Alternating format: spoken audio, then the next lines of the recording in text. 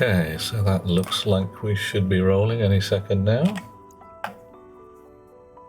Well, alright, the machine says we're up, but the other machine says we aren't. Very interesting. Is Twitch being twitchy?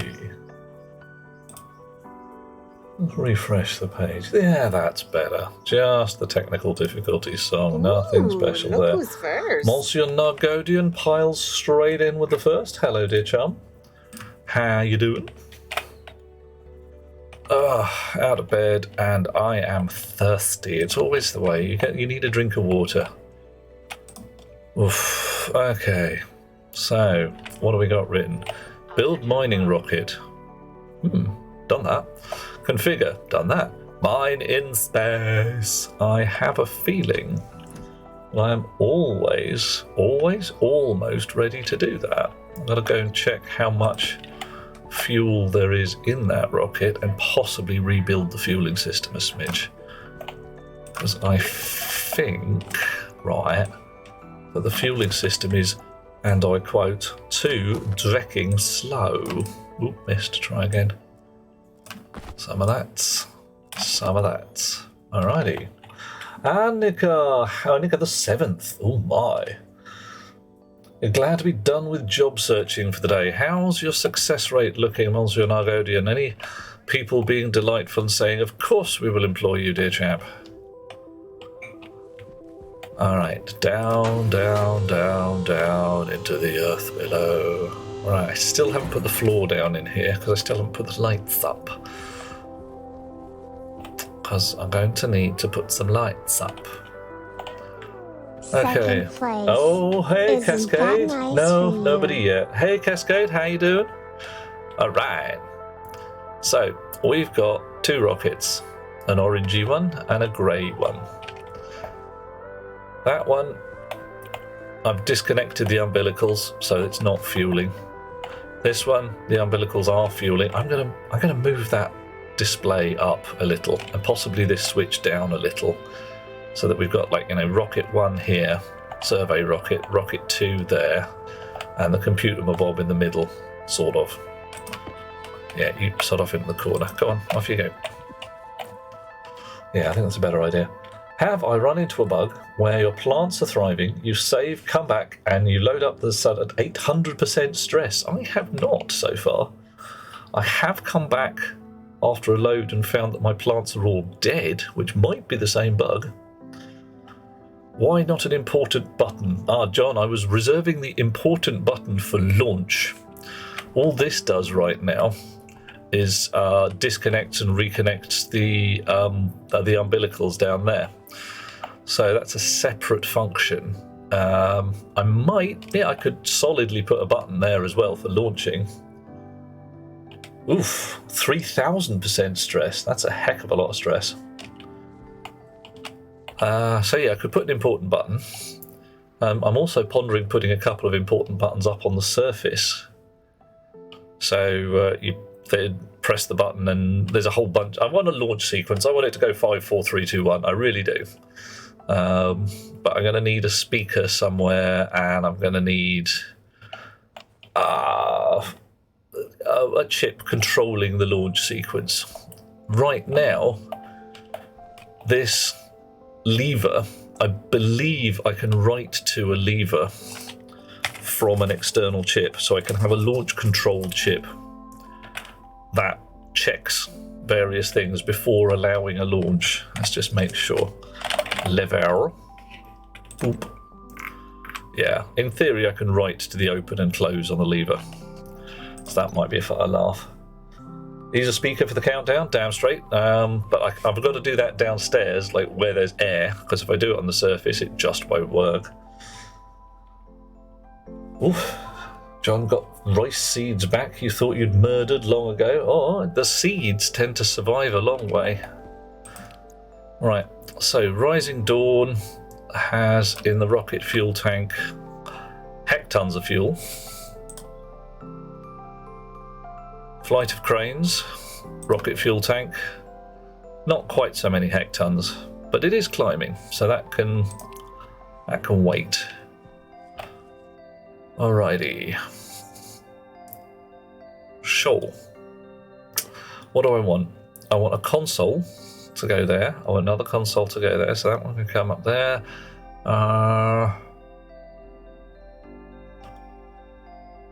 You thought unalive the entire plant, but there were seeds in the system. Oh, what, in your shoots with your Harveys? Meow! Hi, Night Dweller. You doing some meow? Give us a good mew. Right. Okay, I also need a bag of lights for here. I really do. I mean, it's dark as a black cat in the middle of the bottom of a cellar at midnight in a cave where it's dark.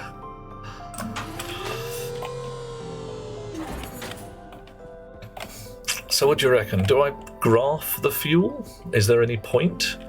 Or should I just have a number that says the pressure in the fuel tank? Hey, always mewing. Good plan. Running 70 odd Harveys, you can lose track of what... Yeah, that's a lot of Harveys.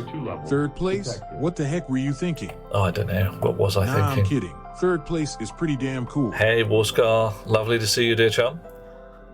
I have no idea what I was talking about, Cascade. That's just normal for me. Not a frickin' clue. Lack of clueage. Right. Spare cable. In the pockets. Can put the dirt cans back in the mining belt. Don't need any special rockety stuff. Ponder. Oh, black cat, yes. Oh, don't. I've got a whole business about black cats and cellars. Science is like looking for a black cat in a cellar. Religion is claiming that not only did you find the cat, but that no one else's cat really exists. How go things? Not too terrible. Everything seems to be going mostly okay. Console. Right. We only want one console.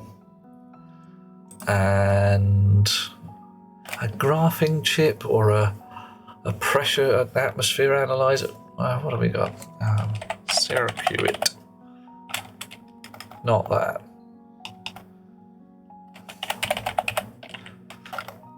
It is a circuit board. Circuit board. Can't spell. Coffee. Coffee, coffee, coffee. Coffee, I think it was that.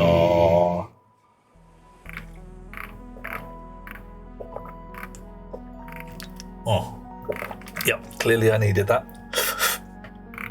Alright, it's not a motherboard, it's not a cartridge, it's not a door control circuit board. Door control circuit board? What do you do?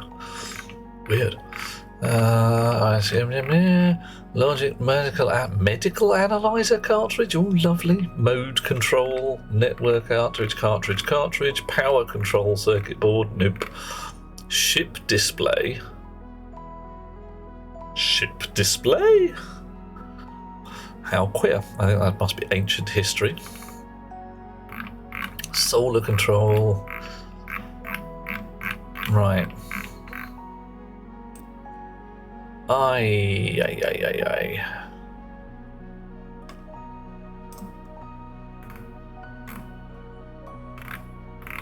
Clearly, I am being dim. Because a gas display would be the one I'd be thinking about. Gas display or graph display? Graphing chips really only good for working your power generation fall-offs. Otherwise, you need to know the exact values. Hey, Alfie. Summon already. Yeah, coffee choir, but you can always summon it again, mate. It's allowed. Right.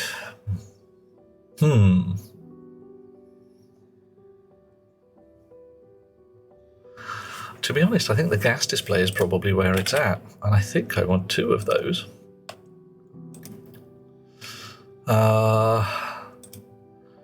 And this side of the wire is actually linked downstairs, so I could run a spur off that end to some important buttons here and here and put launch controls in. That might be a laugh.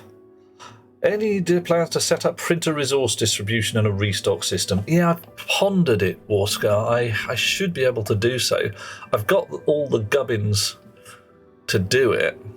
Okay, let's get these rockets up and running, as 'twere.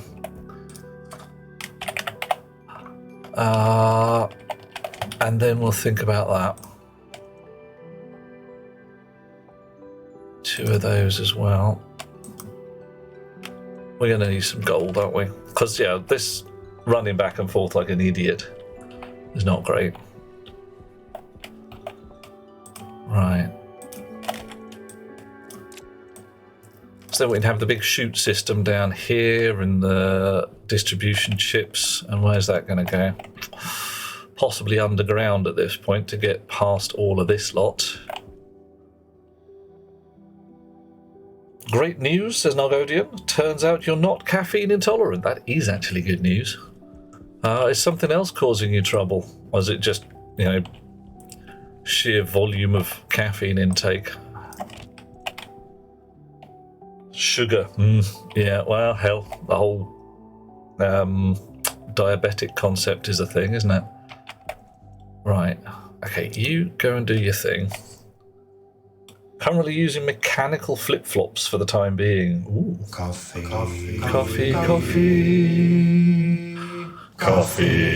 Thank you, Faye. How did they work out for you? Because right now, I can't remember what I used last time. I think it was sorters, but the new chutes, or newish chutes since I last did this kind of stuff, may work out a little better. Right. Are you still printing? You've stalled on copper, for the love of Pete. So I need to make this make a new noise when it stalls. Oh well, no matter, we'll sort it out.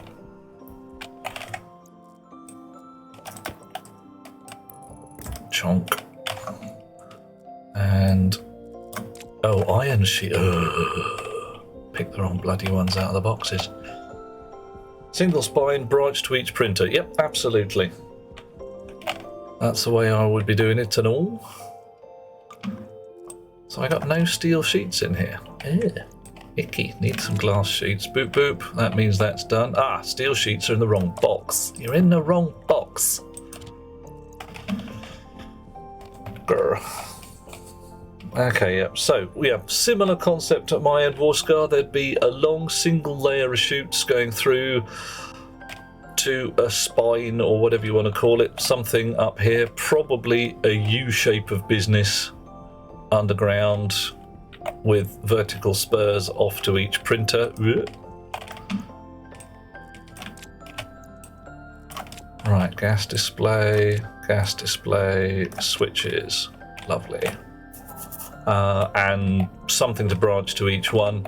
A vending machine somewhere. Well, actually, mine tended to run in 2 stages. So there'd be sorters, there'd be the silos feeding a vending machine. Perhaps I've eaten too many mushrooms. This is usual, Aliana. A chip in the middle, resource distributor, paging each of the machines to say, you know, who wants what. And then asking the vending machine, you know, machine number 1 wants some copper. The token is now with machine number 1. Copper comes out, machine number 1 gets its copper, checks in machine number 2. It wants nothing. Ran down in the middle of the printer array. Yeah, it's the same concept. Either goes around the edge and branches off, or goes down the middle and branches off, whichever works. Right, steel plates. Tools, a welder. Chunk. All right. And actually, let's see if we can just clear this lot off. There we go. Can we? No? All right. Fine. It just wants to be as it is. Switches. Now this is where the important buttons come in, you see. Important button number 1, important button number 2.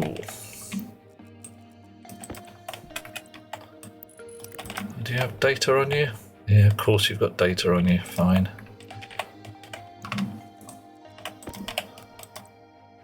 Chunk, chunk, chunk.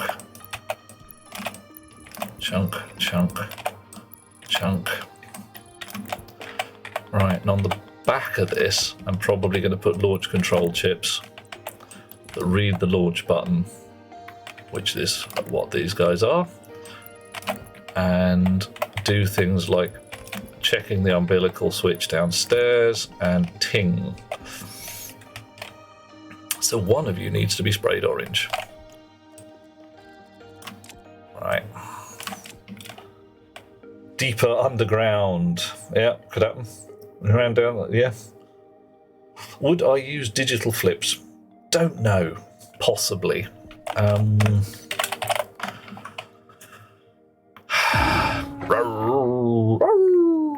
So I'd probably use the digital valves here. Let's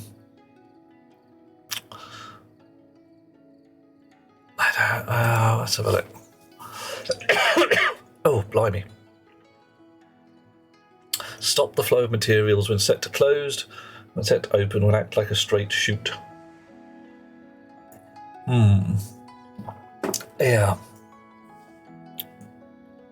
Automatically close after a certain number of items have passed through. Useful in and of itself, but I really want it to open after a certain number of items have passed through. Interesting. Yeah, digital valves useful for one item at a time. Oh, hang on. Thank you. Welcome back, everybody. Digital valves useful for one item at a time. Possibly easier to address the routing, but the flip-flops.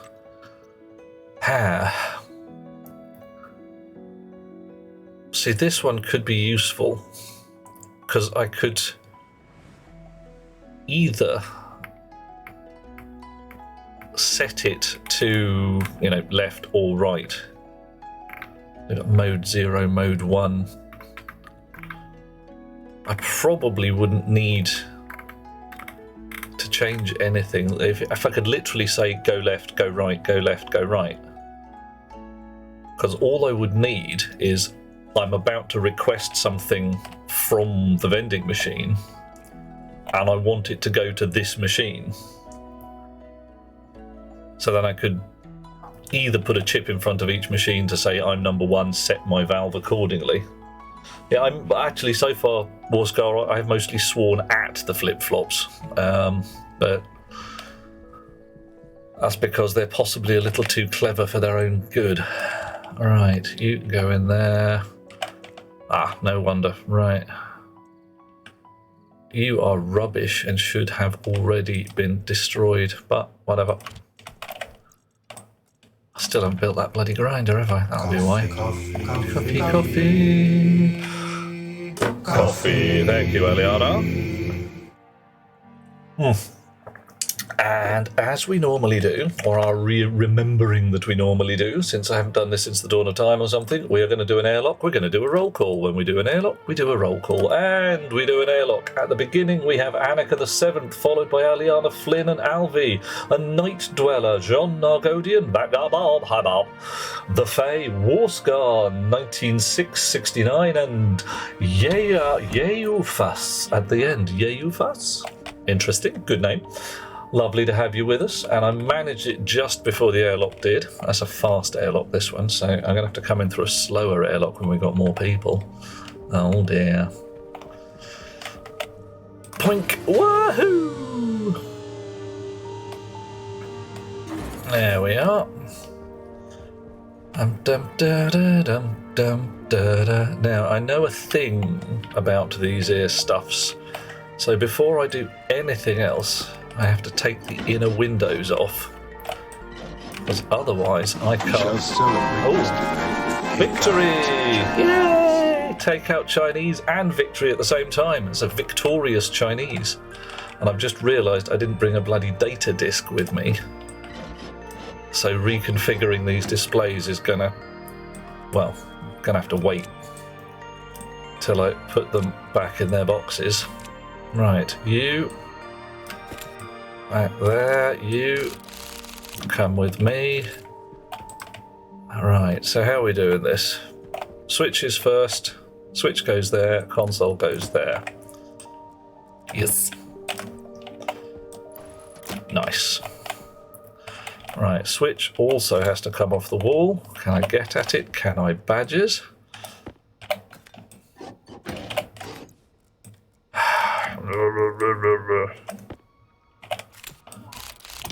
Right. Switch, lever. Cable snips. Now, somewhere downstairs is now a launch chip that is gently losing its gubbins as I've stolen its lever. Moo-ha-ha.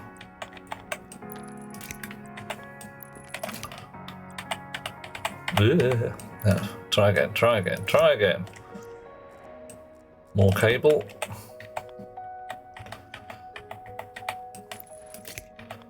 There we are. And we're going to put a gas display in each of these. Uh-oh. No, it's fakey. It's definitely a fakey. So carry cardboard boxes on the replay. Use them for all your non-essentials. Got 5 on your bottom row. Yeah, I can see the business of all those cardboard boxes. I keep forgetting which thing is in which. Why can't I put a circuit board in here? I want to put a circuit board in there. Can I? I can't put a circuit board in. Oh, all right. You want me to take the front off that as well? Fine. Okay. All right. Just for you, I'll take the front off. Can I put? Thank you. Blimey. Right. Okay. Looking a little better. Take out some extraneous bits of cable. Go get that bloody data disk. Derp. Reconfigure the chip downstairs. And write some launch chips, I suppose. Fun times. Ooh, chickens in cardboard boxes now. There's a thought, Eliana. Oof. This is how we doom ourselves. Drive some AI program crazy because they're missing an input of some sort. Yeah, that's going to happen. I mean, heck, you guys have read 2001, right? I mean, read, not seen. The difference between poor Hal having such a terrible day when they essentially told him to lie and all that jazz. This is interesting. Look at that, 2 apparently identical cable junctions. Oh yeah, one's just sunk into the floor there. Alright, cool. Wish I had a lit version of a sign you could use as a label indicator. Oh, anything. Just something you could turn it on and off. That would be great. Can you turn them off? Can you turn off a sign in Logic? The thought. See, unfortunately, Aliana, I am not going to try putting a chicken in a cardboard box because that involves having a chicken, and there's a limit. Right, so downstairs, through the space station tunnels. Wee! Hello. How you doing there, Warscar? A 4-way corner junction. You think it might be? Might have a one poking down. I'll take a peek. Yep, 0 chickens. Sorry, mate. Then I'm afeared of the chickens. Oh, hey, Lighthammer.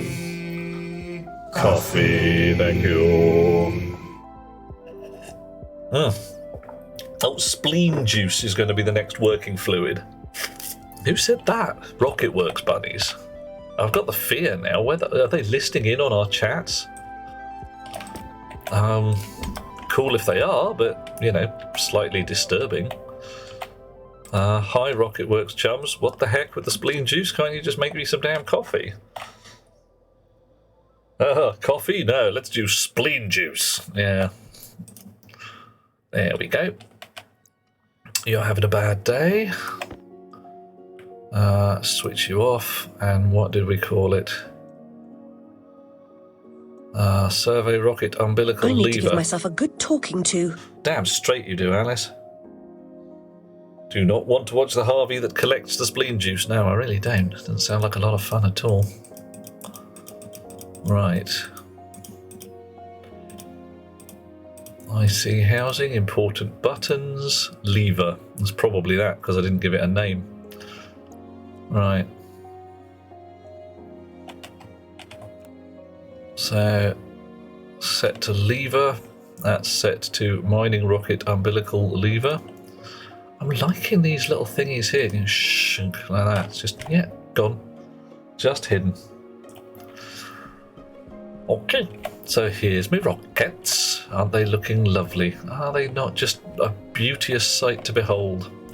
But one thing I am pondering, having a big old ponder, is instead of having a simple gas mixer in here, That's no moon. it bloody well is the moon. I'm going to show you the Earth in a minute just to make sure. It's the drecking moon. Really is. Look, it's got little bubbles in it and everything. We've got moon crater down here. This is where the VIP box is for rocket launches. Or do you think I should actually make a VIP box? So you've got launch control up there. I could do like some kind of long diggy gnome corridor down to here so you can watch the rockets take off. That's a moon, is it? Pfft.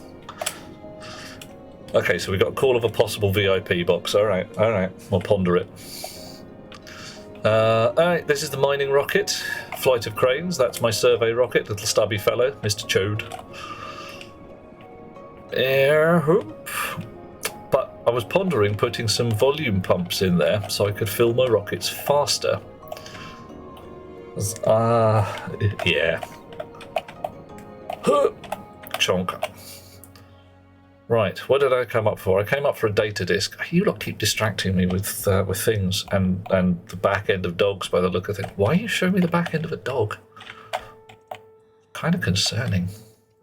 That is a dog, right? It's not something else I should really know about. One of those things that I will discover as a youth-based meme or something. Okay, that's the front end of a dog. Okay. Let's call it a dog now. Let's say it's a corgi. Let's say it's one of the Queen's corgis, so it's a royal dog. Poor Liz. Right. You. Shump. Oh, is this back to front? It is, isn't it? Look at that. That's not right. That's wrong. Good thing I've discovered that now. Huh. There we are. That's better.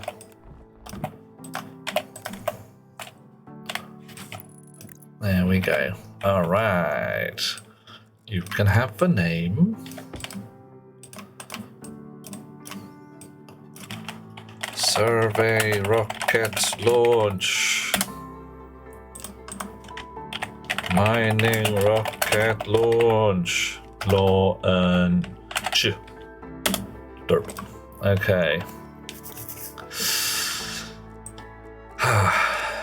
Trouble is, you've still got to set shit up in launch control, like set the destination and stuff like that. Too big for a corgi, possibly a Shiba Inu. Okay. So it's a dog. Dog. Rune ain't no corgi. Alright. Okay, we've got more information about what kind of dog. So it's not a royal dog. Right, see this? The moon. See that? The earth. Moon, earth. Moon, earth. There you go. Best I can do you. Oh dear. Unfortunate truncation. Ooh. That is rune, is it? Okay. Something I should know. I could be on a particularly girthy asteroid. I'd have a look at the distance I am from bloody Earth. If I was on an asteroid, NASA would be shitting themselves and sprinting. When I want to rename the button. All right. Survey rocket launch. Mining rocket launch. It's not doing too bad, I think. Oh, I could. What, you reckon I've just hopped an asteroid and oh dear, I'm not sure I want to.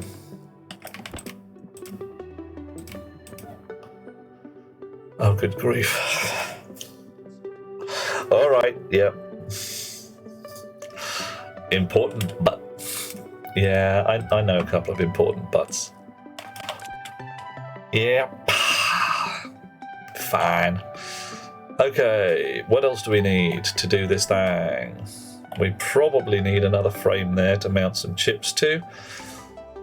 I could almost certainly do with renaming the lever downstairs. Let's have some integrated circuits. I'll have two of them. No help at all. Oh, I'm terribly sorry. Housing.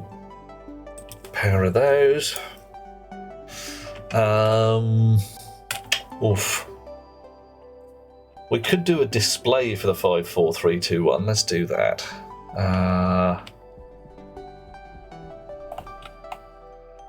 So what would we need? We need to talk to a launch button. We need to talk to an umbilical lever downstairs. A display saying 54321.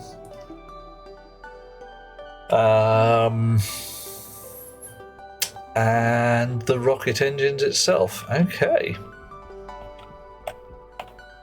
All right. Console. Two of those. Two of those. Right, how are we doing? Not too bad. Off you go. Yeah. And I need a wall to mount my displays on. Lights that turn on in the center to draw your attention. In the crater. Oh, oof, that would involve running wires up the top of the crater. I'm not sure I want to bother with that. Way too much like hard work. I could possibly put a flashing light, awooga.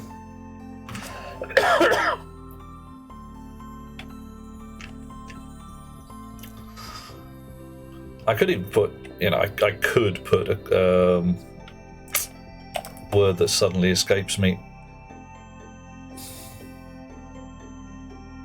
Klaxon downstairs. I have a feeling that would be a little worrying. A speaker with a gas outlet, so I could just have a carefully pressurized-ish room here. Oh man. That's slightly insane. Entertaining, but definitely insane.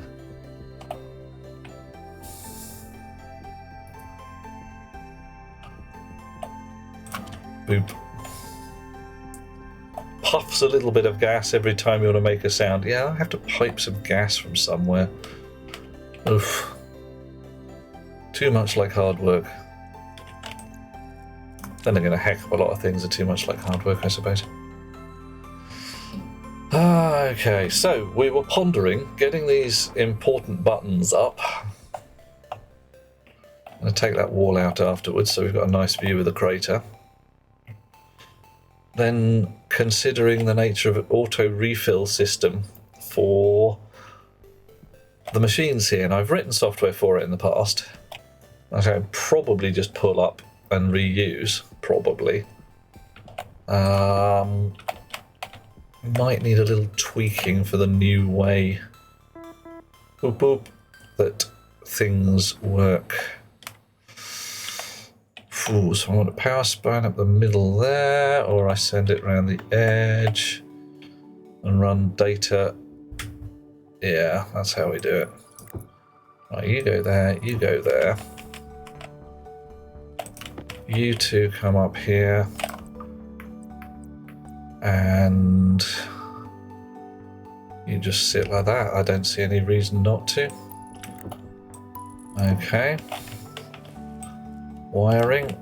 Not exactly rocket science. See what I did there?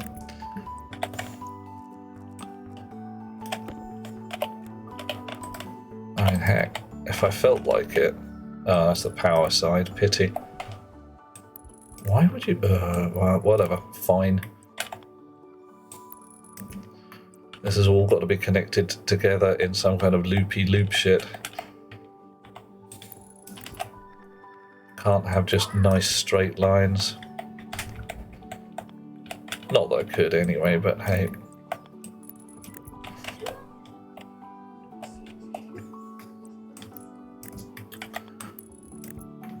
Right.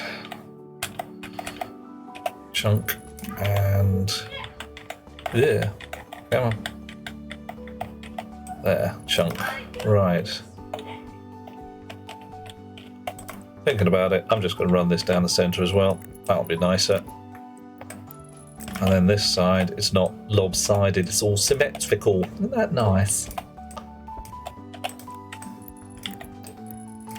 Lovely bit of symmetry there. Oh, there he is. Lovely. Right, so better program the old chip. Yeah. Time sure passes when you're watching another having fun. You have done us a subscribe, Monsieur Nargodian. Thank you so much. What can we do to put a smile on your face? Because, you know, frankly, I am having a lot of fun here, but I also enjoy having my chums along. That's you lot. Wink. Whee! Come on, open. All right.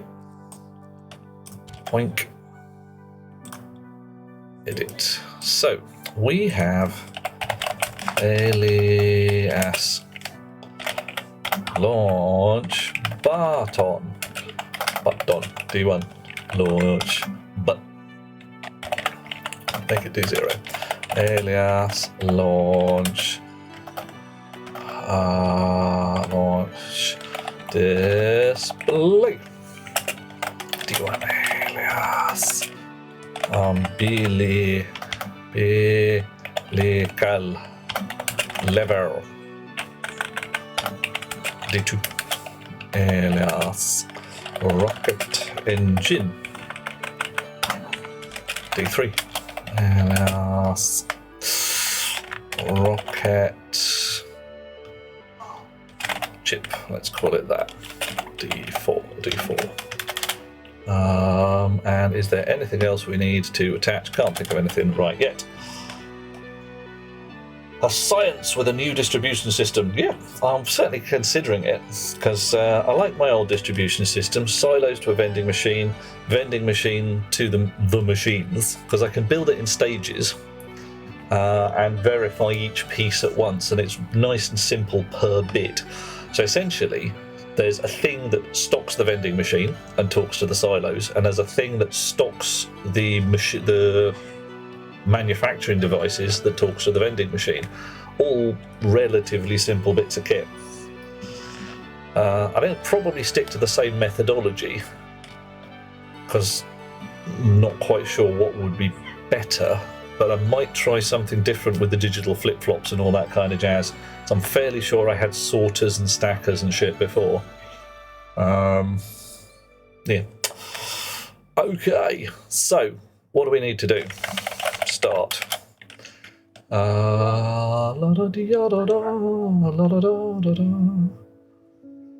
Right.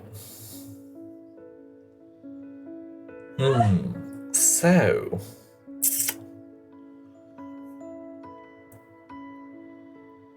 dunno. Loop.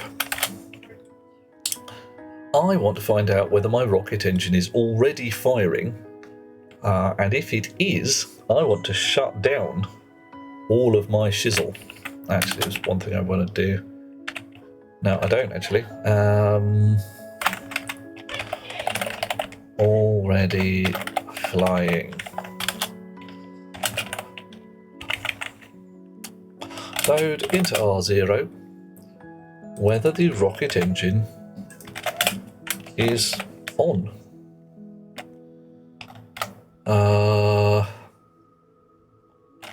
Yeah, I'm fairly sure that a rocket engine gives me an on. Why not?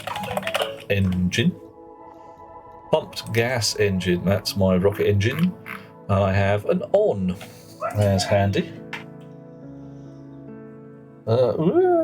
Just gonna biddly bong, make sure this isn't anything emergency wise. Sorry, chums. Okay. Oh, lovely messages.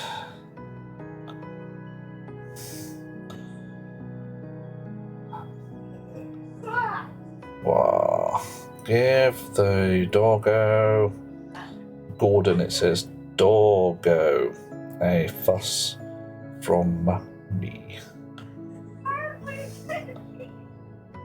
Right, excellent. Okay, right, done. Rocket engine is on. If the rocket engine is on, we are going to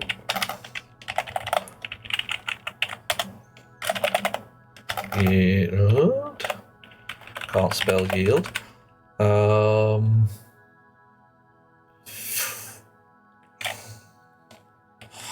Branch not equal to 0 in R0 to already flying. At which point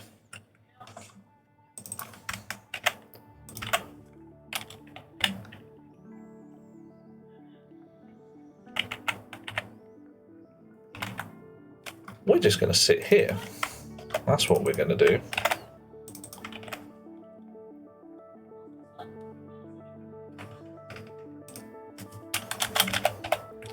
Wait and dead. That's how this works. Right.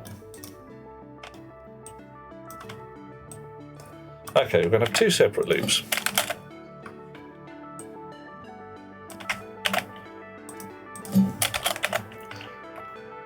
Right.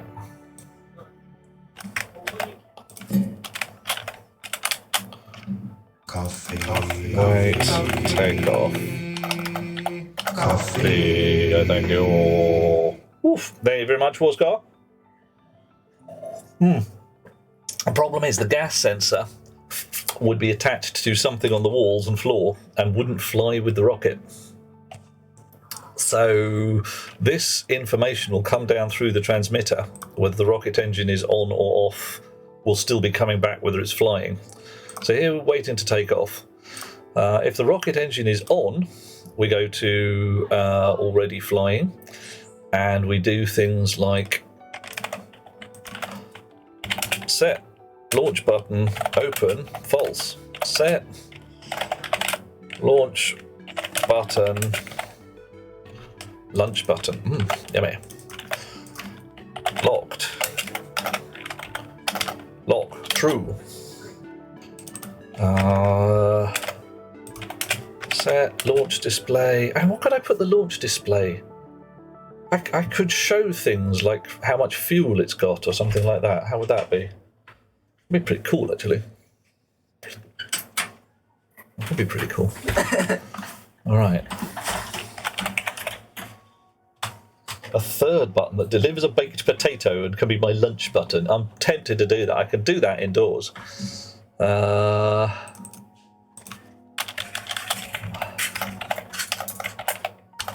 Landed. Ooh, interesting. No, it doesn't catch it. Oh well. Yeah, bit of tomfoolery in the background. Yeah, that's you. That is. Your name now. You are tomfoolery. Yay! Yay. I will make the foolery happen. It's true. Oh, come here, you. Where it Less shouting, please. is not. What could go wrong? Oh, all manner of possibilities at this rate. Okay, we'll unlock the button. Da da da da la da da da da. Right. So, what do I want to put on the launch display when my rocket is already flying?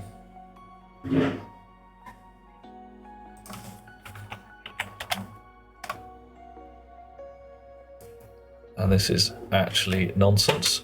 We don't want to go there. We want to go here. Right. So wait to take off. Rocket engine is not on. So this is going to be jump to wait, take off. Probably lock the important button shut when it's in flight. Yep, that's what's going on here. When we're already flying, Eliana shuts the important button, locks it. I don't know whether to turn the display off or do something else. I'm writing my code in a very arse-about face way at the moment. So, first we load from the launch button Setting. We put that in R0. I think it's a setting we get. Let's just check. Important button. Gives us an on and activate. And a setting. Activate can be read and write. And on can be read and write. Interesting. I think it's the setting I'm after. Right. Oh yeah, great mind. We are very much definitely the great minds. Absolutely. Absolutely. Branch f equal to 0 in R0. Wait, take off. Okay, so this can actually go away because here we're going to launch the blasted thing. Launch. So there's going to be a bit of some looping. Go 5, 4, 3, 2, 1. Hey, I'm listening. Hey, Butts, how you doing? Oh, hang on, Annika, mate. Sorry, mate. If I go near, could I give you a tour of the hydroponics? Okie dokie. Sorry, Annika, it's not very impressive at the moment. I'll do it right now. Basically, it is literally just a bunch of hydroponic, not even devices, a bunch of the simple ones, just laid out in there with water piped from a Gertie Great tank. The tank is attached to a bit of a thermostat chip. The thermostat either turns on the heater or the Gert Great radiator, depending on whether the temperature variable in the tank is too warm or too cold. I also use that warm or cold water to soak up heat from my base. Oh dear, sorry. Yeah. Sorry, chumps. Coughing, yeah. Radiator thermostat's connected to the radiator bone. The whole business here, most of this wall here is radiators. So the air and the water are coupled together, meaning I've got a fair amount of thermal mass, and it's hard for me to change temperature really quickly, which is brilliant for when you don't want to change temperature really quickly. You want your base to be fairly well thermoregulated. I've got a display on the front that says how much water I've got in here. 188 litres at the moment, which is not as much as I'd like, but it's within the oh shit levels, which I think is 100 litres. I turn it red and say go and get some more water. But doing okay. Very much entirely overwhelmed from a game where your character was just moving erratically within vision. Okay, that's not good. I'll try and be fairly erratic, shall we say. So yeah, this is essentially just a water pipe and a whole bunch of these things. The simple hydroponic pots just chained together. There's no clever in there at all. I have to mine them by hand at the moment, like a peasant.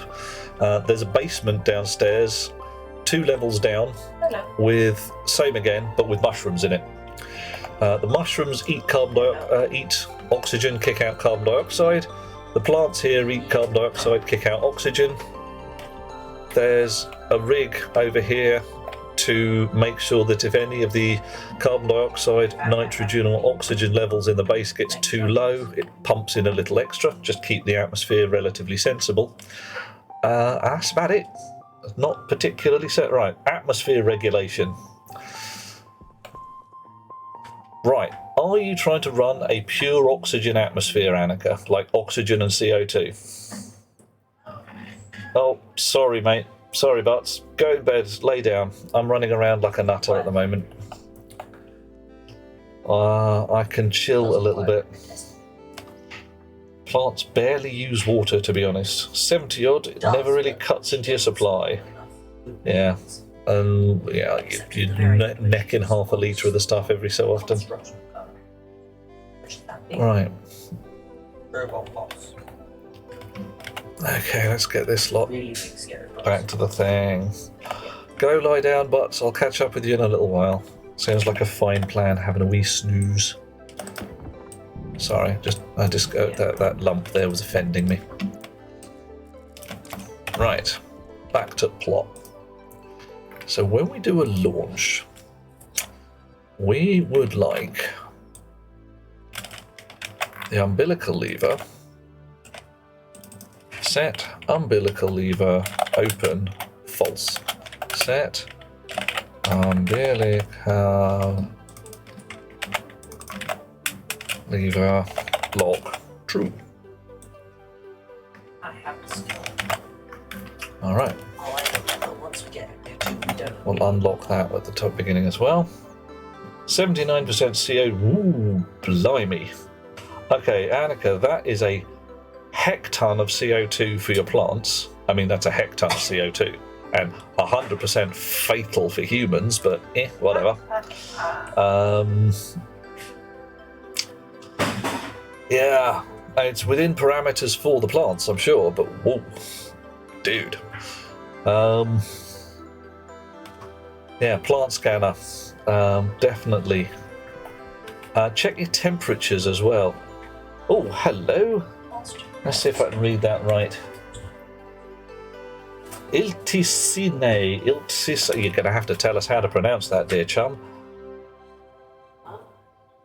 Temperature is ideal, cool. But what, your plant's not thriving. Can I play this properly without doing any of the coding? Ilt is okay. Well, we'll use that then. Hi, Ilt. Lovely to see you. Yes, you can play this game edge to edge without writing a single line of code for yourself. You can pull an awful lot of it out of the Steam Workshop if you want to have some code in there. You can build most of the automation out of raw logic chips if you want to have some automation, or you can frankly just do it by hand. I'm insanely lazy. I'm a programmer by trade, so when faced with a task I would have to do 100 times, I'll write some code to do it once. So I've got my auto furnace here. There's a bunch of chips under the floor that deal with it for me, so that all I have to do is say, I want some of that.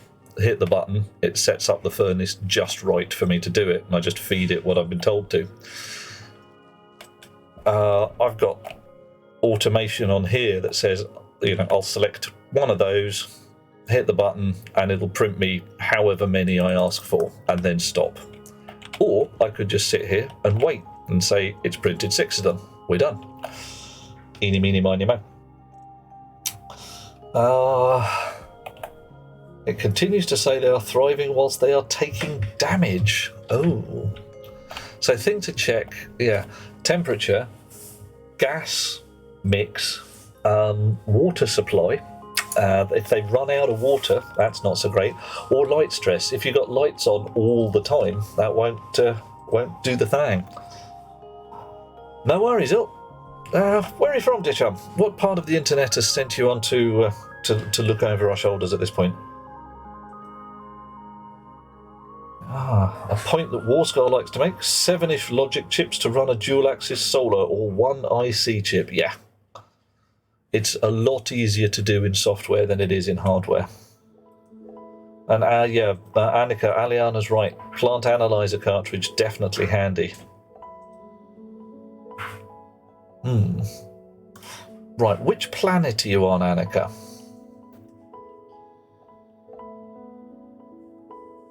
Okay, but the planet, you're on Mars, because you shouldn't need any artificial lighting on Mars if you've just got windows. Just let daylight and night occur and everything should be fine. I mean, I'd be looking at your CO2 level there. Oh, you do if you've got Harveys to block the light. Oh, well, fair enough. Okay. Yeah, you do need a greenhouse roof. Just side windows isn't going to do the job. I've always just glassed in everything because it seems like a sensible plan. Right, okay. All windowsy. Okay. Yes. Boof. Right, what was I doing? I was opening the umbilical lever, locking it down. Uh-oh. Also, plants are a bit sketchy, says John. Yeah, quite right too. So, what do we want to do? Set. Launch display. On. Oh, yellow tree.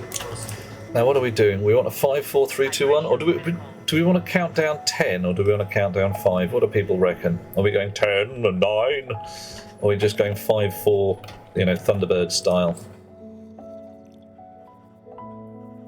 You could try building a surreal greenhouse. That would be cool. One with some bunch of melted clocks and all that kind of stuff. Ooh. Hydroponics trays claiming to be full even when empty. It's kind of weird and distressing.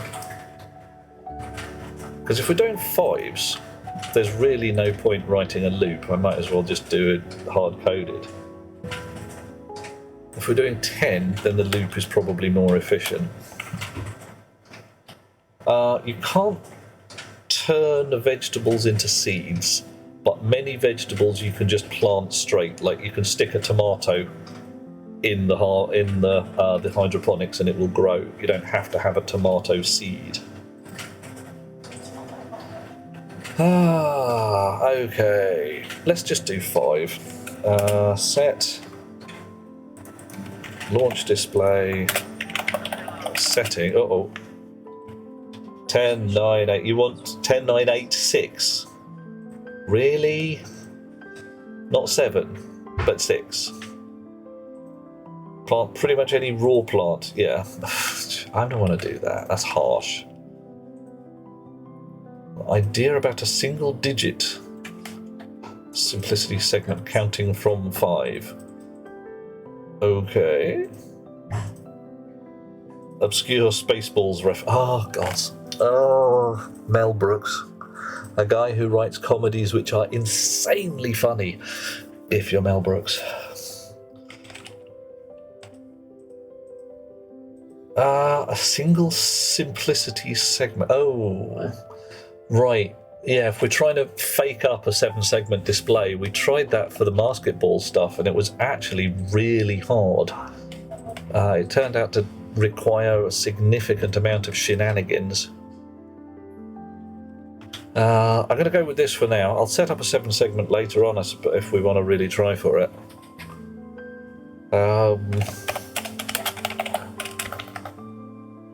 Yeah.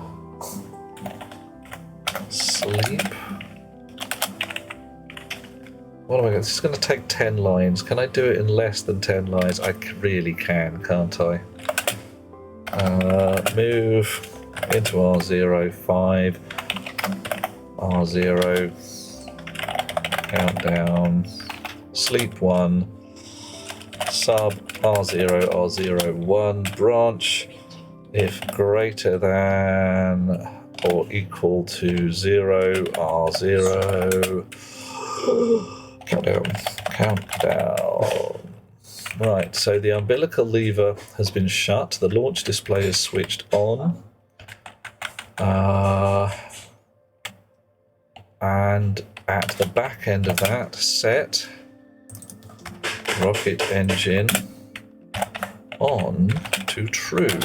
And because I'm feeling, what's the right word? Paranoid. All right.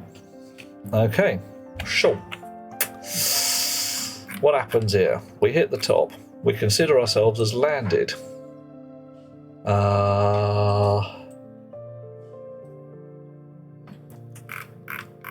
No, we don't want to do that. We don't want to do that at all. Branch if not equal to 0.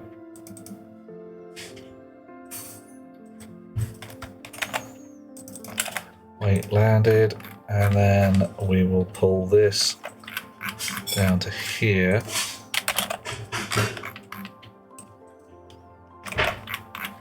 Right. Am I able to control the flap on an important button? I could pop it when it's time. I can close it, absolutely. Yeah. Yeah, single digit rig. It's doable, but if you've got to make it out of lights, and for a 7-segment display, what you really need is either, well, you can't easily get it lined up with a bunch of the long lights, so you end up using 2 LED lights for each side of the square. So you go 1, 2, 3, 4, 5, 6, 7, 8, 9, 10, 11, 12 lights, 14 lights eventually, I'm sure, and it gets to be quite entertaining because you've got to use the set batch by name stuff to turn them on and off. It gets messy, to say the least. Right, let's try this again. Start. Wait to take off. If the rocket engine is on already, we go to already flying down here, where we close the launch button and lock it, and we set the launch display off. We're already flying. We wait for it to be landed. We load the rocket engine on. If it's not equal to 0, we wait for it to land. Blah, blah, blah, blah, blah, blah, blah, blah. At which point, it goes down here to where it says landed, where we unlock the launch button, unlock the umbilical lever, and we don't jump to wait landed. We jump to wait takeoff. All right. By now, you can also use the ID to write. Ooh. Tell me about the ID. I'll pop it up at some point because we did that in the basketball court. On a different game. Tell me about the ID by now. SD and LD. Ooh, excuse me 1 minute.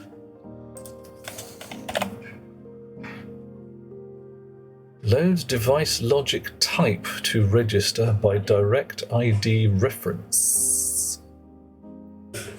See the gear on the map? This is something new to me. 1 moment, whilst we have a wee fiddle.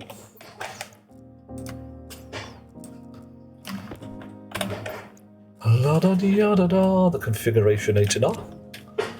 So, reference ID. So that allows me to refer to a specific object.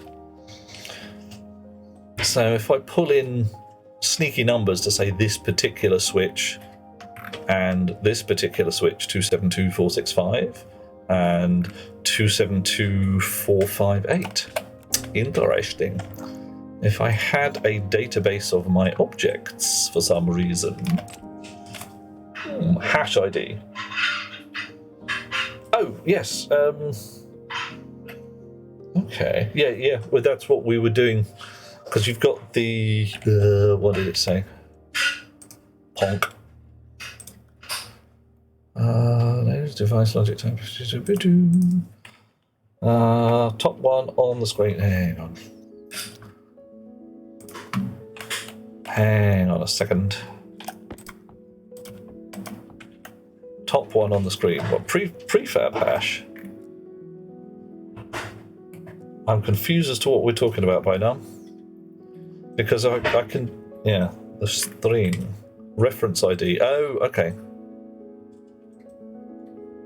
4284A. Is that not the same as 272458?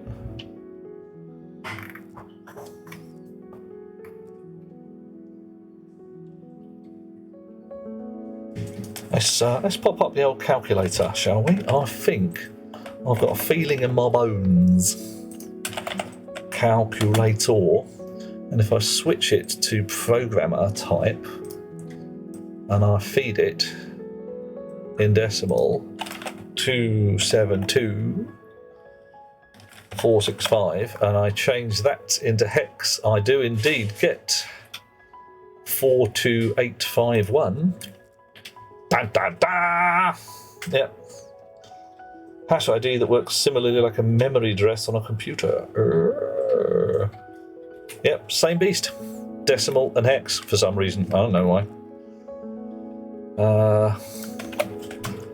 One of the perils of doing this for decades is you look at a hex number and go, that's about this much. Right. So, hex makes you feel clever. Yeah. I've got brain in my head. It's not a very big one, and it's not very curved. It's just smooth, like waterproof. So, try again. Take off. Wait a second, half a second. Check the rocket engine's on. If it is on, go to already flying. If it's not on, check whether the launch button has been pressed. If the launch button has not been pressed, go to here. Nice. If it has been pressed, therefore, we fall through to launch, where we push the umbilical lever that we're referencing shut, we lock it, launch display accordingly. Let's also do shit with the launch button right then and there.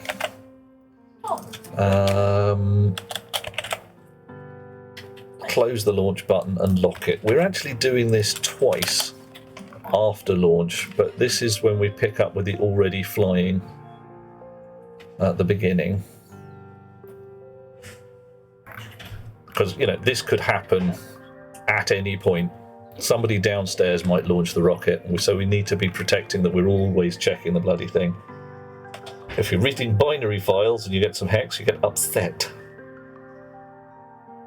You get a mental image of Mark Watney saying hexadecimals. Yeah, it's just, yeah. I do hope he was being ironic at that point. Well, yeah, Mark Watney did. I do like The Martian as a film. Like, let's face it, this game is pretty much the game of the film. Right. Move 5 into R0. Set the launch display accordingly. We've set the launch display to on here. We haven't changed its colour. Not going to bother right now. Set it to 5. Sleep for a second. Subtract 1. If it's greater than or equal to 0, go to countdown. So it'll go 5, 4, 3, 2, 1, 0. Wait. That'll be -1. Turns on the rocket chip. Turns on the rocket engine. And then we are already flying. Launch button is closed again and locked. Launch display is turned off, and we wait until the rocket engine is off.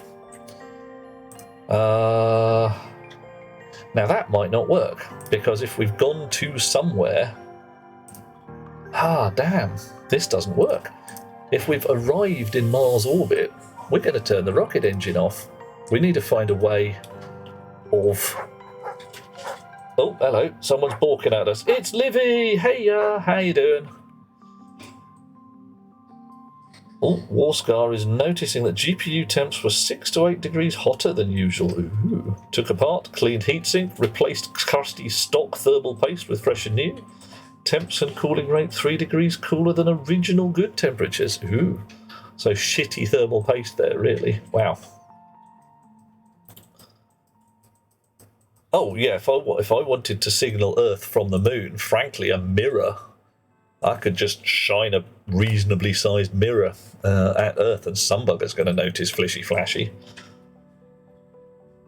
Why do you need more than 7 lights for a 7-segment display? Monsieur Nargodian, it's to get the proportions right, to actually get the physical shape of the display correct. We tried the long bar lights and just couldn't get the wiring right. Possibly because we were working in a limited space.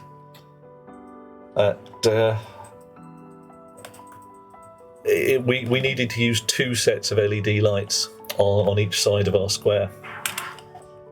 A 10-year-old card should do the job. How you doing, Livy? Life treating you well? The long bar lights. Hang on, give me a sec. Foop. Light. Like these chaps here, wall light long. So you've got the power input in the middle. The space limitation that we had meant that we couldn't run wires around the edge. So it just got into a problem. Yeah, your angled light has a power socket on the end, and that absolutely scuppers everything, or scuppered everything from the way we wanted to do it. If you're building entirely in free space, you'll be fine. If you've got walls and ceilings to give a damn about, then it starts to get a bit twitchy. Yeah.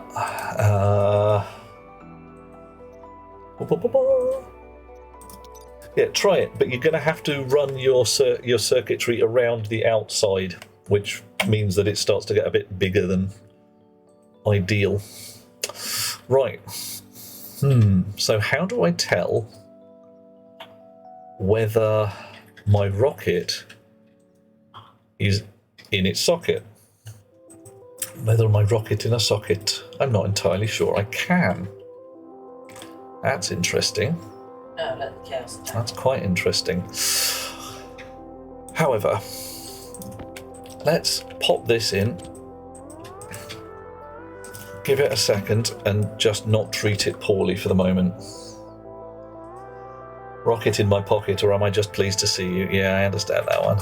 All right, so launch button. Coffee. Coffee, I thank you. Yummy. Can the wireless logic thing be linked to a rocket? You actually have a logic uplink to link to your rocket. So you have inside the rocket a particular logic downlink, and that links to the wire here. And I've chosen on this one, I have Rising Dawn, and on this one, that one's Rising Dawn, this one's Flight of Cranes. So essentially, that's my logic transmitter to my rocket, and it does work. I don't have to have a physical wire all the way down to my rockets. I thought I did, I don't. So this lot here could be spurred directly off the pink one here, but I have a wire all the way down to the rocket, so I can do things like refer to the computer to the levers for the umbilicals and all of that. Yeah. Right, do the rocket works? Because of course they are listening. The button part of the important button is lame. It is a bit, and it wants to be. Why is it blue? Why isn't it red? It should be red, and it should have a thing on the front so that I can write a name to it. But yeah, whatever. Right, you are survey rocket launch IC. Mining rocket launch IC. Bok. Happened to a bit of bounty hunting. I only put it in because it makes the tutorial cooler. I mean, it has its uses. A button with a secondary lock that you just can't press unless it's set up right. It works for me. What are you? Survey rocket launch. I only got 7, mate. L There you go. M R P Q R S any second now. Rocket scanner, survey rocket fuel mixer, survey rocket launch. Oh, it's probably the right one. Let's give this a name. Coffee. Give me a second. Coffee. Survey. Launch. Button. Thank you very much there, Delethea. Nom nom nom. Ho ho. Well, what would you like it to look like, John? Because frankly, I reckon that's what it's going to be. Rename important button. Mining launch button. Right. How's Delethea doing this evening? Big round mushroom red plunger. See, it sort of is, but it's blue rather than red, and it's not quite big enough. That's better. Survey launch button. Launch display. Oh, you need names, don't you? Survey launch display. Display. That's a good use for. Mining launch display. Bop. Alrighty.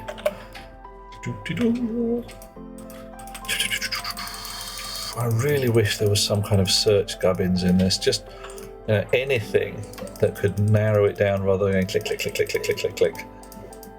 At least they put a go backwards by 1 in there now, because I was dying of horror before. Survey rocket. Ooh.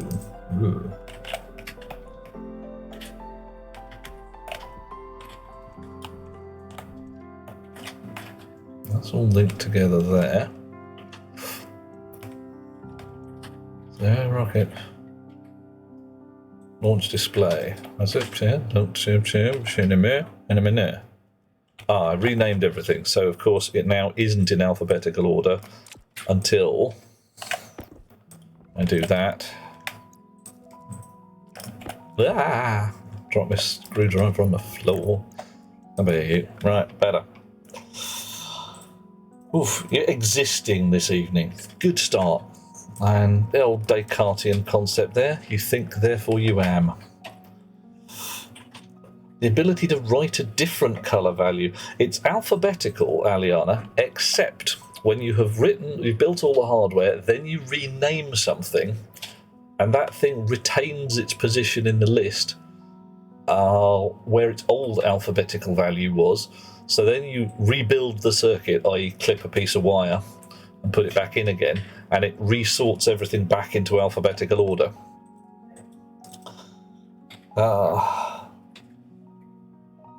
Yeah, John, dreading having to adjust your silo rig. I'm way with you on that one.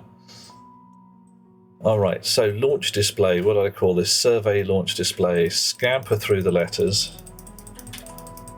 La la la la la. PQR. And once more to the S. Survey launch button. Survey launch display. Umbilical lever. Now I believe it's under the S's again. Alright, I remember that. Mining rocket, pumped gas engine, oh god. Too many things hooked through to this. Survey launch button, launch display, fuel mixer IC, umbilical power, area power, damn it. Cargo storage, console, elevator level, IC housing, launch image, launch face. I don't even know what that is. Maybe I called the lever launch emote launch face. It'd be interesting. Why don't I carefully name my shizzle? It's got to be the thing. It has to be. Right, well, let's call it that for now. And not press any buttons just yet.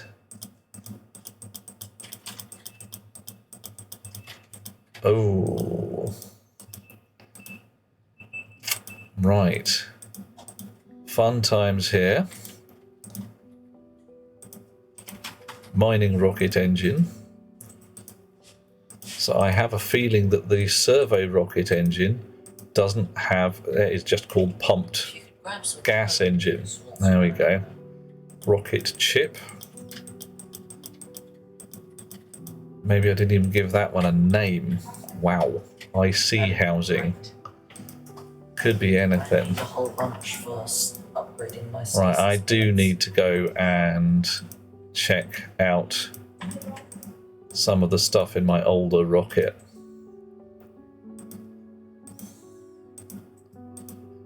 Rocket circuit housing. Yes, but which rocket? Probably. Yeah. Picking up a fair bit of background conversation. Thank you, Eliana. Thomas boy, do you want to close that door there and keep it down a bit if you can? I'll change that microphone. It might. Can you guys still hear me? How many corpses are in the older rocket? No, well, in the oldest of old rockets, Delethea. Far too many.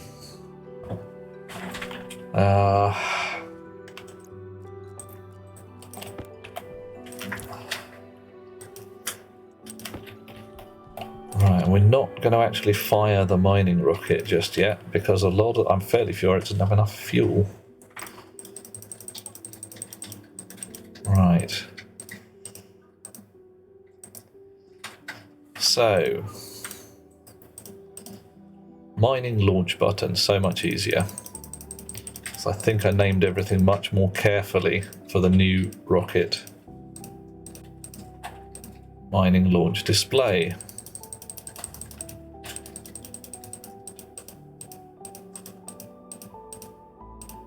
Mining rocket, fuel mixer, fuel pump, fuel tank, umbilical power, umbilical lever. Nice.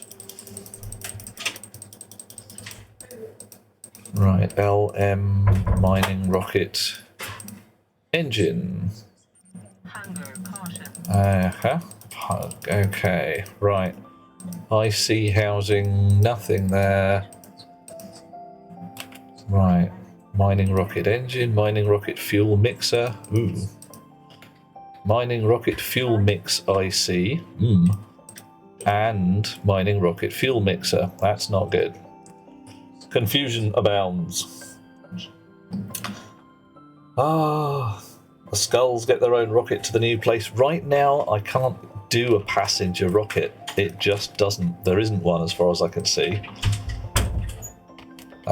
Which is annoying. I was hoping that the new rocket WAS would give me a place to go, but I can't build a passenger rocket yet. Right, so we're actually going to take the bottom off some of these rockets just to see what we can do and name some of the shizzle correctly. Right, so you, what's your name? You are Survey Rocket. Let's call that Survey Rocket Engine IC. Survey Engine IC, much safer. Oh, real quick. Wish I were a raven. Just landing so I can talk to you lovely chums. I think you missed it. What pressure am I running my gas filtration at? My waste gas line. Right. If memory serves, I am waiting until I hit something like 5 megapascals before I turn the filters on. And then the filters on their filtration side each have a volume pump to suck the filtered gas away to try and keep the pressure differential high. If you feed a skull into a grinder, I don't think you get anything back. Oof. Alright. It certainly didn't used to. Alright. So that's called pumped gas engine. I caught that for a second. Pumped gas engine.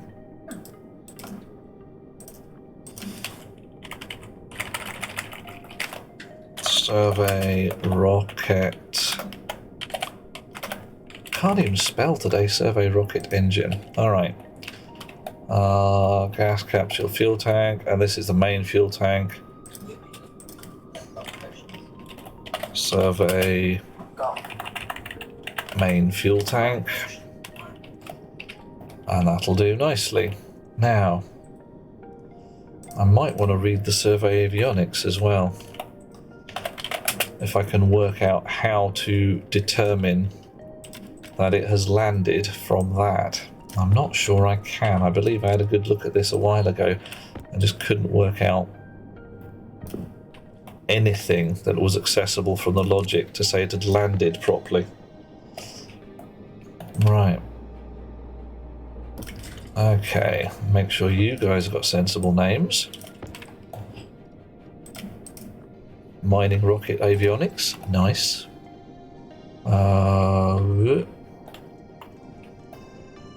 Mining rocket fuel tank, lovely.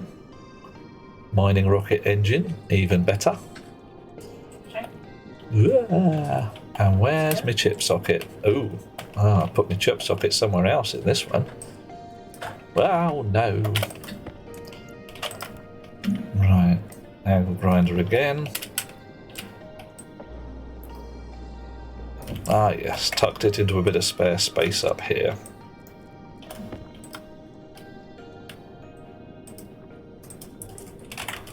Mining, oh blimey.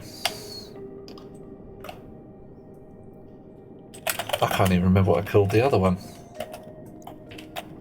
Can't even remember. Brain fried, core dumped. Right, you back in the pocket, you off. Let the feast Oh, begin. survey engine IC, alright. Feasting time today. Once more, I have Protinaceous coffee flavoured protein balls. Very tasty. Gonna eat one. Thank you. Thank you, Morscar. Nargodian is departing. You may rest your noggin. Good plan. I shall hope to not need the good luck with the rocket circuitry, but you never know. Thank you very much for the good wishes. All right.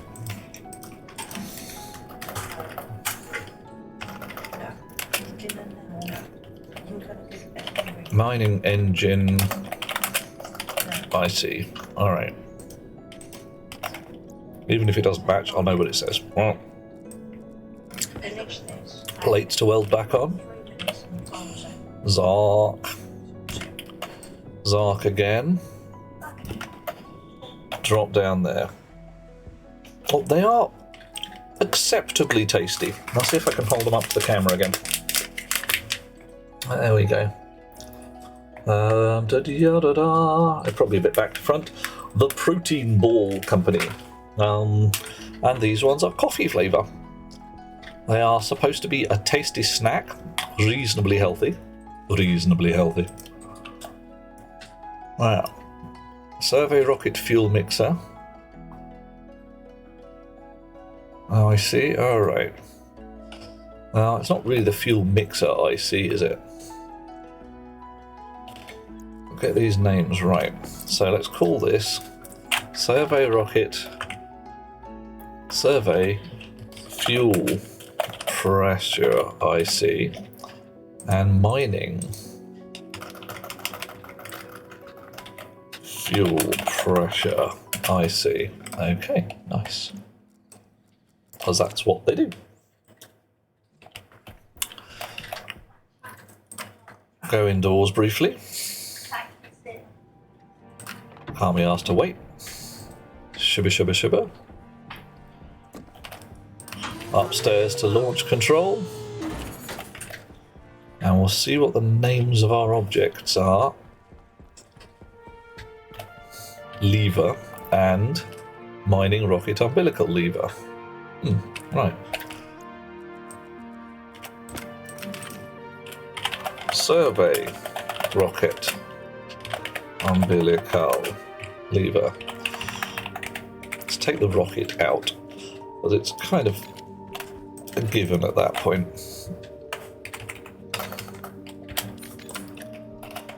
Alrighty. Data disks. Indigo. Switch on. Mode pressure. Console. No. Oh my. Mining rocket fuel tank, not quite. Mining rocket pipe analyzer. Rocket fuel pressure sensor. I really want survey main fuel tank. You'll do nicely. Nan.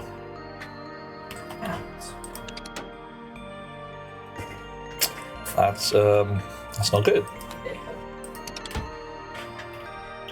Oh, I look forward to dinner. My snack is now upgraded to sweet and sour chicken, false chicken lumps or real chicken lumps? Actual chicken. Actual chicken lumps made by the fair hand of Best Beloved herself. Well, I mean chicken nuggets. You do beautiful things for me, sweet girl. All right, that ain't right. Sorry, no. And it's time to call it a night. Right. And I have to go. So, I want you pressure. Survey rocket engine. Chunk. Not giving me the things. Right. No. Mining rocket fuel tank. Nan. That ain't right. That ain't right at all. In fact, that's bad. Why do I not get a pressure reading? Mining rocket pipe analyzer?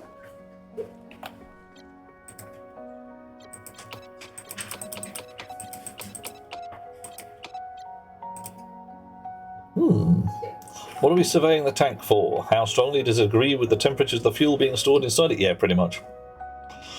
Yeah. It's just like, do you, just rate, strongly agree, disagree, etc. Right. I am somewhat concerned. Why would I get Nan when in here survey main fuel tank gives me a pressure value somewhere, PQR pressure right down the bottom, gives me a pressure value, and that was survey main fuel tank. Nice. Come here, you.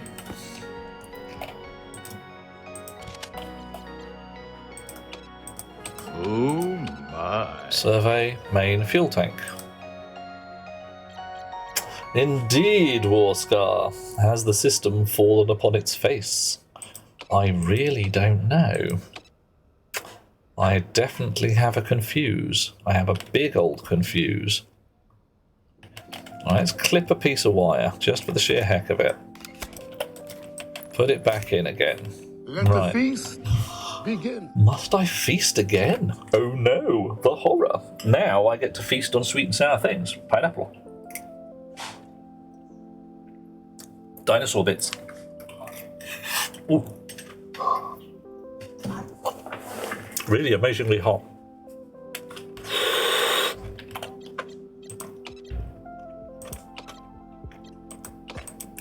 Okay, I think I know what might have happened. No, I don't.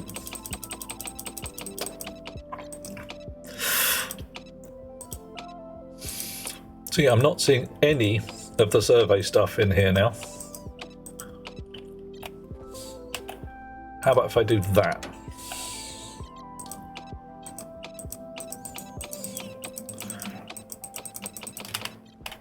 And this again. So now everything's linked together. Mining rocket various bitty bobs.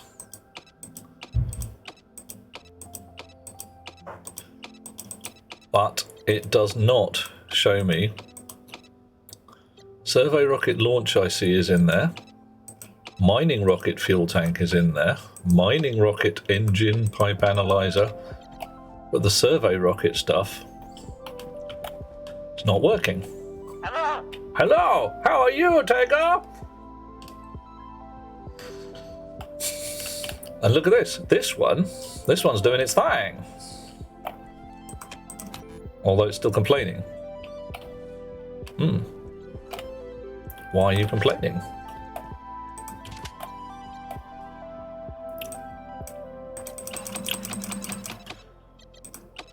Survey main fuel tank is on this one, but not on the other one. Survey rocket engine, mining rocket fuel tank. Is now on there. All right. And it comes up with Nan.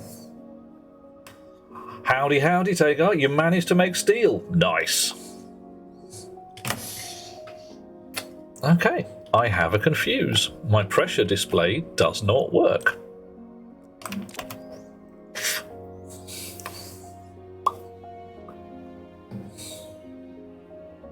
I was able to run a graph display off the IC setting of the fuel pressure thing, so I could change these to LED displays and then make the fuel pressure chip down there do a read and a write. I don't really want to.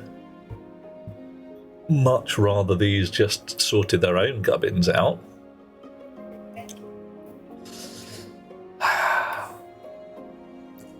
A new gas display chip. Oh, you made a crematorium.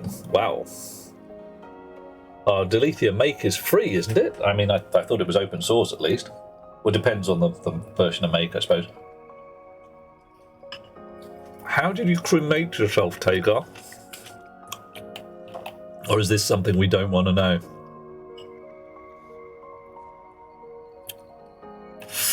Ah, well, this is annoying. All right. Back to the old graph display, I suppose. You out. You out.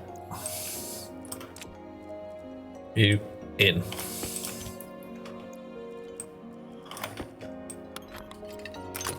Okay. That's got the same settings as it had before. So gas display not happy. We'll either scrap it or something else. Bit concerned. Quite a lot concerned actually. Explodey furnace. Oh, the furnace, you wanted to gather some CO2 for plants. Didn't think that this would have to be cooled down a bit. Oh, you dumped furnace waste gas straight into the habitat. Yeah, gotta pay some attention to the temperature at that point, because damn. Right, what have I got there? 1 glass sheets. Hallelujah, hallelujah, hallelujah, hallelujah. Hello, Artumza. I see you, Artumza. How are you doing? Right, I've only got 1 glass sheet. I need a heck ton of the blasted things to fill up that lot. I need to get another graph display for that bunny there, and I need to reset the knobs and buttons upstairs to be the correct settings, because I have a feeling some of them are going to be a bit lumpy now.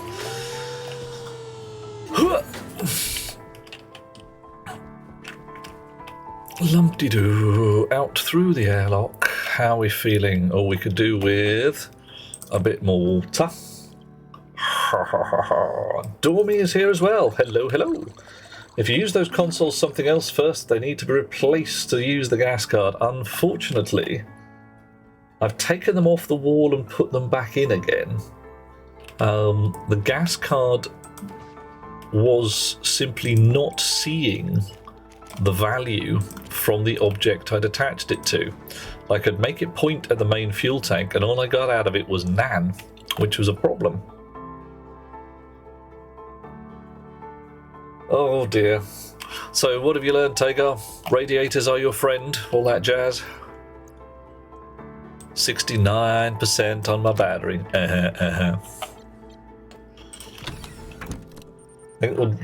I will send you some food after all. You're on the moon now. If I could find you, if I had any idea where you were at on the moon, I would send you lots and lots of tasty noms.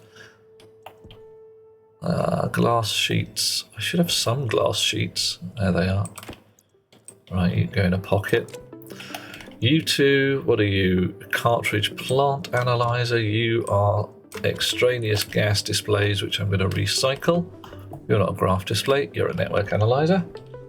Automatic heater and cooler. How did you make that happen, Tager? Graph display. Bok. Bok. Bok. Off we go. Oh, cued it rather than actually doing it. Doesn't matter.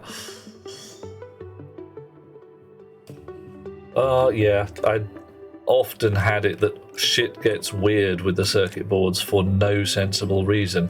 Not got a good clue as to why or how, but you know, that's what it does. Right, so launch button, survey launch button, launch display, survey launch display, umbilical, not launch event launch face. No.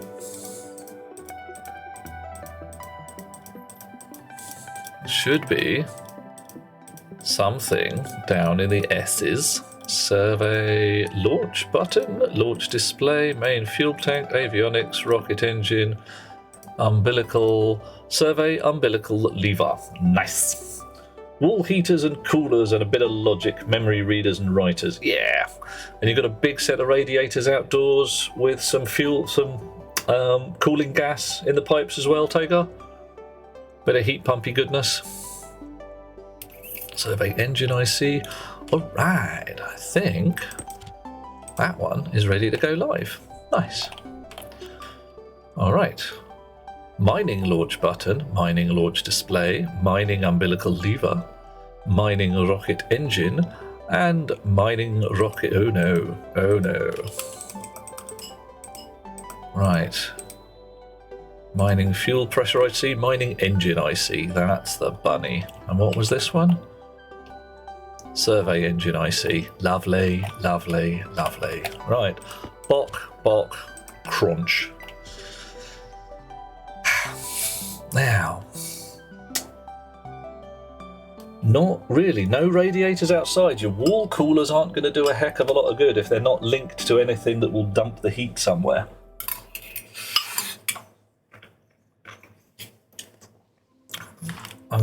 They do need to throw that heat to somewhere else to be effective. Right.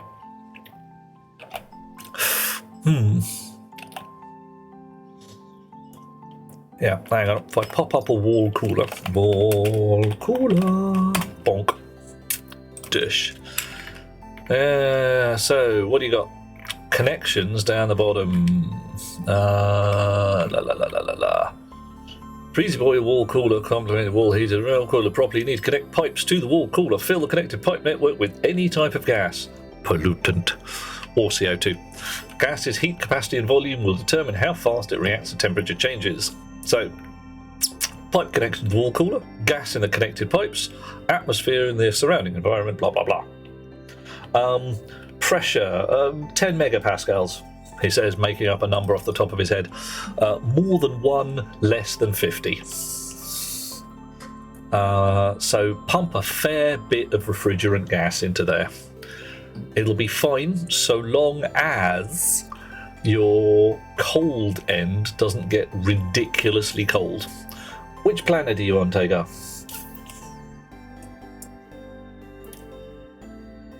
Okay. Yeah, careful, because you're on the moon. Your waste tank out of your suit. Okay. If you're on the moon and you've got some radiators, your cold pipes can get pretty damn freezing cold. So you might want to pick not one of the gases I mentioned. Like you might want to pick nitrogen or possibly oxygen. Can't remember which has the lower freezing point.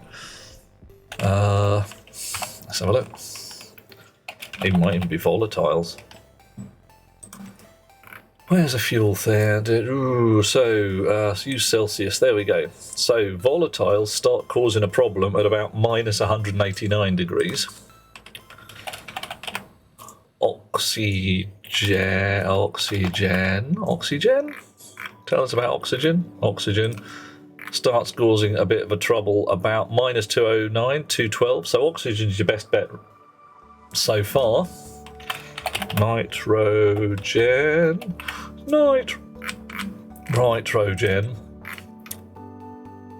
which goes gribbly at 229 or so. So nitrogen. Stick a bunch of nitrogen in there, and unless it gets down to minus 230 odd, it'll be nice and stable. If it does get to minus 230 odd, yeah, it'll break your pipes. It'll go nasty on you. At that point, you're probably not dumping enough heat into your habitat anyway. Warscar's had decent luck with liquid coolers. Nice. I must admit, I'm using water as my heat exchange medium for the hab. Partly because water allows me to use the big fat radiator there. I can dump heat in a very controllable manner. If you've already set up your wall coolers and don't want to change them, oh hello, look at that. I am generating 0 watts with a red flashing light because I have run out of coal. And some of my batteries are low, so it really wants to generate power but can't. That's what red flashing warning lights are all about. How much coal have we got? Let's put 3 blobs in the slot. Alright.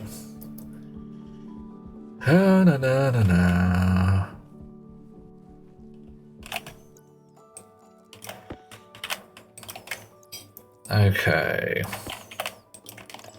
I'm thinking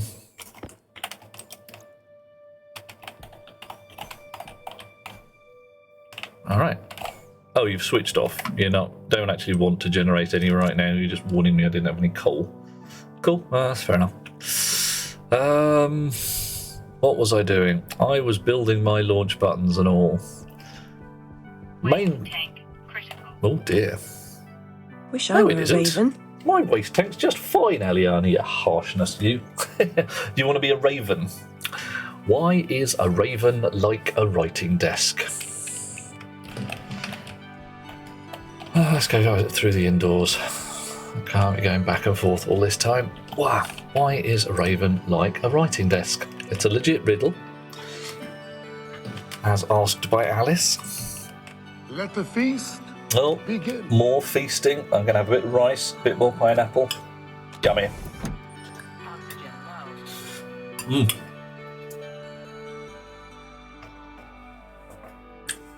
It's cooling down enough. I can just eat it now. It's good.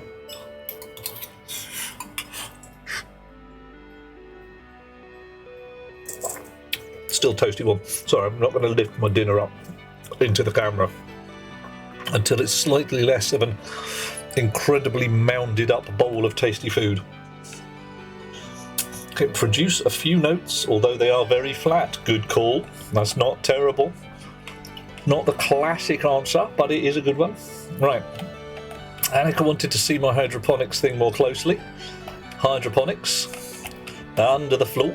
Hydroponics. Water, water, water, water, water, water, water, water. With an extraneous T-piece on the end there, which I'm not quite sure about, because that's on my air feed in. I think my water's come down from above. Water also spurred off downstairs, more radiators to soak up atmospheric heat. And downstairs in the basement, the mushroomarium. And you can see I've plated the ceiling with blackened wall pieces to definitely block out all the light. So the mushrooms are happy. They're doing mushroomy things. Right. Downstairs by one. Woohoo! The classic answer to why is a raven like a writing desk is the simple, they both have inky quills. Which I thought was rather entertaining. Ooh. Okay. Because, of course, inky referring to inky, covered in ink, and the fact that a raven tends to have black feathers. Boop. Oh, that was an interesting one. Wonder what that was graphing. Now, offhand... Right. This is actually wanting to monitor the fuel filler, I see. Lift, speed dial, I see housing, rising dawn, survey engine, I see. Fuel pump, logic uplink, mining rocket, mining engine, I see.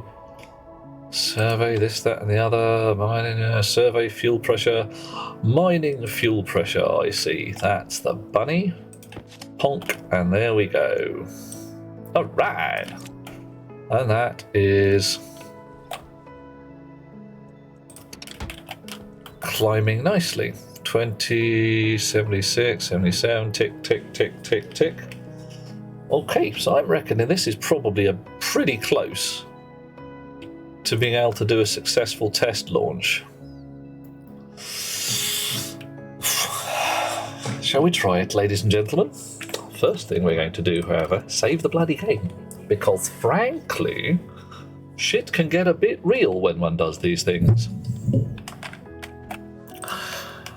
Oh! Yep, that's where it's at. Okay. So. Everybody get covered, damn straight, Taker. Rocket, certain rocket. We're just going to go to moon orbit, set destination. Flight of cranes, avionics. Destination code has been set. Alright, it does not like this. A minimum of 15.1 kilonewtons of thrust is required to land successfully. And it says my chance of landing is low. I don't know why. Should be fine. Yeah, I would. War scar, hiding behind a wall, definitely a fine idea. Alright, so Destination set. Everything else, the fuel pump and the engine are linked together, so when the mining engine IC is switched on, the fuel pump and stuff should be controlled accordingly. Should be. Let's head upstairs and press our button and see what happens. Oh, this is fraught with danger.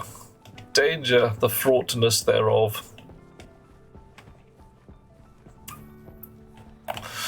We haven't done a roll call for a little while. We're going out through an airlock. We're going to do a roll call on the airlock. Are you ready, oh chums? And we outside. 00 Ella is here. Annika the 7th also. Aliana Flen, a Night Dweller. Artumza, Commander Root, who's a bot. Captain True is here. Cutesy Wolf Girl, Livy. Hi, Livy. Darpa Cheap is here too. Delethea Dormy, Helberg, HP Leo, Ivana Pirana, a Halite Hammer, Maniac Killer 85, Tagar, Vagar Bob, hi Bob, War Mad Max, and Warscar is here as well. I didn't make it until the airlock was opened long before I got to the end there, but hey, if you didn't hear me shout your name, that's because the machine isn't telling me you're here and is lying. Ella is also a bot. Oh well, Ella, go to somewhere else horrible, like Venezuela or something.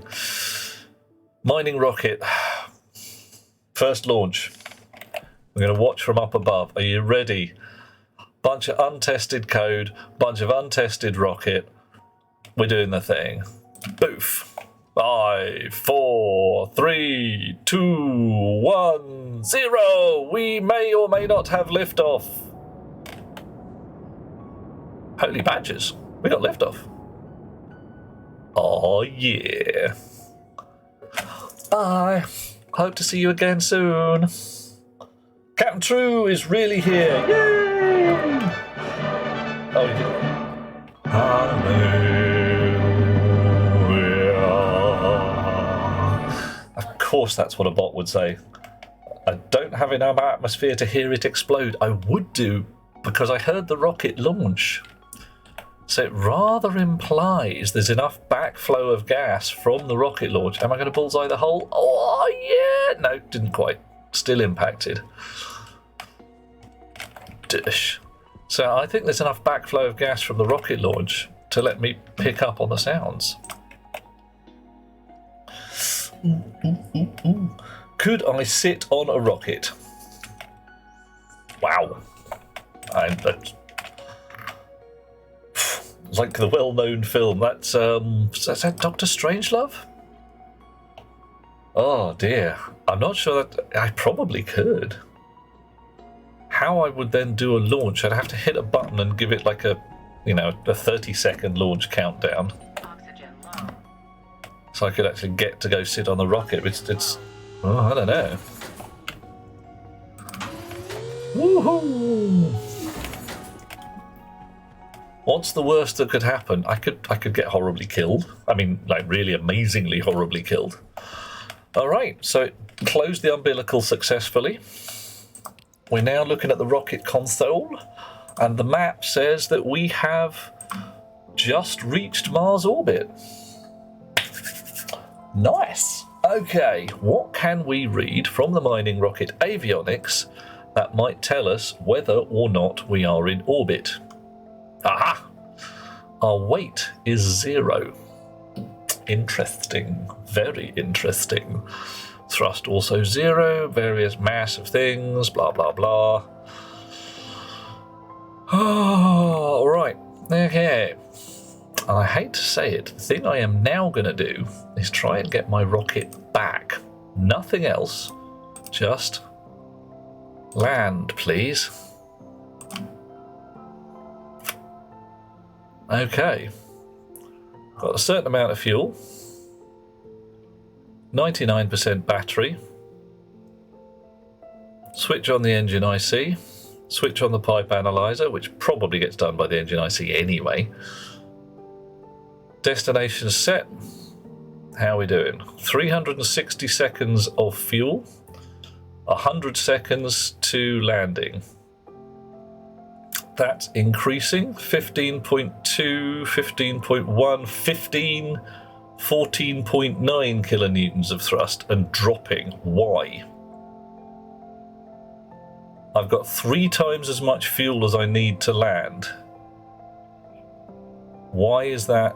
Oh, is it dropping because I'm turning the rocket engine down a bit? Oh yeah, all right, fine. That's legit. We've actually done that on purpose because I was looking at this, you know, minimum of 14.8 kilonewtons of thrust to land successfully now. So everything's on the green so far. Apex number is more than 0. Impact velocity, not so. Aliana hates doing hydroponics. Is it viable to set up a landing pad and trade for food? Yes, it is. You have to have something to trade, but that can be, frankly, anything at all. I'm not sure what's going wrong with your hydroponics, though, Aliana Annika, sorry. Yeah, oops. Sorry. I don't know why you are having trouble. The only call I've got there is your CO2 level is really high. I'd be looking, you know, maximum 50% CO2, but I could be barking up the wrong tomato plant. Let's go with that. All right, ground velocity, altitude 800 meters. Oh, blimey. Okay, that's 600. I'm not even going to get upstairs in time to see it land. 400. 300. 200. Do I have a YouTube channel? I do. I'm not sure all the videos are on there, but... Oh, here we go. I'll make sure I upload as many as I can. I'm hearing rocket sounds.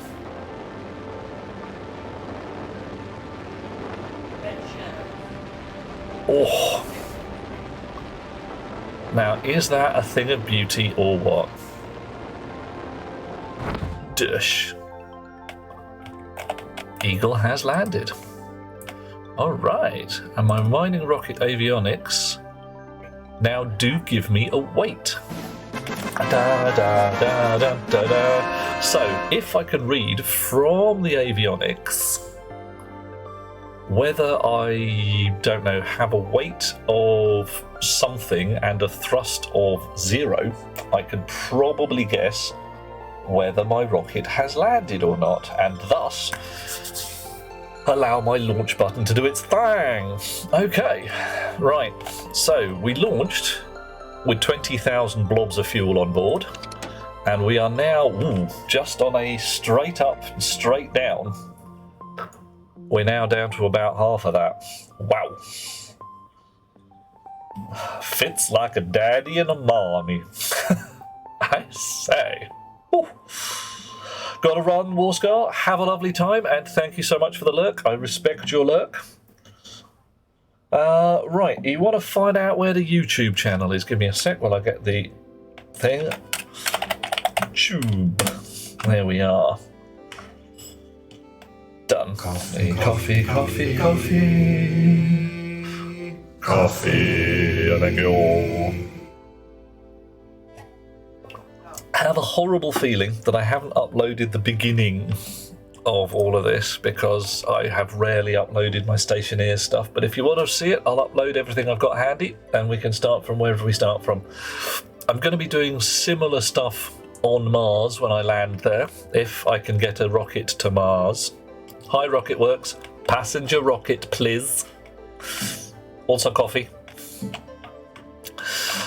You know, all that kind of shizzle. Right, so I want 20,000 blobs of fuel just to get, well, I spent 10,000 blobs of fuel getting from ground to orbit. That's a lot. Right. So what am I actually reading out here? 6,000 total moles. I'm reading pressure. I don't want to be reading pressure, do I? I do actually want to be reading total moles. So let's go rewrite our rocket fuel pressure chips so that it tells us that. Oh no, that's not going to work. Damn it. Because that's only going to read the total moles in that specific fuel tank, whereas the pressure runs from the entire fuel system. Is that going to be helpful anyway? Yeah, alright, yeah, we can use 20,000 as a ballpark for that's how much we're going to need. Right.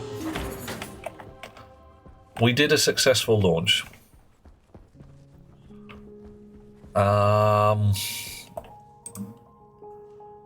What do we need to do differently? We need to fill the rocket faster. The fuel mixer downstairs isn't doing the job. It's doing it badly. Why is my oxygen low? Don't know. Oxygen's just bloody fine. What are you on about? Pressure in the base is perhaps a smidge low. Hey. So, I think our fuel mixer probably a bit shit.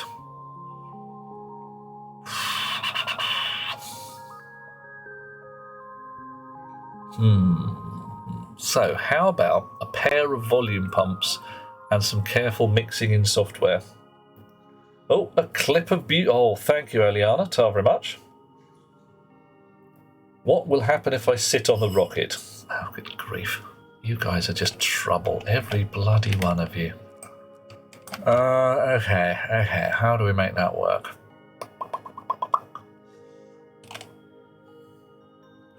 Okay, so if I get my survey rocket and I change the countdown from 5 to 30. Delitha prefers alcohol mixers.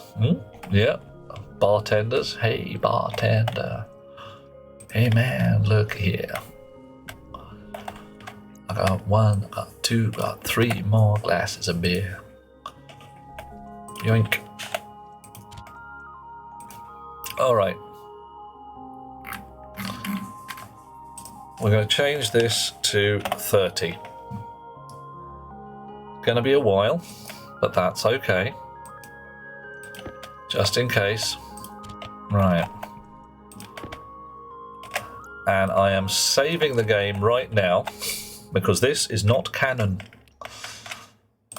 Save.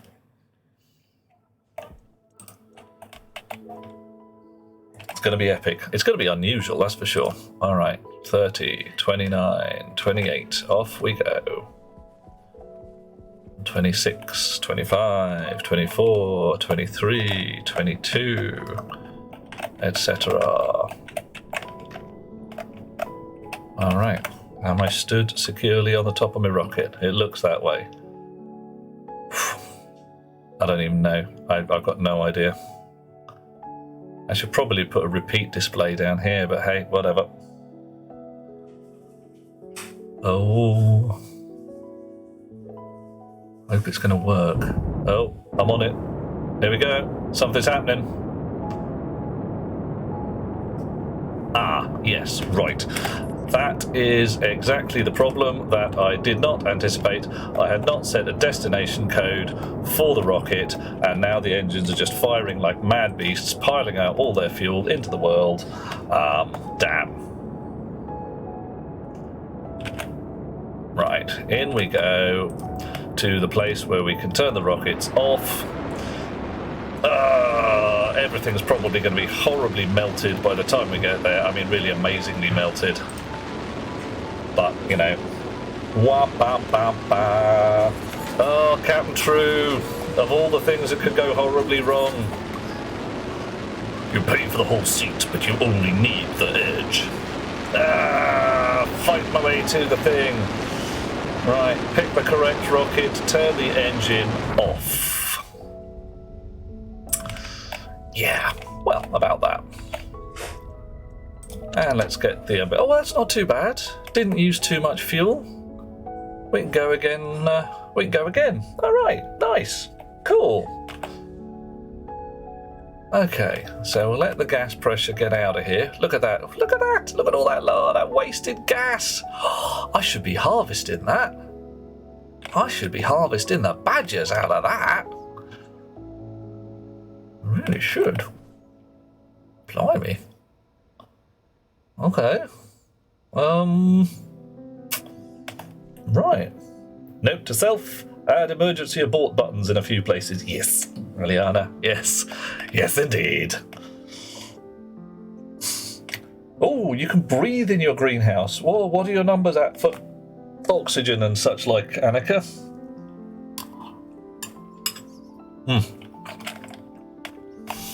Right.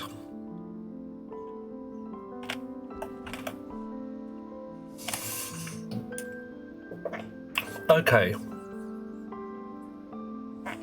Emergency abort button. Can I place a seat on top of the rocket without spooking the telemetry? I can't place a seat on the rocket at all. 44% O2. Yeah, that'll do. That'll do. That's not a bad mix. Your plants should be fairly happy at that. Yeah, Captain True, I haven't found any way to place a seat on top of the rocket so far. I've got no rocket seats at all. Oh dear, hiccups.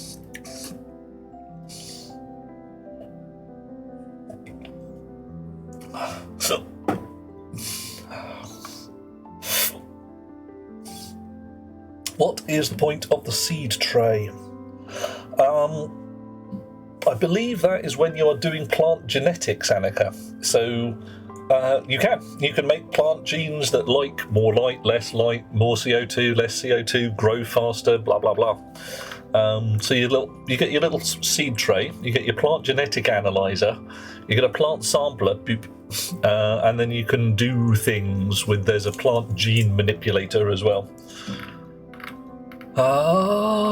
Yeah, just checking for any rocket seats that I've missed in my previous sniff through this gubbins. I do not think I'd have anything even approaching a transport rocket yet. I've got rocket mining stuff. Can you make plants that grow themselves and pull themselves in the soup can? You can, Annika. Unfortunately, those are triffids and they will kill you. No cockpit as far as I can tell. Let's just try it. Cockpit. Nope. What else could we call it? Capsule. We've got research capsules, liquid capsules. Yeah, liquid and gas capsule tanks. But nothing like that. So right now I have essentially a mining rocket and a survey rocket, and I've got no way that I know of to make a transport rocket. If anybody out there has data to say different, please tell me, because I'd love to know. Put the glass back in while I'm here so that I don't forget. Right, let's try that again, but, okay, chair, worth a try. Chair. Control chair is unfortunately, I should say wasn't a rocket thing. Worth a look now. Printable, yes. Thermal radiation, blah, blah, blah. Kit furniture, no. Okay. Doesn't appear to have the tag can be built in a rocket. Unlike the, what were they called? Capsule tanks. Constructible in rockets. Whereas these guys don't say anything about rocket construction. So I don't think that the controls chair. Did they get rid of the storms on Mars? I think it depends on what level you are playing. If you're playing on creative or similar, maybe they did. There's also a ticky box for weather events, which I can't tell whether your game has it set or not. Right, so this has stopped at 25,000, which is where I told it to. Annika, there is no shame in playing in creative if you're doing a science. If you're saying, I wonder if this works or not. But if you're playing an actual game, then I am glad to hear that you are sticking to your principles. And that's a fine and awesome concept. Right, these guys are filling too slowly. Well, I apologise for the insult, was not meant. Okay, It might also be on the one up from creative mode. I can't remember what it's called these days. Okay, where are we at? I was going to go and do the mad thing of madness, wasn't I? I didn't set a destination code. I still didn't set one. Damn it, got distracted. So, survey rocket with destination code. Storms don't work because the day counter doesn't work. Oh, good grief. Rocket works. How come? Right. No, I'm saying nothing. I know how it goes. Software dev is an absolute pig some days. Rocket scanner. Rising Dawn. Map. For Rising Dawn, Mars orbit, set destination. Check it. Oh, pardon me. Survey avionics, destination code is set. So that's the thing. If I'm, instead of hooking through to the engine upstairs, I'm hooking through to the avionics, I could set a destination code already. That might be worth doing. Okay, so upstairs, possible bit of software shenanigans.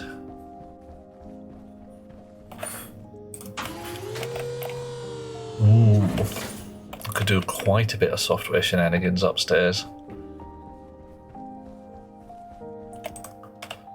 Right. Oxygen low. Chunk, chunk, grind, grind.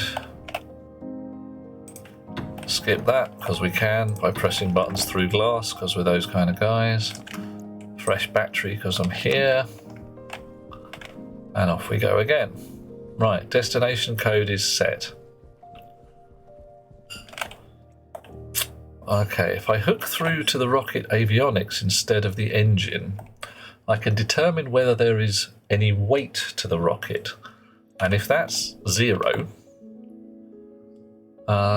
so what can I read off of rocket avionics? Rocket avionics. Chonk. I can read weight. Cool. I can read thrust. Excellent. I can read on or off.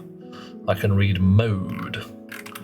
And I know that there's some gubbins about the mode, so I could read whether it's in idle mode, and there's some weight, and the thrust is off, at which point it's allowed to go somewhere, and I can set the destination code accordingly. All right, shall we try that?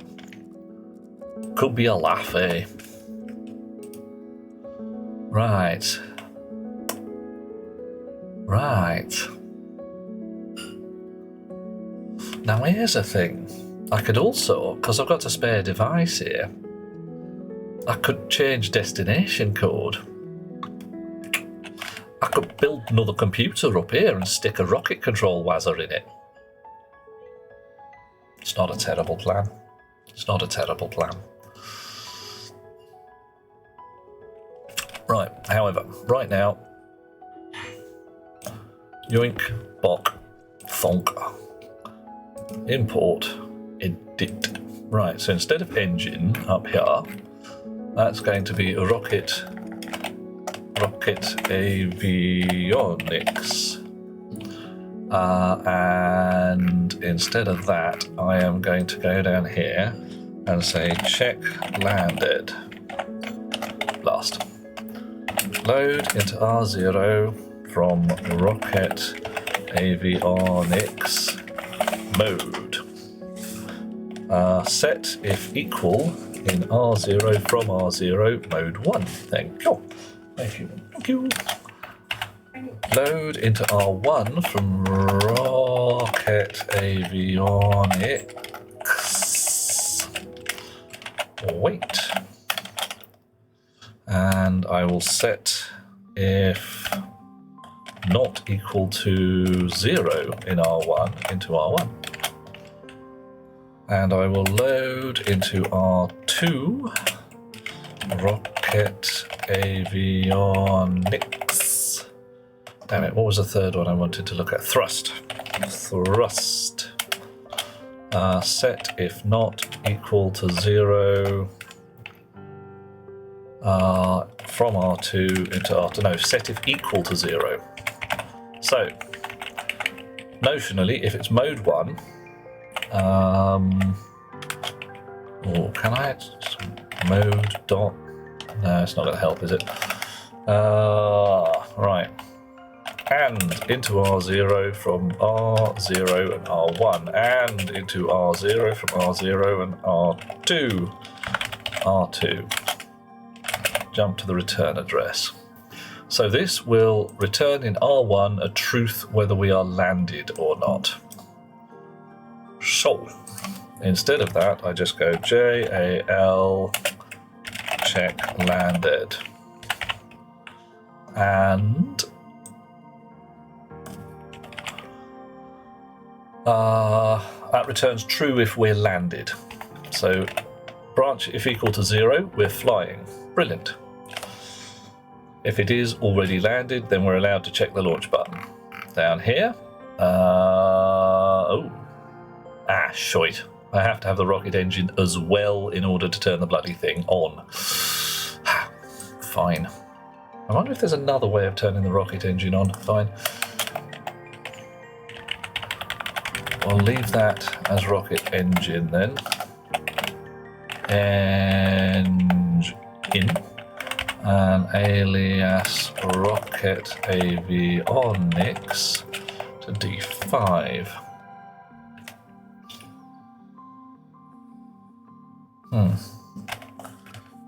I wonder if there's a way in the avionics to set us going if I change the mode to something like flying. I don't think there is a flying mode. Hey ho. Right. So, I could even set this up so that if I hit the button again, it came home, but I'm going to go slowly with this right now. Right. So this one, wait landed, JL check landed, and branch if not equal to 0, branch if equal to 0, it's not landed, wait landed, otherwise landed, say it's shit together. Right, confirm. Export, pop, drop, that one. I'm going to edit it slightly, so we're back down to a 5-second launch. Confirm, export, pop and drop, you switch back on, and you both complain. Not totally surprising. Right. So D5 needs to be set to the rocket avionics, whichever one it is. Mining engine stuff.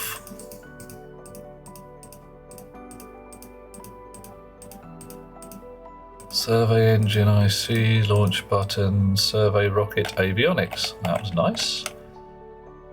Chung, chung, chung, chung, chung, chung, chung, chung. Get through to the M's. Mining rocket avionics. Switch on, pop them and drop them for safety's sake, and off we go. Right. In the correct pocket, Oh, damn it. I forgot to do the thing. I forgot to set the destination code.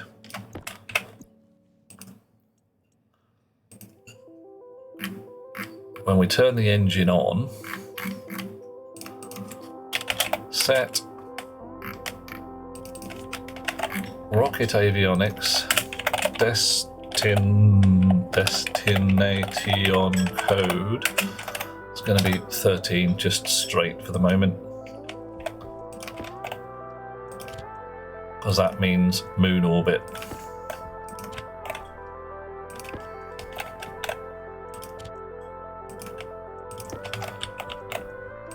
Okay. Pick that up, stick that in the box, save the game again, because like I said, standing on top of the rocket isn't going to be canon. It's not going to happen. It's not real. We're just pretending. Uh-oh. Damn it. Okay. That's what happens when you try and do programming too fast. I need that one to be at 30 seconds. It's a good thing you can rip the chips out of their sockets to stop them running.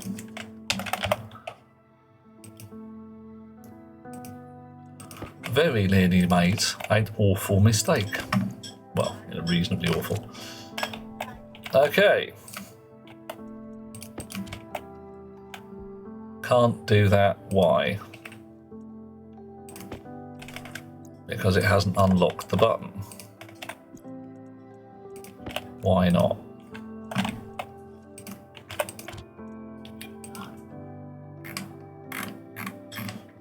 Right. Okay, so it's going to go in there. Right.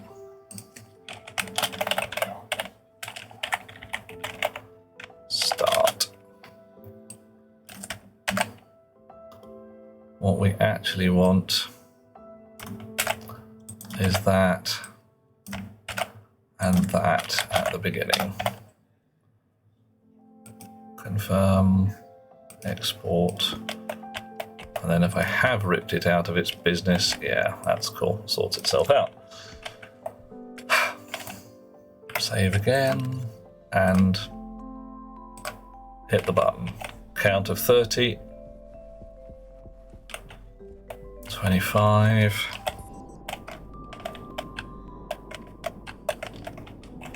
Land me nicely on top of the rocket. 20 or so. 15. 10, 9, 8, 7, 6, 5, 4, 3, 2, give or take 1, 0-ish.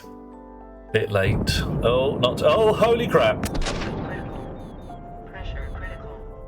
Oxygen critical. Temperature critical. Right. Okay, my suit has destroyed. And I can't find the exit.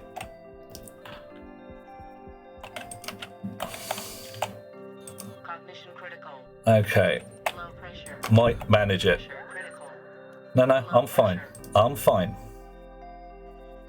Low pressure. I'm in the airlock. I honestly don't know whether I hit the button.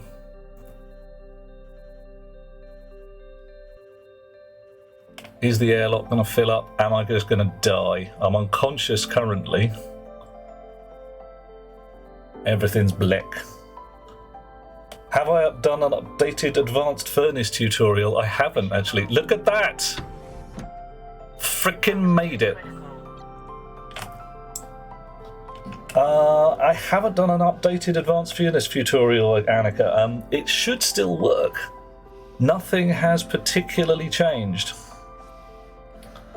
Oof. Oof. Yeah, I'm not feeling so good.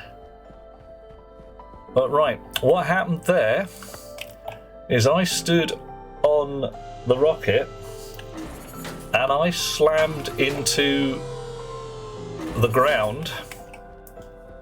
The rocket carried on, apparently without me, utterly unharmed.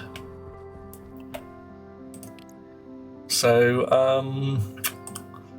yeah, look at that. My rocket is doing fine.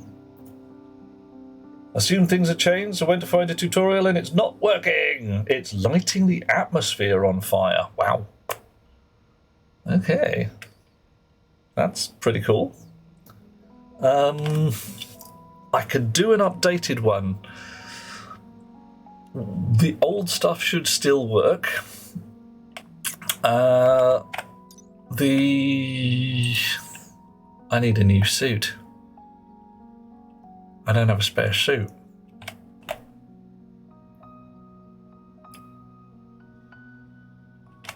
How am I going to do that? I'm going to have to reload, aren't I?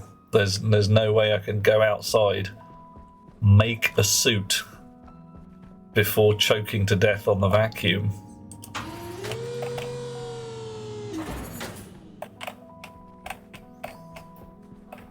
All right. Okay, yeah, Annika, do this thing. just going to hit a button here. Edit, because the latest iteration of the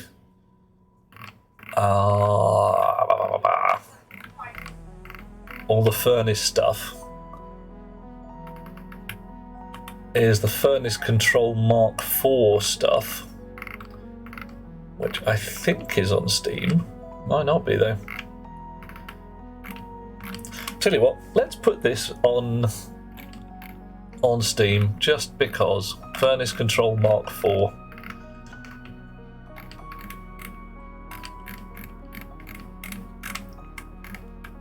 Right, so Furnace Control, Furnace Hash, and Furnace Display Chip.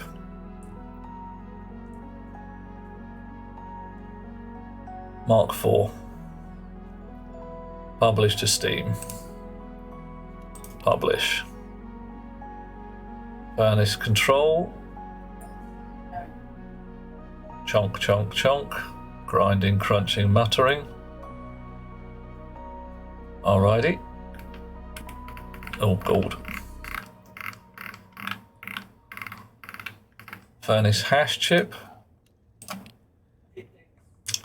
Also publishing, just in case.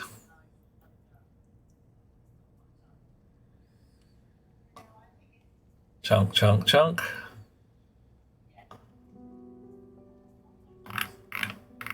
And the furnace display is in here somewhere. Publishing. There we go. Right.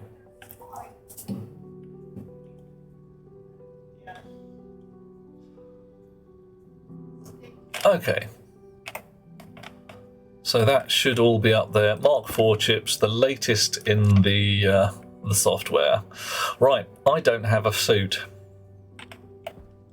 Do you reckon I can get to the suit printer and print myself a suit by the time I die of vacuum? Oxygen critical.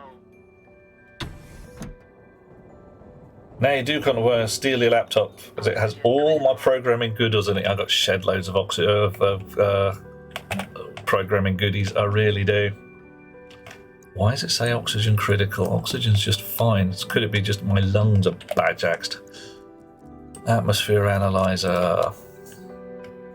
19.5% and climbing. Alright, that's not so bad. Well, yeah, Annika, if you want, I will solidly publish pretty much any one of the bits of code I write on here, but most of them are simple knockabouts, like, 30 lines of not particularly clever stuff. Okay. Oh, Pixies aren't doing so bad at the moment. I think we're fine. Annika's somewhere else. She's not going to steal my laptop. You think it's simple because I'm a programmer, Annika? Yes, I do. People look over my shoulder and they say, how the hell did you do that? And it's like, well, it was just easy, wasn't it? Oh, right.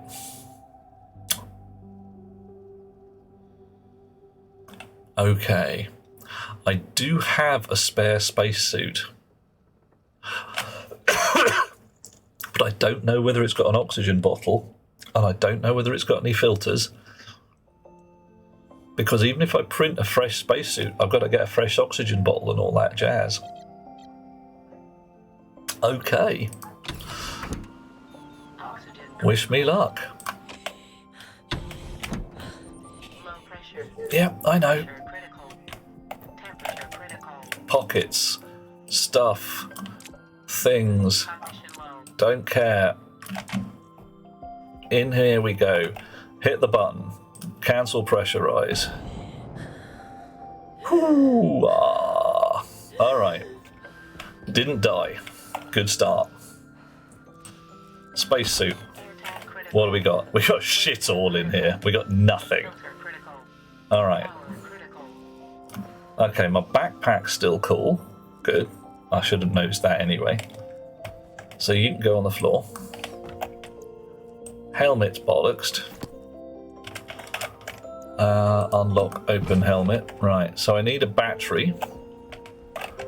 Totally doable. Right, and I need an air tank that's not shit.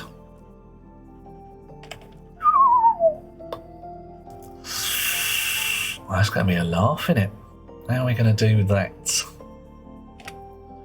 Right, I've got a jetpack tank. It's in my backpack. What am I missing? Waste capacity. Yeah, so waste tank's fuck sword. That's fine. Waste tank can just be like that. Now, if I assume that my clothes helmet. Low pressure. Yeah.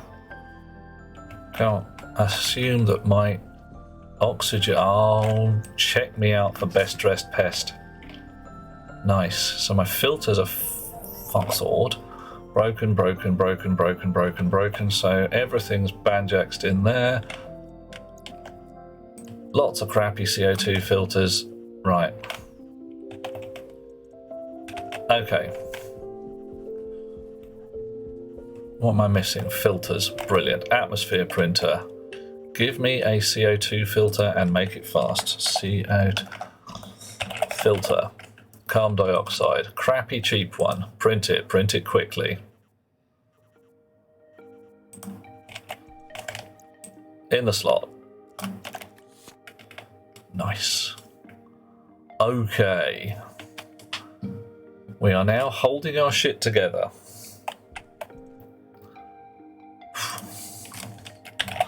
Filter. Carbon dioxide. A heavy one? Can I print a heavy one? Steel, Invar and Stellite. Thank you, Night Dweller. I'm feeling a bit sort of oof at this point. Alright. Invar. Stellite. Yeah, so what happened there? Okay. Tagar, I stood on top of the rocket. It went badly. My suit exploded. I don't know why. Coffee, I thank you. Oh, yeah, my lung sign is still up, well up, because I have damaged myself. I've actually hurt myself. Atmosphere you're breathing is causing damage to your lungs. It's just basically everything's bollocksed in there. My lungs are ill and I need to repair them. So I'm not going to bother building a pill. I'm going to build myself a cryo tube. Because, why the hell not?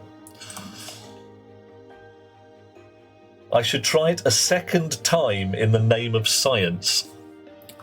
That is the way of scientists, isn't it? I pressed that button, it really hurt. I should press it again to see if it does it every time.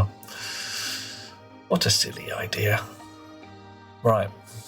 While you're printing, I need a hard suit. What do I need for making a hard suit? Hard suit. Hard suit. I don't need a backpack. I do need a helmet. Okay, I didn't put any queuing stuff on here because I honestly thought I wouldn't need to be printing this and then that. Oh yeah, as far as I know, that's the only thing you have lungs and a brain, which controls your cognition and your breathing. And if I don't get into a cryotube or eat a pill, then my breathing efficiency is impaired. Smart canister. Oh, please don't. All right, that's a fakie. That's fine. I'm comfortable with that. Good. Horrors that you are. Hard suit. Right, what was I going to do? I was going to get some copper. And then I can print whatever it was. You're no help at all. I am lovely and very helpful. I'm not a raven, though. Or a writing desk, must be said. Right. Uh-oh. Ah, oh, Dweller, mate. Twisting my melon. Make a spare suit and place it inside the hab. Yeah, I am doing a ponder on that one. I really am. I might make us. If I build the crab sticks, thank you. Coffee. You guys are really doing with the thing, and you're exploding. Alright, more feast. Definitely a good idea. Ah, explosions and feasting.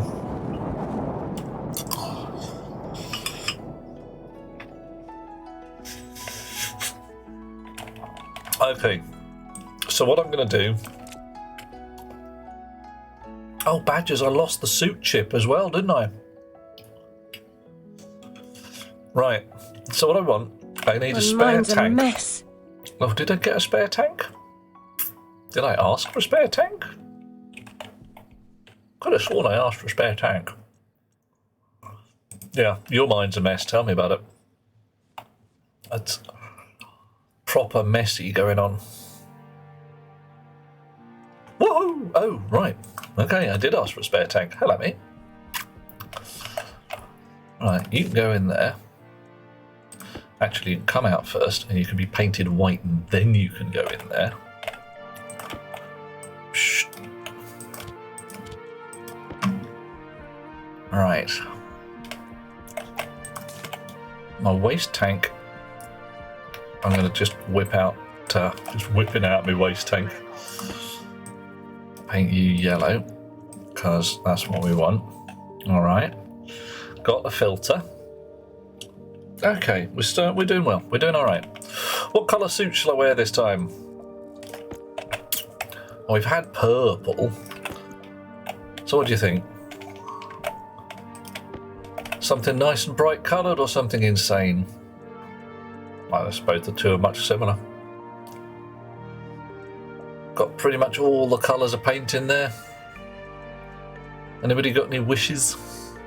Brown, says Eliana. Alrighty, brown and black. Okay, we'll go both. Bit of both. We've got a green backpack. I'll go for a brown hat and a black suit. Hello, Livy.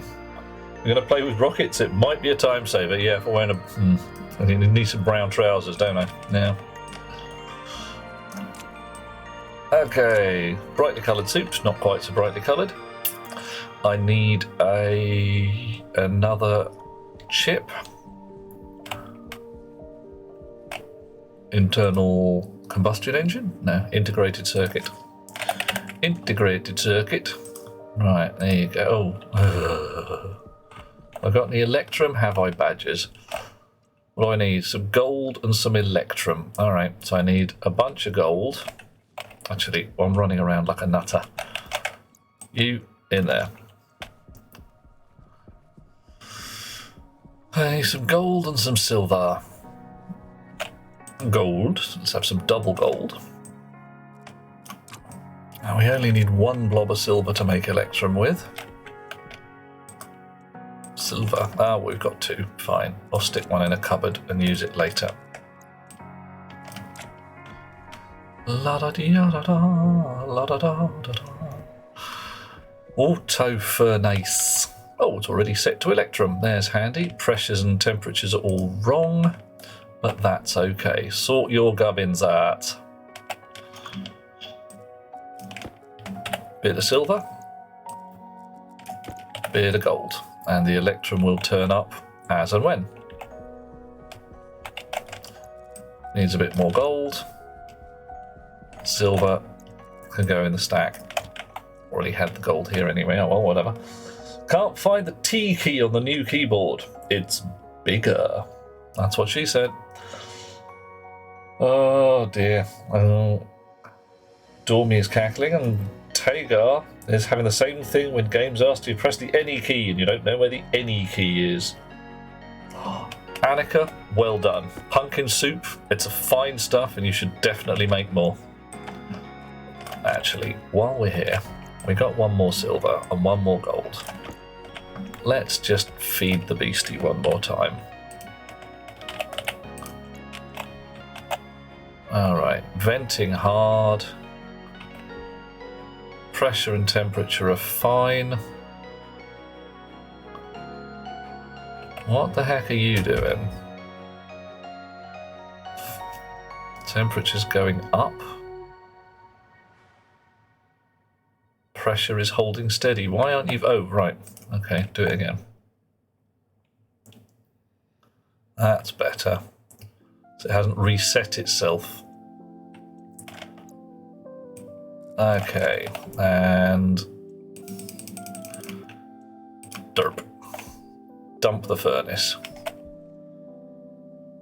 Did I get the suit made while outside? I didn't, Captain True, but what I did do is remember that I had my spare previous suit in a cupboard over here, slapped that on, grabbed the oxygen can that was just waiting in my oxygen recharge station, and didn't die.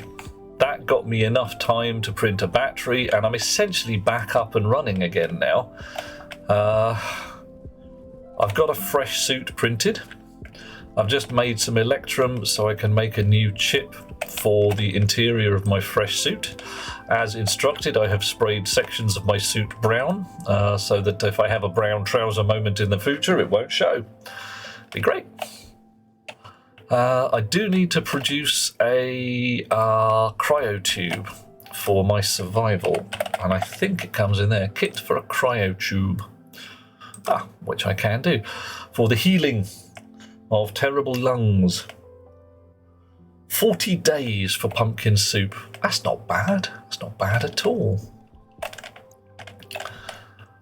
Did you start with pumpkin seeds? Because I managed to kill off all my tomatoes and potatoes and had to build a trading rig before I could have them. You got some seeds. Oh, that's good. Yeah. I had to subsist off mushrooms for ages because my tomatoes and potatoes all died. Proper Mark Watney moment there. Right, what have we got in there? Big tank. Incredibly warm.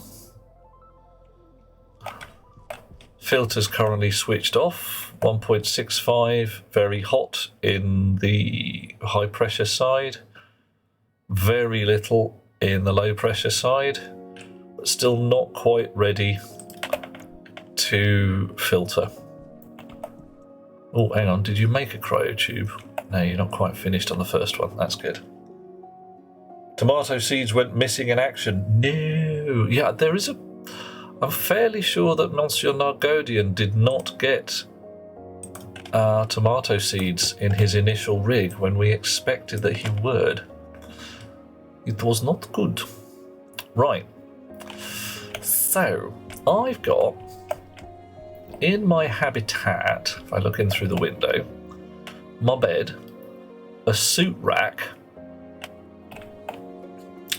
and no real room for a spare suit rack in that vicinity, unless I move my bed. Now, I could move my bed. I could move my bed next to the window so I'd have a lovely view out in the night. I think I'm down with that. However, let's just check. My suit rack is here. If I move my bed, which is there, my ice crusher, I think that's going to be some stuff that's quite badly in the way. Oh my. All right. So we've got 3 pipes coming in here for the suit rack. Waste pipe, oxygen pipe, nitrogen pipe.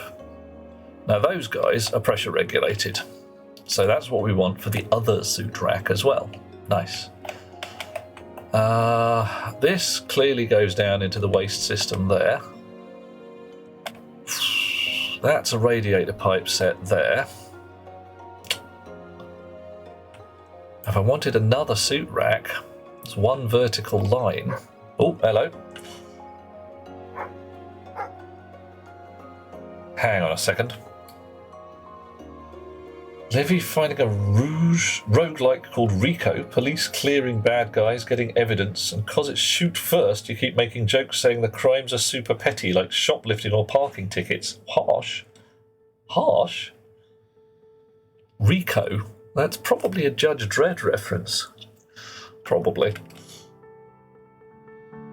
Yeah, Annika, it's a possibility you just didn't get any in your initial rig. Not quite sure what goes on. Oh, Captain True, what is the tomato plant rig you've got in your greenhouse? Is it something you could put in your house? Could you put a heater in your greenhouse, even if it's just like a couple of oil lamps? So, you keep making jokes saying crimes are super petty. I mean, maybe they are super petty. What's going on with that? It's kind of weird. What are you? You can't put it there because I need that line to put the oxygen through.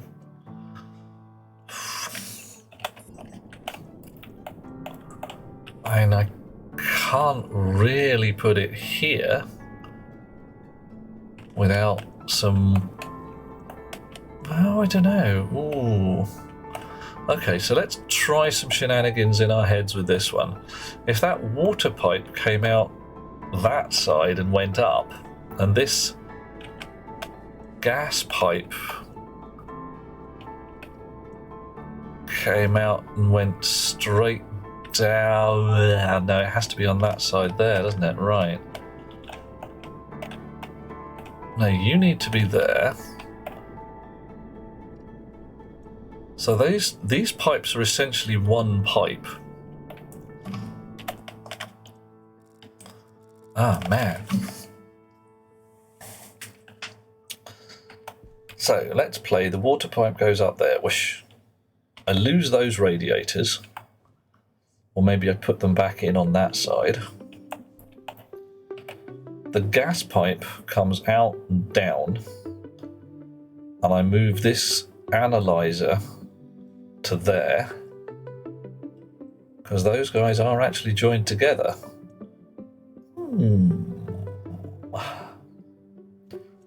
This has a certain amount of, the promise. It's not impossible.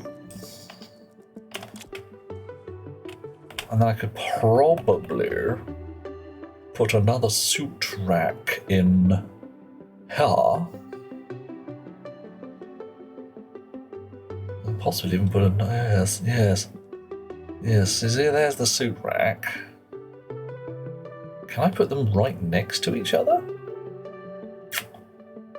No, because I need the nitrogen pipe to go through the waste pipe, and that's not going to fly.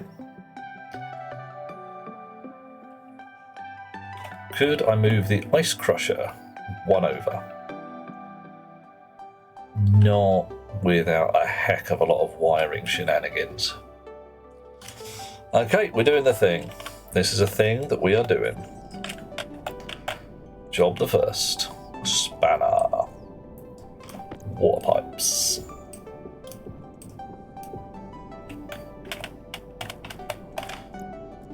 Job the second. Radiators. Uh-oh. In a box. Oh no. Haven't got enough room for all the shizzle in my pockets. Throw some stuff into the airlock. You. In the airlock. Go on, in you go. And you. And you. And you. And you. Right. Power low. Really? No, it isn't. It's just one of those stupid things where it says 50% of battery means your power is low. Bloody well isn't, you know. Just been a stupid head at that point. Right, you go in there, because you're going to go in there eventually anyway. Okay, you. Unbolt, unbolt, unbolt. Unbolt. Rebolt. Sure, I am pondering a waistline in there. No, not quite. Ah, give me the cut. Yeah. Oh no, do the thing right. There. Waistline there. Through line there. You there. And there. And there. Okay. Right. Pressure analyzer. Chunk. Can go on the other side. Drill. Drill. Drill. And go here. Now you may notice there was a cable went straight through the pressure analyzer. Did that work? Yes. Don't know why, but it did. So that's all right then.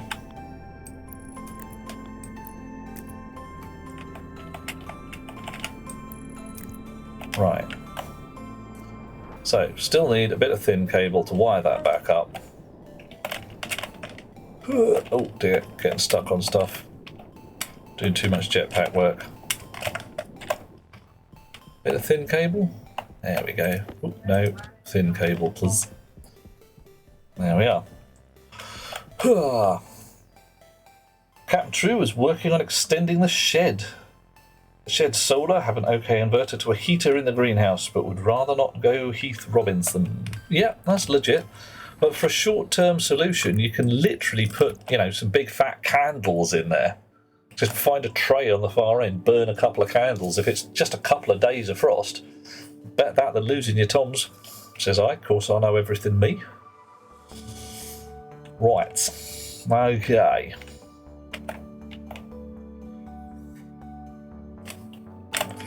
Also going to need, for the old suit rack, wire through the wall. You,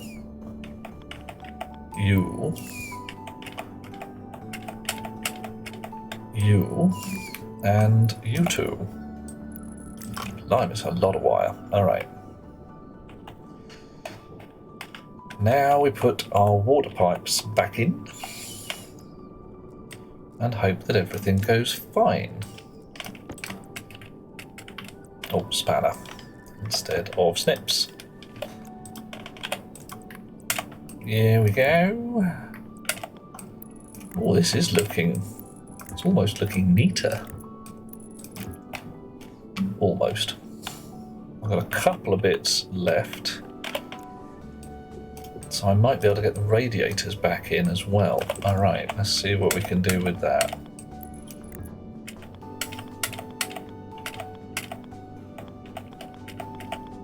Do you fit? No, you don't.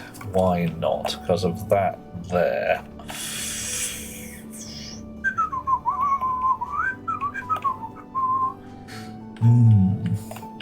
Problem is, I need that data connection from the back of the ice crusher, so I can't quite get as many radiators in. Well, hey ho, these things happen. Have ordinary non-insulated pipes in there, and I can put 2 radiators in instead of 3. Alright, well, okay.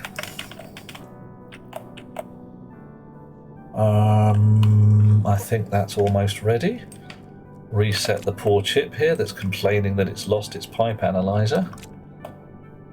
What do we have last time? Waste tank store, waste tank vac pump, low pressure pipe sensor. Let's call you the same. Low pressure pipe sensor. Doop. Should probably turn the jetpack off rather than waste the nitrogen. And here we go. 120 watt shed heater, loads. On a timer from 3 to 7 AM, keep the frost out. Just a matter of electrics in a damp greenhouse. Oh, Heliana, ouch. Is it a mains powered shed heater? Probably is at 120 watts.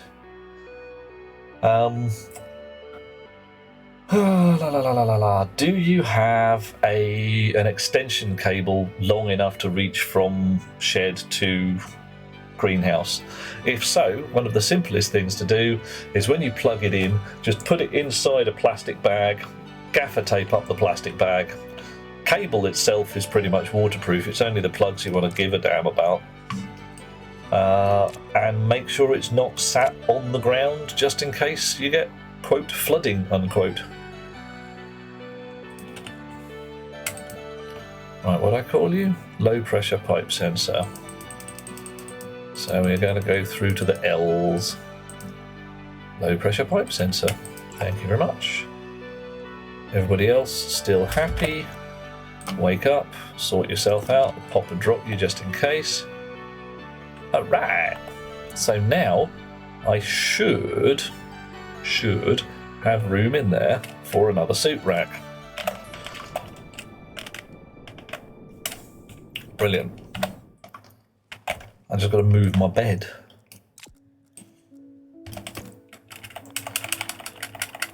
Chunk, chunk, chunk, chunk, chunk, chunk.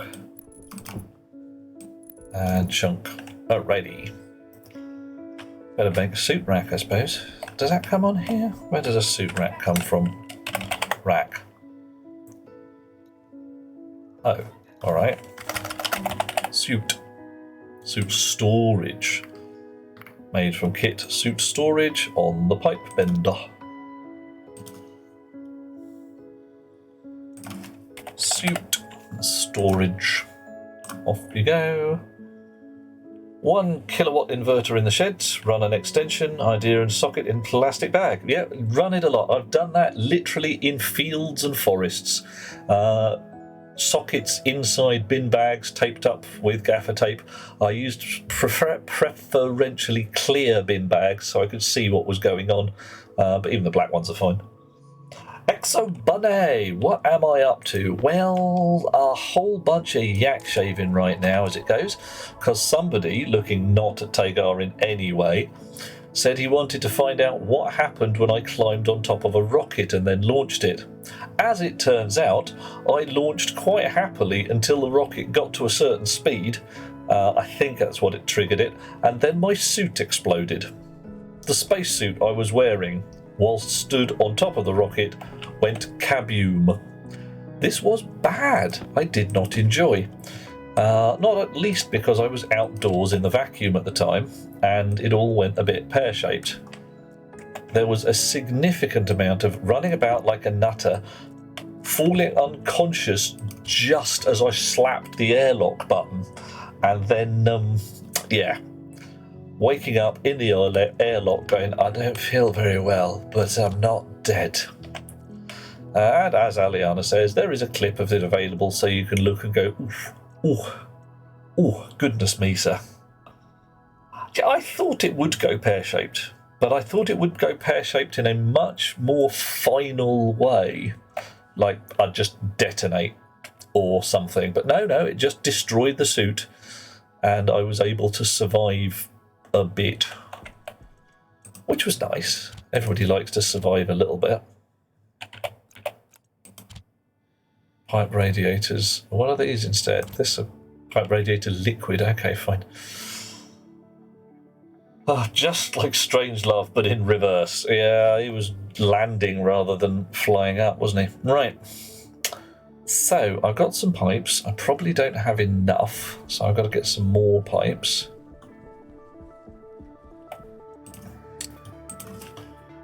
Insulated pipe.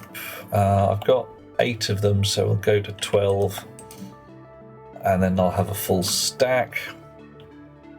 Dweller is off into the lurking. Have a lovely time. Sweet dreams, dear chap, and I shall see you at some point in the not too distant future, I'm sure.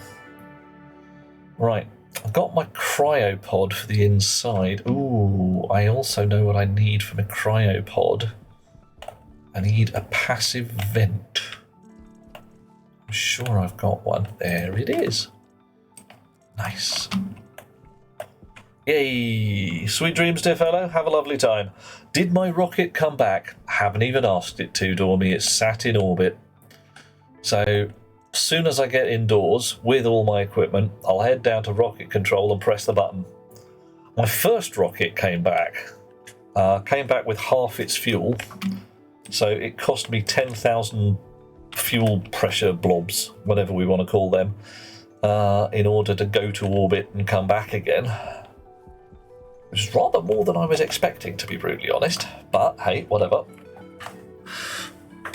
I have a horrible feeling that my mining rocket is going to be very fuel intensive, which is a bit of a problem because it's supposed to be mining me mostly rocket fuel. Right. Okay, my bed is currently in the way. Can't build another suit rack in there because one's sleeping accoutrements are causing trouble. In the corner for now. Floorboards up. Well, would you look at that? What are you? The light control chip. That's not a terrible problem. I can definitely move that from one place to another. Suit storage in my pocket. Okay. Don't have... Ooh, look at that. There's no nitrogen pipe on the back end. That could be going horribly wrong there. Let's pinch the oxygen pipe. Do some magic painting.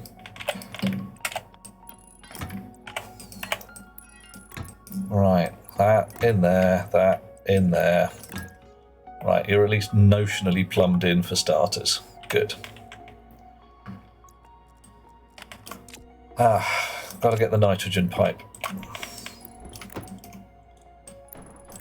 Now, somewhere else around here I can run a wire. There's going to be plenty of room. Wires come across the front there. I can stick my bed in the corner. I still want one with a reading light. Oop, oh no. Right, so if I have my bed Hunger caution. like that, I can look out of the window. That'd be quite nice. My bed like that, I could look out the window. Oh dear. Right, tell you what, you lot have a good ponder as to where I should put the bed. That can go in there. Cryo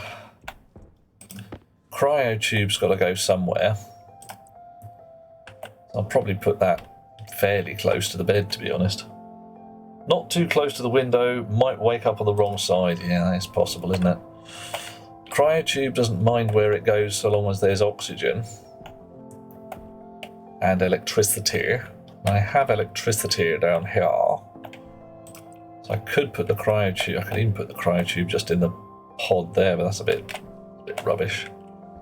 Tuck it under the stairs? Is that the kind of place you put your cryotubes? When you're not feeling very well? Oh, I don't feel well. I'm going to go to the cupboard under the stairs. I'll have a think about that in a second as well. But right now, let's go have a look, see where our survey rocket got to after being so unceremoniously destroyed, or, well, we were unceremoniously destroyed while stood on top of it. Rocket just sitting quite happily in moon orbit, having done a bit of a survey. Nice. Okay. Alright then. Well, we could send it out to here and do a bit more surveying. And how much fuel have we got? We've got a fair amount. Oh yeah. We'll wake up on the wrong side of the window. You want to put the bed on the rocket? I don't want to put my bed on the rocket. That would really sting. Okay, we'll set the destination to whatever's this called. What are the far side locked asteroids? Set the destination to there. Turn on all of these. And actually, well, let's have a look at the rocket avionics. What mode have I got? Location mode. Survey, discover, chart, or mine. What happens if I just set the mode to 2? do anything. No, sets it to 0. 3, 0, 1. It stays in 1. Idle. Alright. Imagine the cryotube uses the nearby mushrooms to remanufacture. Yeah, that would work. That would be doable. Okay. Thrust. I can't write to thrust by the looks of things. Maybe I can. No. I can change mode. Okay, the only way I can launch the bloody thing is to actually turn the engine on.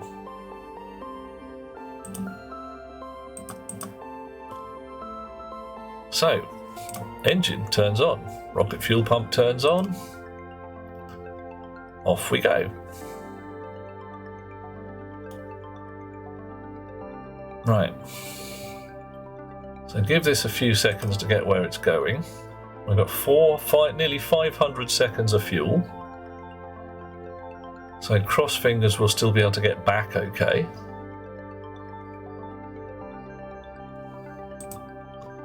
We've got to where we're going there, and now it changes 27 seconds to the next target. Still looking pretty good. Battery at 97%. We did put a lot of batteries in there.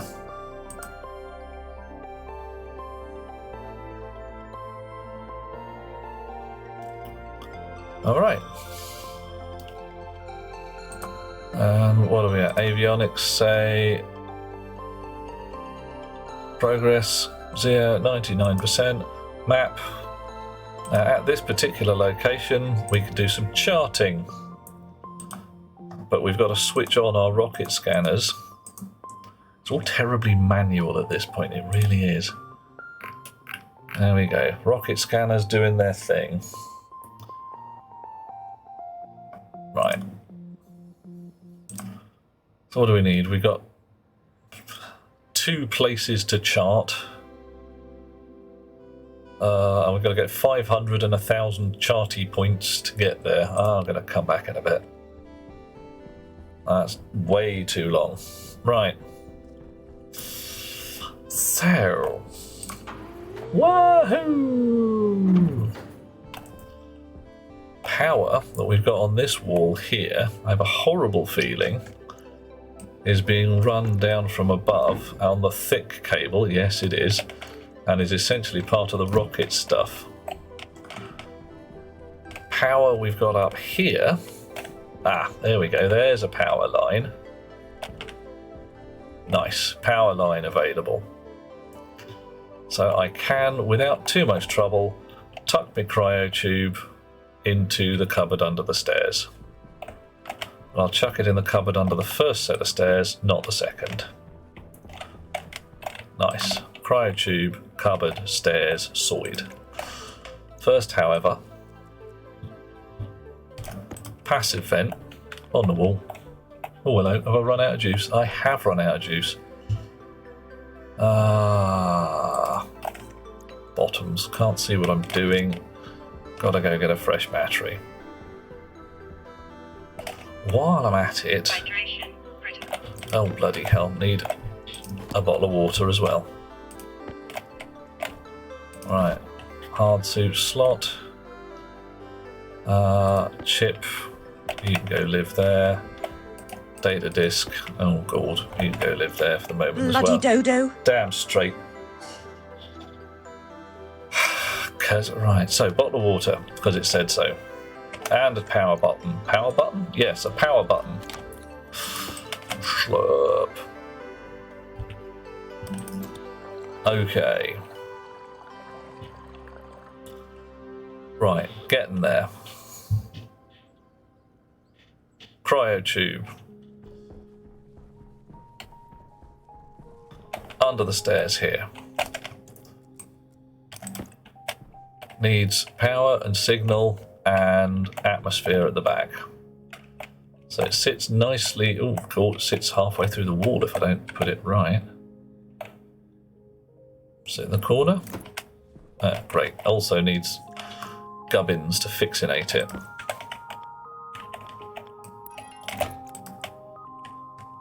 You there. What do we need?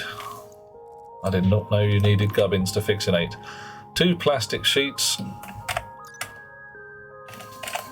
Cryo tube. Horizontal. 2 plastic sheets, 1 glass sheet. Okie doke, not too terrible. And some cable to actually wire it up. Whoa! Okay, that didn't go quite as well as I expected, but you know, whatever. Okay. You can go back down.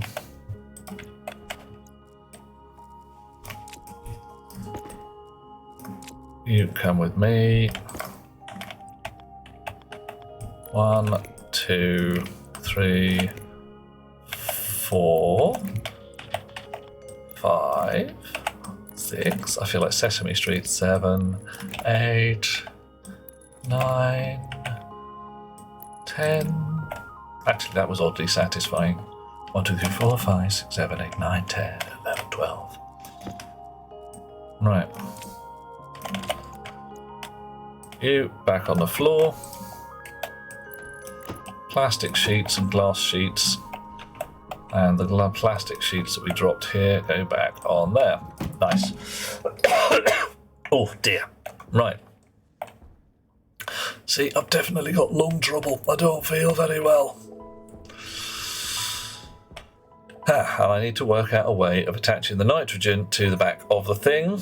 And then I need to take out this suit, do a bit of shenanigans. I need another waste tank and another oxygen tank ready to do the thing. Okay, I've got glass sheets in my pocket. I need plastic sheets and a nitrogen.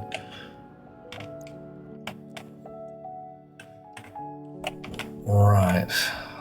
Nitrogen hookup at the back here. You up and you up. Now my nitrogen hookup has to come in there. So if I put this in here, it should go yellow, which it does. Ha!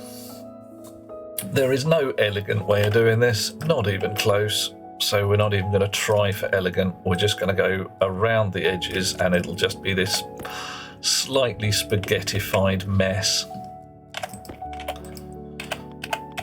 Right, you in there. You in there. And there. And there. And there. And there. All right. If anybody thinks of a better way of doing this, please do mention it.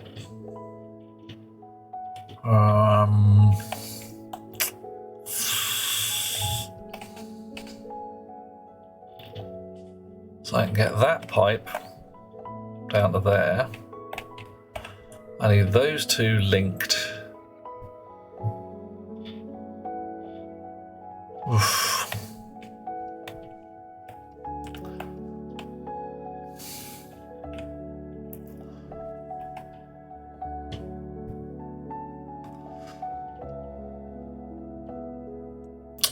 Now that's got to, if that goes down there like that,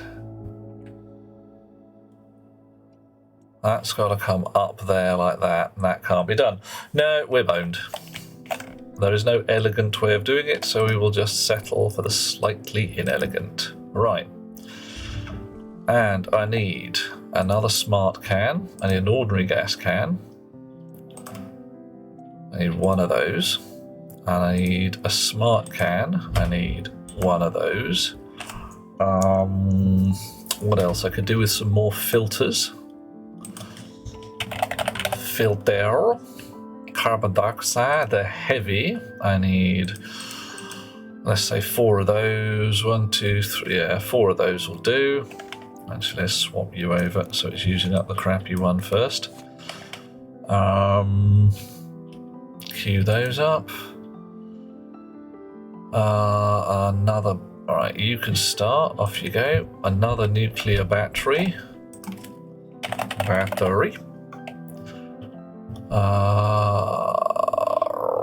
actually, I'm going to use a wireless cell for that because this is my emergency suit and I really don't need any more.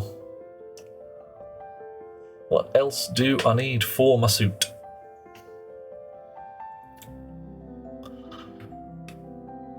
Can't think of much. Say boop boop? You can't because you haven't got the thing. Stationeers really gives you a new appreciation for central heating. Oh my.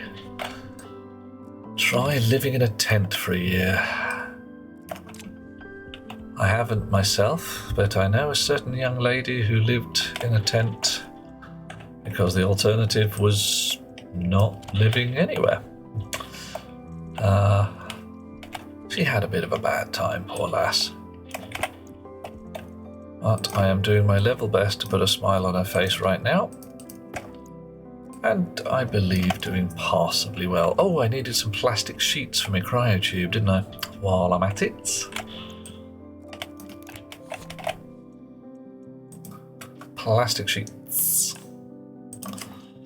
Plastic sheets. We need a mere 2, so we can do that. Dot. Good, not infinite numbers. 2. Go. Ugh, more adverts. Grr. Are you freezing slowly to death in your habitat there, Annika? Is life ruining your day? 2 more to go. Do I have the pockets for them? Yeah, of course I've got pockets for them. I've got pockets for everything. I've got pockets for days. Do-do-de-doo.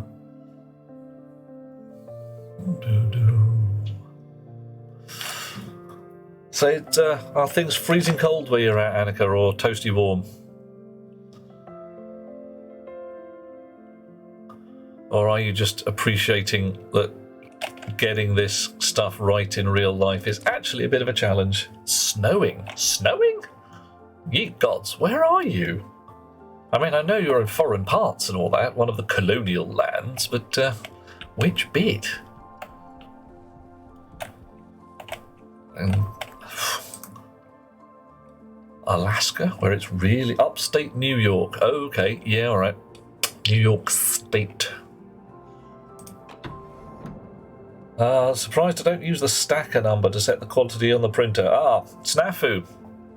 I pondered that, but I found that fiddling the stacker was actually less pleasant than just turning a dial. I just found it less easy to deal with. No particularly sensible reason, just psychology. But, you know, just like I liked playing with the dial more than I liked playing with the stacker. Right. Shonk. The stacker number is set internally when screwdriver and glass sheets. When the oh, it's orange. Oh, I don't like it in orange. I don't like it at all. It's nasty. That should be medical white, not orange. Ugh. Oh well, whatever. I'll get a spray can of it. Paint exists. Hello, your lordship. Hello, someone's doing us a join. Exciter84 has done us a join. Hello, dear chum. Lovely to have you with us. Hello, Nargodian. You back again? And someone who knew, when someone new turns up, now you're one of us, you must answer we these questions 3, just to prove that you are a real human being and not one of those nasty robots that people talk about. Oh, can't be doing with nasty robots. So, my current EVA suit is quite well equipped. It has a battery, which I'm going to swap out for one of those batteries. It has some filters, it has a waste tank, and it has an air tank. Nice. So, I will take off my helmet, put it in the stack, take off my suit, put it in the stack, and we've got a backpack in there already. Lovely. Right, backpack can come off and go in that stack. Shiny new suit. Air tank critical. Yeah, need my backpack. Just realised it's full of the stuff I need. Right. Power critical. Yeah, hush you. Air tank. Ooh, bit rubbish. Okay, that's fine, but we'll go for a fresh air tank. Right. Chip we'll put in the socket, but it's got nothing in it right now. Where did I put the battery? Where did I put the battery? Put in my suit. There we go. Battery. Filter. Filter. Oh, we got 4 filter sockets in this one, not just 3. Okay. Right. So the oxygen's the main problem there. That's okay. That can go. Let's take the chip out briefly because we've got to program that. You go in there. Right. Purple laptop. What do we got? What's going on with the old tube? Well, you see here where I hurt myself. I've hurted my lungs. I hurted my lungs by doing something as suggested by Tagar, which was standing on top of the rocket as it launched. An adventurous choice, you might suggest, and I would agree with you. It got to the point where the rocket was going sufficiently fast that essentially it destroyed my suit whilst I was outdoors in vacuum. I managed to get through the airlock in time to slap the button and pass out on the floor. As Aliana managed to clip the event, there is a clip of it happening and me going, oh no, it's all gone horribly wrong, and words to that effect. Oh dear. What I also want to know is all about you, Annika. I want to know who everybody is, so that, frankly, I've got chums all over the world, and if I turn up in, for instance, upstate New York, I might be able to send you a message and say, hi, I'm in the general vicinity, let's do lunch. And not only can I say, let's do lunch, I'll have a little thingy in here to say what kind of lunch would be cool. Sounds good to me. Oh, homemade pizza. Oh, I'll eat that, yeah. Oh my, oh my. It's a definite fine thing. Exciter, are you there at all? Are you real? If we speak to you, do you speak back? Oh man. Possibly it's just another robot. Curses, curses. Alright. So, Chip. What do we have in here? Suit faceplate code created by unknown. What? Isn't that me? Did I not write this?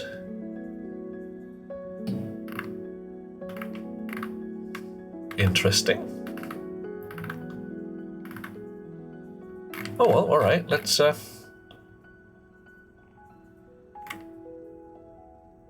a bit queer. That's definitely me. Because yeah. Kelvin offset, helmet open. These are my fingerprints. So why does it say unknown? I shall sulk. Exciter is real! Yay! Woohoo! I have no memory of this code. Yeah, and I've got to put the wizard hat on for that.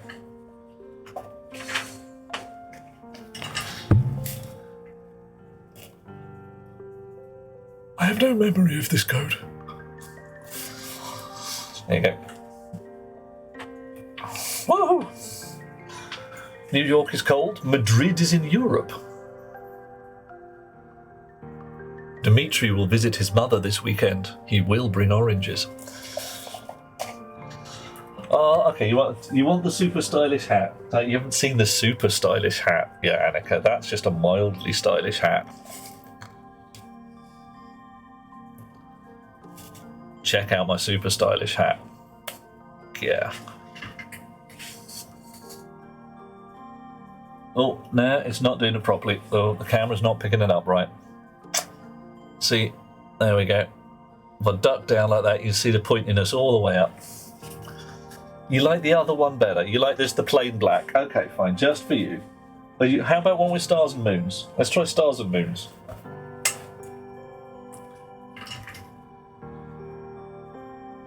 How's that? Okay, so that looks like proper business there. Look at the size of that thing. It is big, isn't it? Yeah, that's what she said. Okay, I've programmed my helmet chip as 12. Do I have a Fantasia wizard hat? Not quite. Nearly, but not entirely. I have various wizard hats, but not one that, shall we say, a certain mouse of our acquaintance would be pleased to wear. Alright, so my oxygen's been recharged. My jetpack is at a sensible pressure. I've got a helmet, which is under automatic control. And we are looking good. We are back to flying again. But in this case, we have a spare suit rack for emergency work. Okay. Oof. I'm tempted to get a can of spray paint and spray this all red. You know, this is the emergency suit. Don't wear it unless you have to. Yeah, let's do that. But first off, I need a place to sleep. I cannot be doing... Oh, alright, first off, I need some pumpkin soup. There you go, to satisfy the inner man. Floorboards up. Right. Plenty of floorboards up and a bed. Now if I put my... If I put my bed flat on the floor... See, that has me facing away from the window. I don't like it. I don't want to face away from the window. I'm gonna have to make my own damn reading light now, aren't I? Bottoms. Fine. Fine. Alright, so bed's going here. So I can look out the window at night. Nice. Still a horrible colour. Wires going up the wall there. I'm going to put a reading light on there. Put a glass box around it with a crowbar so I can just smash my way into it and say emergency spacesuit. Yeah, not a terrible idea. In case of emergency, break glass. Yeah, hush you. Better? Thank you. Right. So, what am I going to do here? I want a reading light. And I'm going to need a switch. Am I going to need some frickin' chips to control my bloody reading light? In answers to the questions, says Exciter.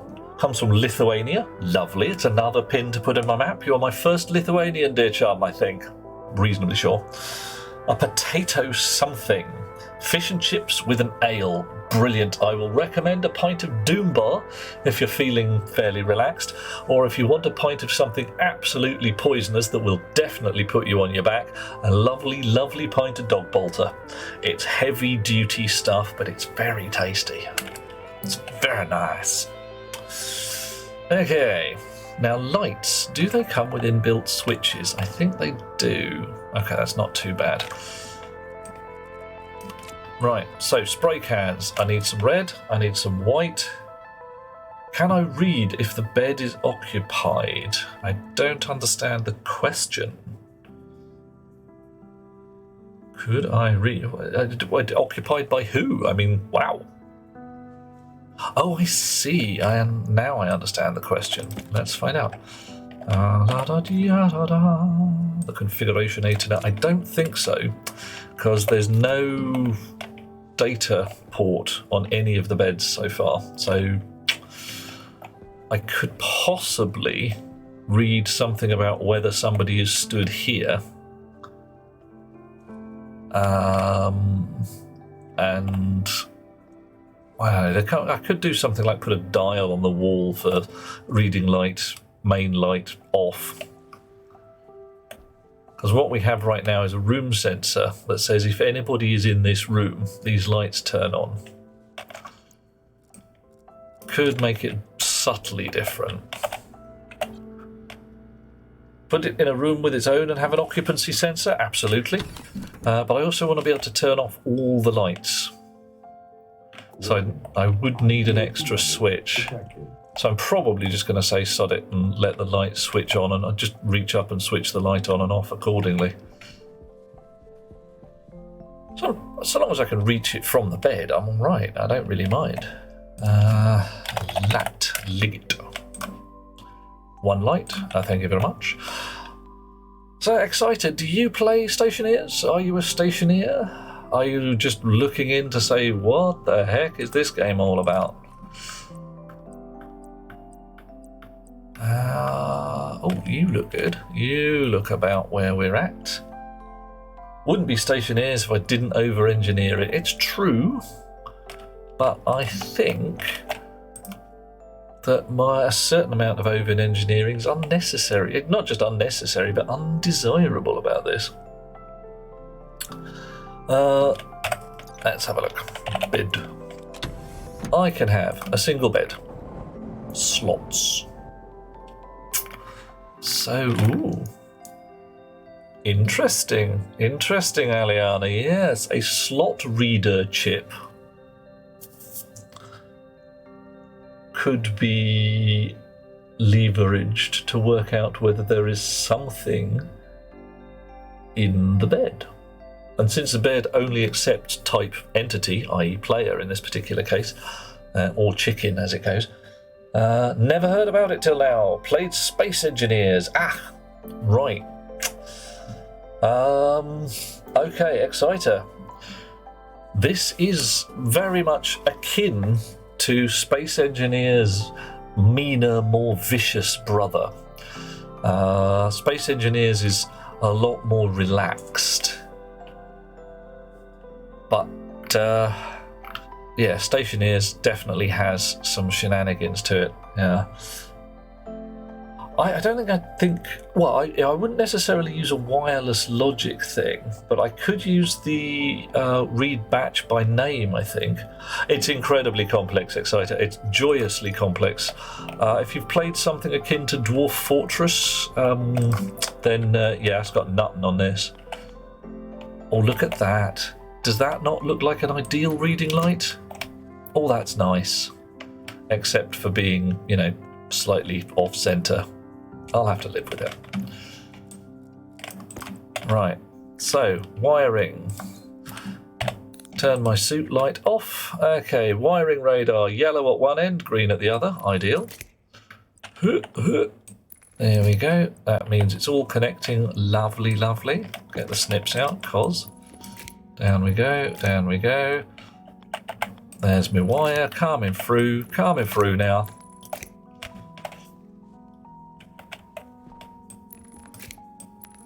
Clip, clip, clip.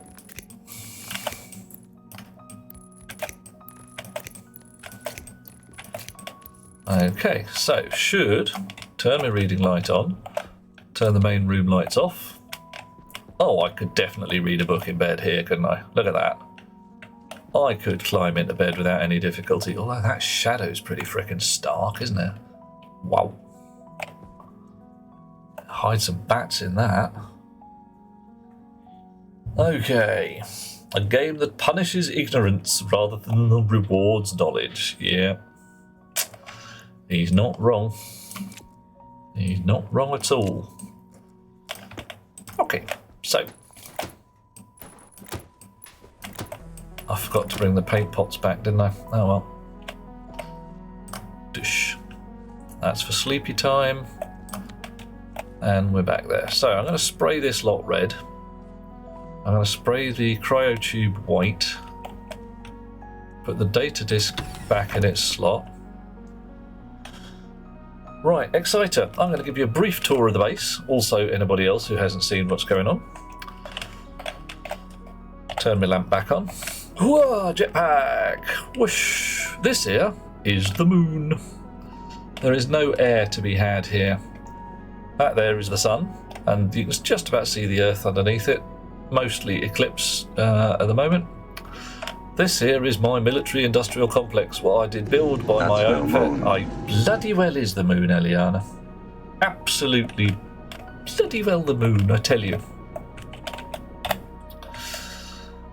And look, that's the Earth, that's the moon. Moon, Earth, sun, sun, Earth, moon. It's the moon. It's not made of cheese, it's true, but it really is the moon. Yeah. Oh, yeah. Question, why can't you breathe right now? Well, there's a lot of possibilities. You don't have enough oxygen. You do have enough oxygen, but your suit is already full from nitrogen because you screwed up earlier and pressed the wrong button and attached the wrong suit can. I'll just put this box stuff back in the box. There we go. You and you can go back in the box, and you as well can go back in the box. This is a bunch of stuff I made. Lots of leftover things, filters, pipe analyzers, radiators, components of various stuffs. Right, this block here is my habitat where I do live. It is pressurized with a nice mixture of gases, oxygen, nitrogen, bit of carbon dioxide to help the plants grow. These here are the gas tanks where all of those lovely gases come from. This here is the mixed waste gas tank where all my reclaimed gases come from. Reclaimed gases come from things like finding oxygen ice on the moon and grinding it down, burning things in the furnace and getting the carbon dioxide and waste gases and compressing them and filtering them into various tanks. Carbon dioxide, nitrogen, oxygen, volatiles, mostly hydrogen, nitrous oxide, and pollutants, probably chlorine. These blocks here are my storage for various stuff like minerals that I have mined out of the ground, and this is my pile of forbidden watermelons, or uranium ore, which is no use to anybody right now because we don't know how to build a nuclear reactor. The landing pad, where I can call for traders to come down from the stars and sell me things or buy my uranium. The communications dish that talks to the traders, the tiny communications dishes which pick up the signals from the traders and allow me to aim the big dish. So what happens here, there's a little computer, there's a little bit of software, and there's a communications interlock that talks from one to the other. These guys talk to the sky, I find somebody worth talking to, I tell them, aim at that bloke, and then press the button on this computer to say, please have a chat. These here are my miners. They dig through to the base rock and pull out lots of minerals. Yummy! But they pull out crappy, unsorted minerals. And they feed it through this here stacker, which is currently full of 9 dirty blobs of ore, which are centrifuged in the automatic centrifuges, fed through to the arc furnaces and smelted, and then the resultant ingots taken to the storage rig and stuck in boxes. Now, all over the place, you may have seen little chips like this, these fellas. These contain software that control all of this lot here. So if you are a programmer or wish to be one, Stationeers is a great way to learn a very simple programming language that will definitely get you into the right headspace for learning more complex languages. It will also help you a lot in trying to fit large stuff into small boxes, programming wise. Right, 17% paint in red, 44% paint in white, no problem. Oh, couldn't find the blurb fast enough, says Nargodian. Why not just get them from the atmosphere? Oh, yeah, right. Because the moon doesn't have an atmosphere. You want to party on the moon, it's gonna be a bit flat. What else? Telescope. It doesn't show me things. I wanted a telescope that showed me pictures, but I don't have one because the guys who wrote the game haven't built a telescope that shows me pictures. It just allows me to track celestial objects like that there, which is probably Mars. Probably. That there is definitely the Earth. Sun. Moon. Look, there it is. See, that's all well and good. But half the fun of this, you're manufacturing toys here, which use all the minerals, and the furnace, which smelts the ores into ingots, or smelts the alloys, I should say. And I've got a reasonably clever auto furnace to set up for making difficult alloys, is at least partly used for the really fun shit. Rockets. Now, one of my rockets is away in space. Hello, Kevo. How you doing? My other rocket is sitting here, still sucking up fuel. Oh, blimey. If you thought the base was a little complex, you don't just build a rocket out of rocket sections, you've got to build the inside of your bloody rocket as well. Cough and choke, sorry. All of this lot is fitted together by mine own fair hand. Like the worst kind of NASA Tetris. There we go. Bets I run out of power partway through, just to be annoying. Yep, run out of juice. Brilliant. There's rocket control. There's some pipes coming down from the surface. I'm very much thinking that the rocket creates a sufficient amount of gas that I should close a door behind it and try and scavenge it. How long did it take to build? Well, we're on session 23 now. So let's say 3 or 4 hours per stream. 23 streams. We're looking at a general vicinity of 100 hours. And I hate to say it, that's 100 hours with me kind of sort of knowing what I'm doing. If you have no idea where you're going or what you're doing, you're going to blow up a fair few times. And for instance, the air mixer rig here that eats carbon dioxide, nitrogen and oxygen, mixes them into nice clean breathing air and pipes it into the hab.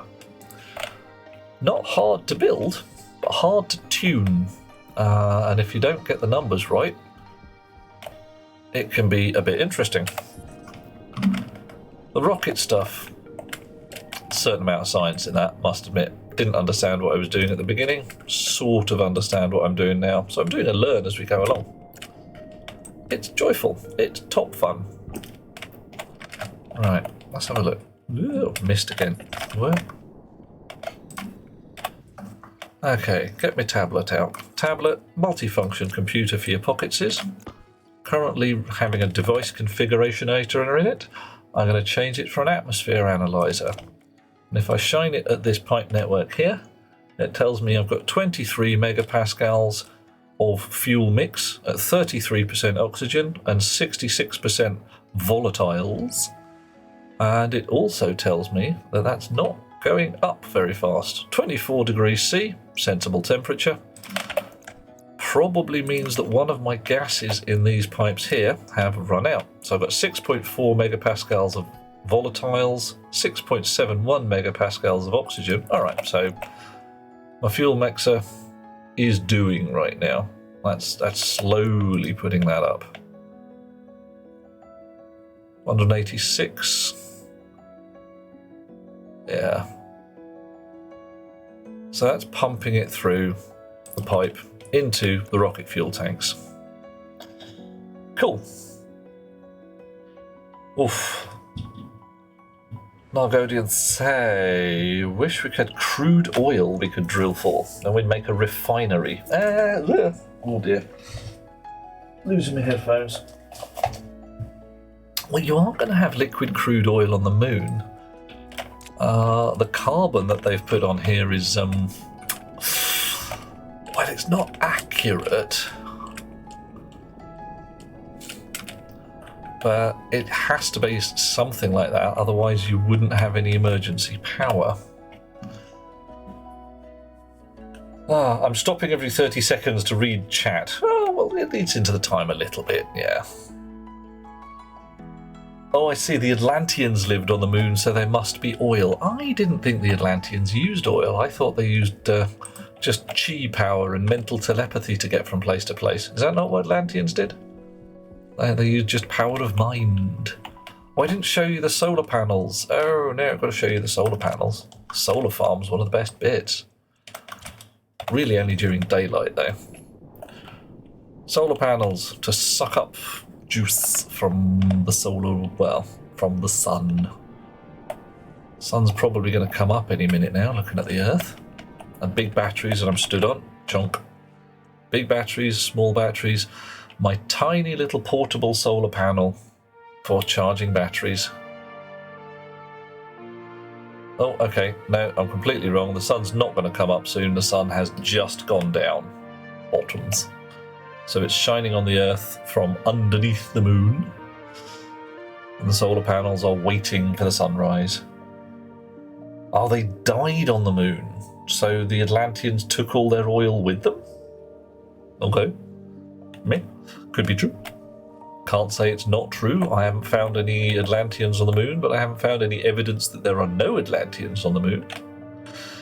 This is a solid fuel generator. You can just about see a little blob of coal in the chute, waiting for the time when these batteries are sufficiently low that it's emergency power time and the generator comes on. Oh, they died and turned into oil. But they wouldn't turn into oil. You need heat and pressure for that. And if they died on the surface of the moon, they'd just dehydrate and turn into dust. And if Atlantis was worth a damn, they'd still be around. Would you reckon they left Atlantis because it just went horrible or something? I don't know. It's possible. I mean, if you read the first few chapters of Triplanetary by E. Doc Smith, a phenomenal space opera where men are real men and women are real women and small furry creatures often get shot at, then you can definitely discover these things. Atlantis are magic, so their magic turned into heat and pressure when they died. See, I don't know enough about Atlantis, clearly not. Oh, it was the house prices. Yeah, cost of living drove the Atlanteans to the moon. I'm not convinced. Although, frankly, I'm not convinced, if you see what I mean. It's a really odd concept. Given that the cost of living is driving me in completely batty, then Atlanteans to the moon's not impossible. Right. Suit. Okay. Well, it didn't go very red, did it? There we go. So, my emergency suit is in its slot. Nice. My bed and my reading light are over there. Ooh, bright light. Okay. All condominiums, so gentrification forced lower income people away, causing a decline in industry and service class to support its class structure. Oh, little bit of economics there. Anybody want to look around the world at large and tell me that that's not true? Oh, wait. You can't. Hang on. Right. Exciter. Another things that you might want to consider is that stuff you need on the moon is also food. So you need to grow your own crops. I have a wee bit of the old hydroponics going on here. I have potatoes, I have tomatoes, and I have pumpkins. I can have a baked potato, I can have some French fries, I can have some pumpkin soup if I want. I've got a fridge to keep it in, some food processor, canning machine, and my automatic oven that I can say, please bake me some stuff. Ezra, hello! Oh, history. Oh, don't. History does repeat itself rather too often for my personal taste. What is it? Those who do not learn from history are doomed to repeat it. That could just be a concept of, class, like study class. You didn't learn from history. I need a shelf to put my stuff on. I really do. I should try and put one in the middle there, see if I can make that work. And I also need some lights downstairs. It's pitch dreck black down here, isn't it? Terrible. Right. Cryotube. Off. A result of selfishness. Eesh. That's not going to be easy to tune out of the human race, Annika. It's going to be a real pig. Right, going to climb into the cryotube because my lungs are damaged. And we'll have a brief snooze in the cryotube. Just a brief one. See if I get better. Oh, there we go. Recovering. But cognition is low because I'm asleep. Come out of the cryotube. Waking up slowly. Waking up. Doing a breathe. It's still pitch bloody black downstairs. I need some lights. This is the only room with automatic lights in. Why am I wheezing? What's wrong? It's a perfectly sensible temperature and a perfectly sensible pressure in here. Okay, fine. Always enjoyed the idea, says Nargodian, of history that does not repeat, but it does rhyme.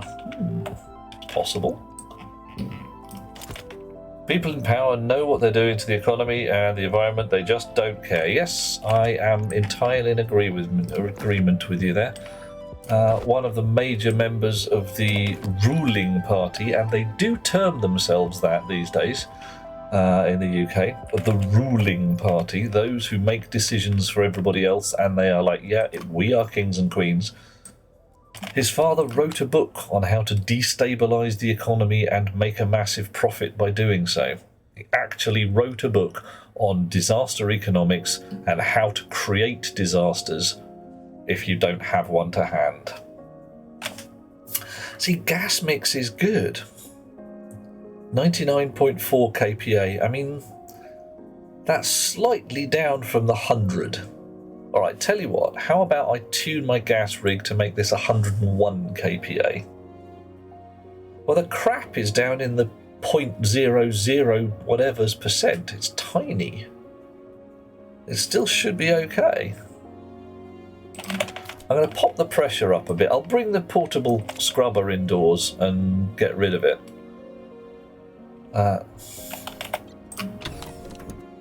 Okay. Where's that portable scrubber? Portable air conditioner, portable scrubber.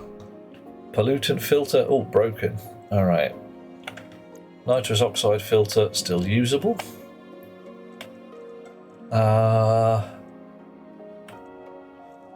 Right, so I need a pollutant filter. Hang on, where'd that nitrous oxide filter go? Come here, you. Negligible when consider the amount of gas required to fill the space. Ezra, I agree with you. It's a nuttin', but let's bin it anyway, just for the old certainty's sake. Right. Filter. Pollutant. Shonk. We'll have a cheap one because we don't really need much. There you go. Right. And you can go in a pocket. Filter the chips somewhere around here. You are you going to give me a name? IC housing and programmable chip. I'm fairly sure, since you're linked directly to the oxygen pump, that you are my air chip. Plus, I've sprayed you white, so you're probably my oxygen chip. Yeah, righty. You can sit the portable scrubber on a tank connector if I want to expel it to a pipe. Might be able to snag a pipe into that corner there. That might be a bit of a giggle. Come here, you. Pop top, indigo, import. Right, put you back in your slot. Get on with your job. La la la la la. Let's give you a name. Ham air mixer. I see. I get that right? Yeah. Sure. Hello. Lots of code. Thump. Oxygen, nitrogen, CO2 pump, gas sensors, vents and tanks. Okay. Right. So, what do we have here? Normal minimum pressure, normal maximum pressure. Let's pop that up to 101 and pop that up to 103.5. Let's make it 105, why not? Raise it a bit. Emergency low pressure,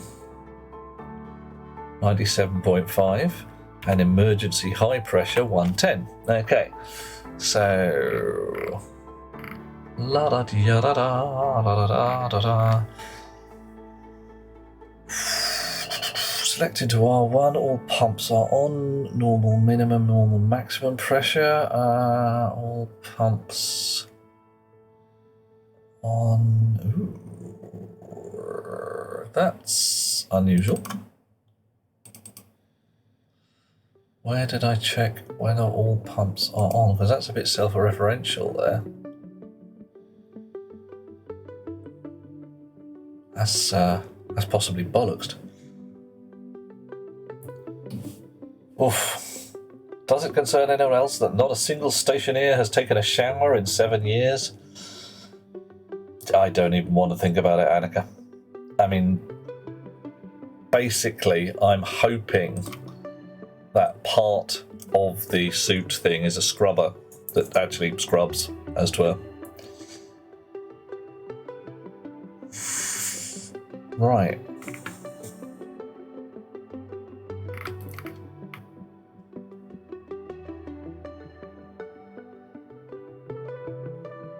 Interesting. Where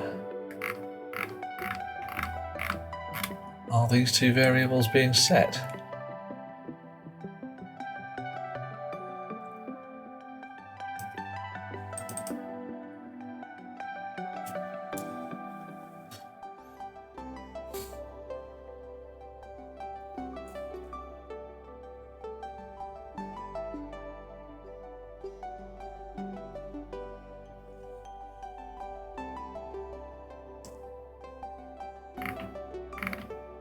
Where did we sing out?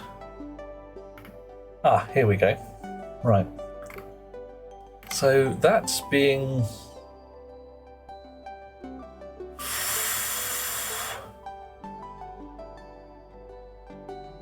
That's being set from the previous frame's business.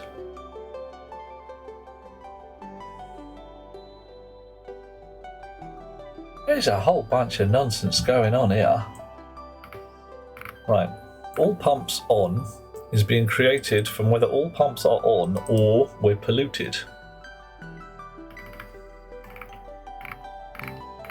So that's never switching on, it's broken.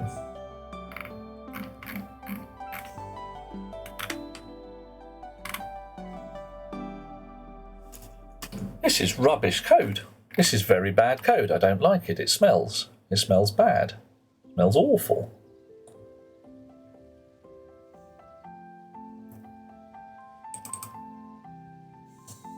Right.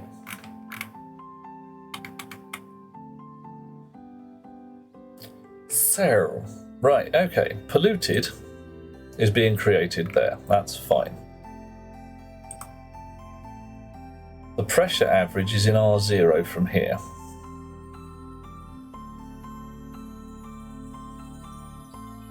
All pumps on is then being set from whether all pumps on already, and we are less than, if they are switched on, normal minimum pressure, or if they're not switched on, emergency low pressure. Okay, alright. Mars solar panel code is flashing an error. Okay, can you tell us what the error is, Annika? So it might be that it's not hooked up right, and it might be that it's woefully out of date. If it gives you a sort of something that says, you know, code's a pile of arse at line blah, what does line 30 say? Right, anyway, what was I going to do here? I was going to change some of the numbers, assume it's working, because I think it might actually be working despite my protestations that it's idiot's code, but hey. Confirm that. Pop that up. Export that. And just run the hab at a slightly higher pressure. Alright. La da da da da. Line 30. Do have the knobbies assigned to the right things. Let us pull in the Mars solar panel code then. See if we can find it. Probably all the way down the bottom these days. Dial, thermostat, composter, com dish, stack printer, dispenser, furnace, mining rocket, very obsolete.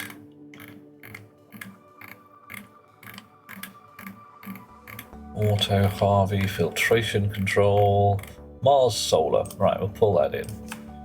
Right, here we go. I said here we go. Go on then.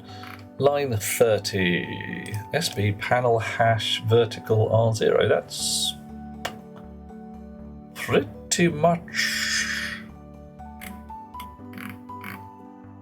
That's kind of. Are you sure that you've got, in this particular case, D0 set to a solar panel or anything that can eat a vertical thing if it's given us trouble at line 30?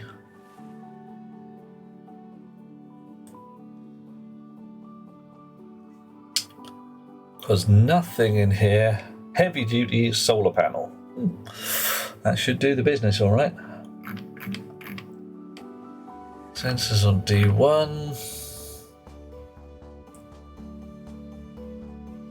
Yeah, frankly, looking at this, nothing particularly heavy. If they're both set to the right thing, it might not work, but it shouldn't be giving you an error.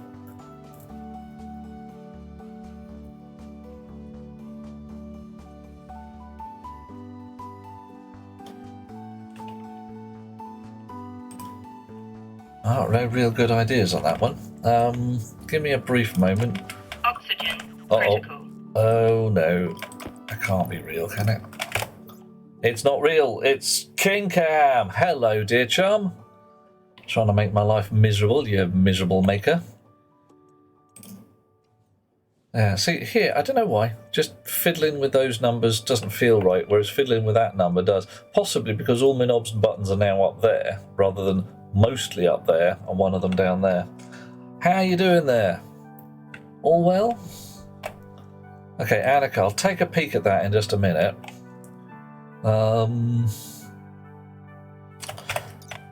Solar panel. You printed a new chip. Aha. Ooh. Ooh. Do you think the old one's dead? If we're interrogating the code, any revision of the auto furnace will recognise it's too cold to ignite. Too cold to ignite the fuel it's trying to heat up with. Green, but it's dark. Oh, well, because the sun isn't up yet. Okay. Yeah, see when morning turns up. How cold is your fuel, John? Shunk, shunk, shunk.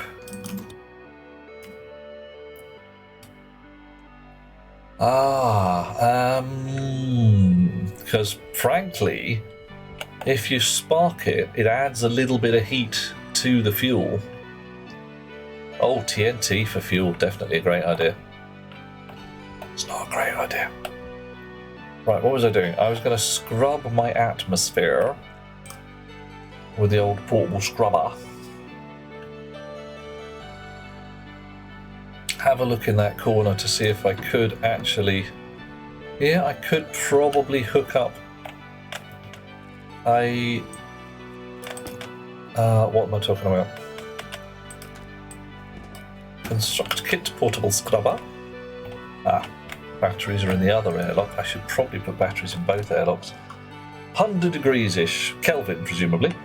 Code was it needs to be warmer, so it kept adding fuel mix. Oh. Kept adding fuel, never burned, then suddenly did and exploded into a fireball. What was the pressure when it suddenly did. So I'm trying to think what might be wrong with the code. 20-ish megapascals or kilopascals. Honk. You scrub it. Hammer, hammer, hammer, hammer. Right. Chunk, chunk, chunk, chunk, chunk. Right, that's sucking all the grot out of the air. 20 megapascals. All right, that is fairly... It should have ignited at 300. 300 kilopascals even. 500 at most. Something ain't right. Okay, patch of code needs poking with a stick. Brief check. Uh-oh. Yeah, that's definitely a lot more pressure than is comfortable. Oh, King Cow, that's harsh, man. Alright, look what we found here. Our surveying thing has surveyed. I'll best turn off my rocket scanners. Or the batteries run out. 72% battery, not bad. So we have discovered the L5 asteroid cluster and the L4 cloud. Well, I am actually going to bring my rocket home again though. Set destination to my rocket. Turn on the engine IC. Turn on the pressure sensor. Actually, let's turn off the pressure sensor, see if I remember to make the IC turn it on. No, didn't. Right. Okay, so that needs a bit of a poke with the stick. Edge case due to solder. Oh.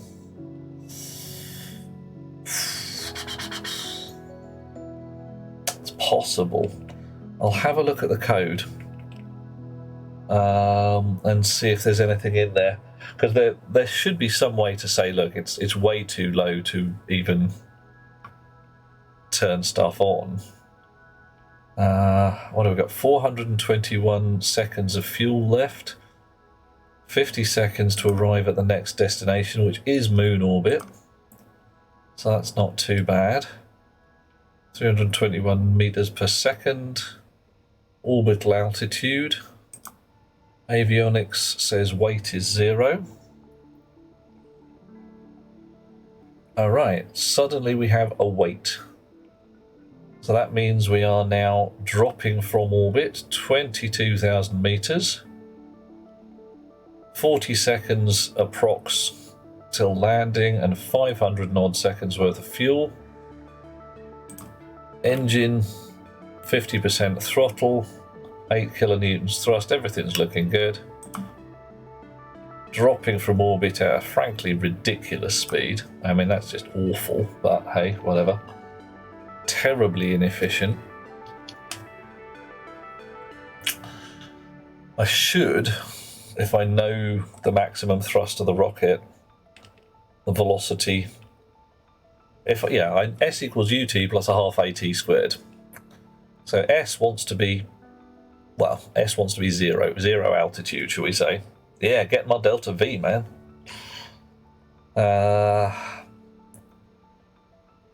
So if I know my altitude, I know my gravity, presumably. Do I have a thing for gravity in here? Anything?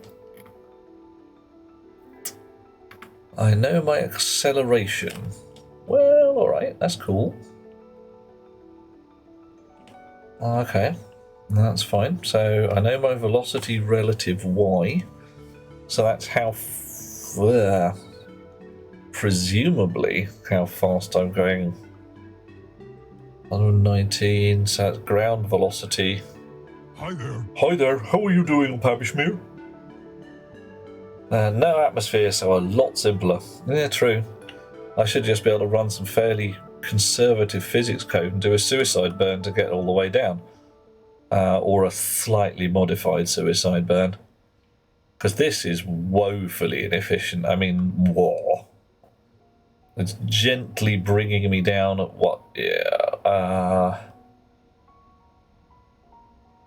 Yeah, I mean, 70 meters a second. I should be plummeting and then slamming the engines on hard rather than running them at 22% thrust and trying to come down like a feather. I'm not doing so bad, actually. I have just spent the last 4 days in the company of a very lovely lady, helping the poor girl get a new car because her old one failed its MOT so badly it was unbelievable. Kind of thing where you look at and think, well, you were driving this and it didn't snap in half.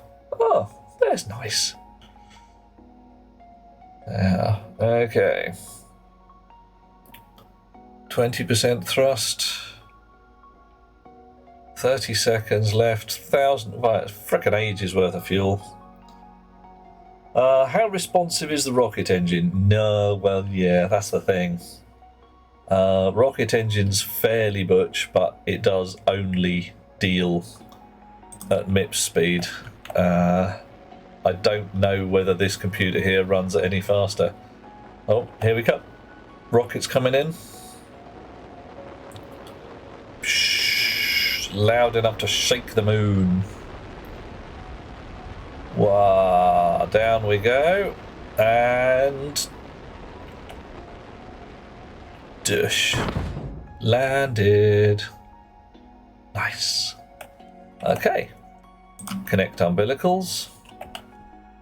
And what have we used? Yeah, general vicinity of 2/3 of our fuel, I suppose. Still half about left, I'll call it that.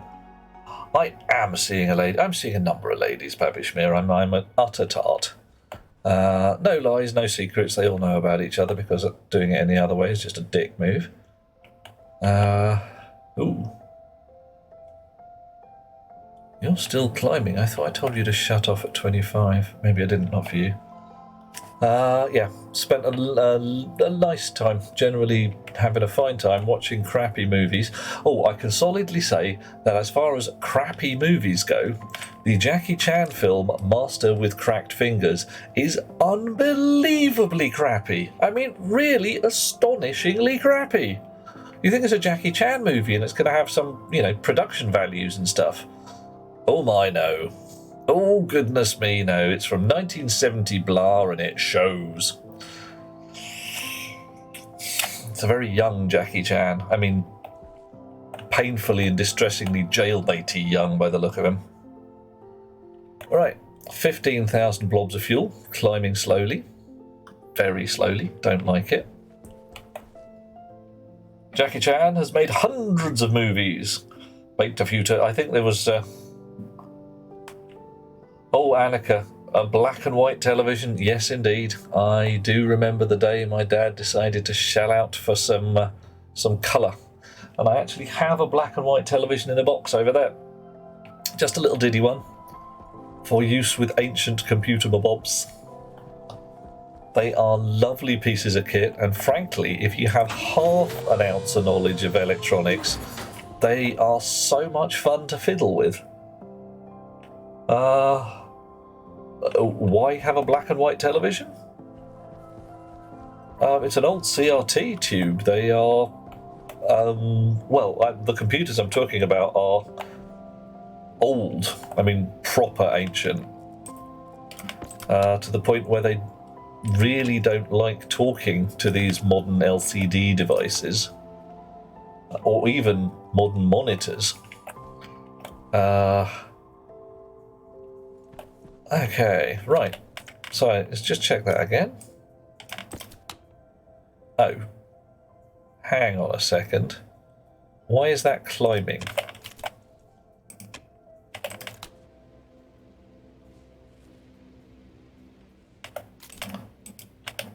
Right. Oxygen, CO2, nitrogen. If I turn that off, does it automatically vent? What? Am I breathing pollutants? Alright. That can't be right. That's like, where the hell's all that pollutant coming from? That's a lot of pollutant.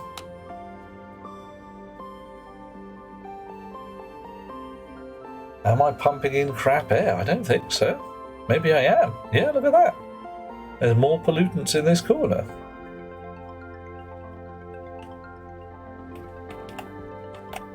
Oh, okay. I mean, it's dropping like a mad beast.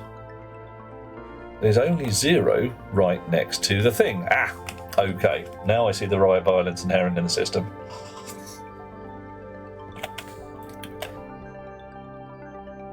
Right, okay. So, but look at that, that's 0.3 micromoles or whatever. Oh, 0.001 mole. Ah, right, so micromoles and moles and millimoles and all of that. Like, is this a pickle in a barrel situation? I've no idea. Yeah, Pappy Schmear, I've been a busybody. I've moved my bed from one side to the other. I've built an emergency suit rack after I did something insane but entertaining, which was stand on top of a rocket and launch it. That did not go well.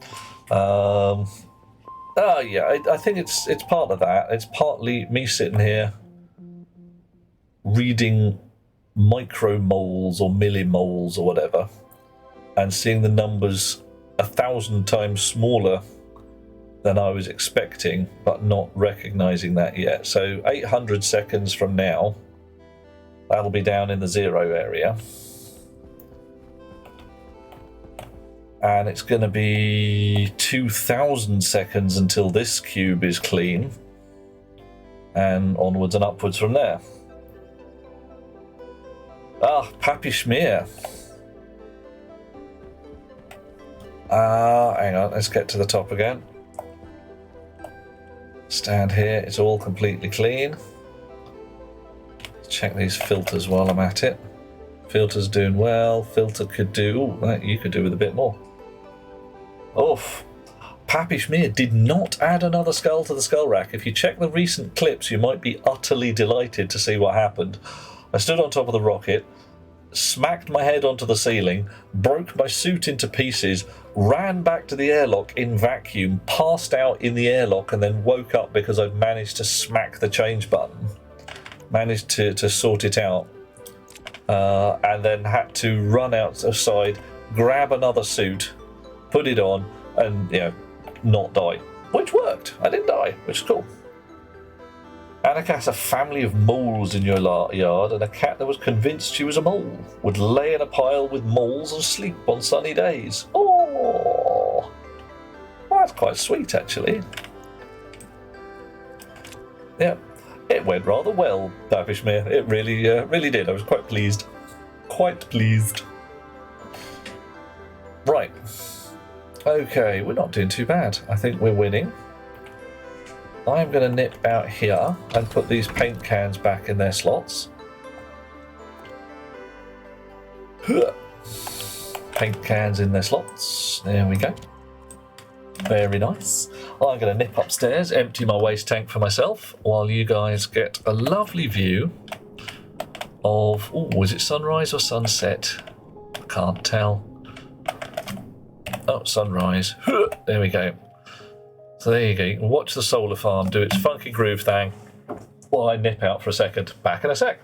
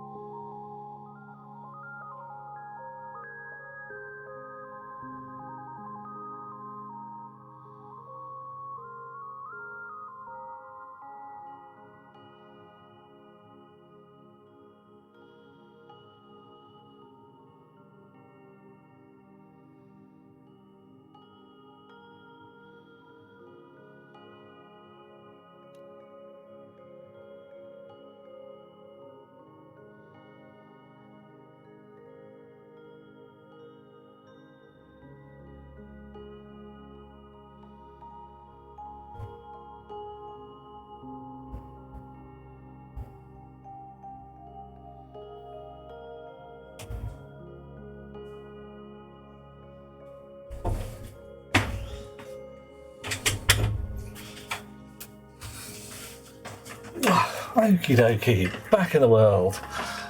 Don't know why the solar code didn't work the first time. It did the second. Yeah, much the same.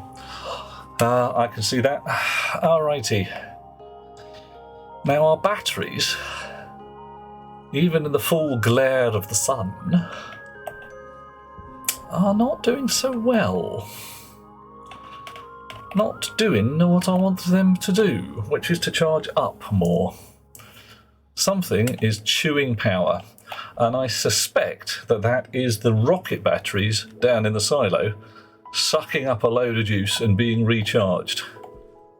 Now that's entirely legit. Rocket batteries definitely want to recharge. But if they are chewing through all my spare juice, I'm going to stick out a few more of the old solar panels and see what happens next. Right, so initial rig, frames, sheets, cable. We don't have any spare solar panels just lying around because we never do. 11 glass sheets available. Yeah, it's top fun, isn't it, Puppy Schmidt? I haven't watched it myself, but, you know, I was there, so, you know. Comedy gold, yeah, joyous fun. Solar panel. I can make 8 on the gold, I can make 1 on the copper, and I can make a fair few on the steel. Right, so, whoop. Oh, whatever, grab that in a bit. Gold. Right, looks like we're not going to get around to making a dispenser rig this time. Might manage it next time if we focus, although we're going to need all the chutes in the world. I don't probably need any spare gold, but hey, no matter. Let's see how I want to build it. Chutes along there. Gonna have to come underground here, but that's not a terrible problem. That underground line is fairly empty, and it can either do a U-shape round the back or a spine up the middle. Now, one of the delights here is I've got 5 manufacturing machines.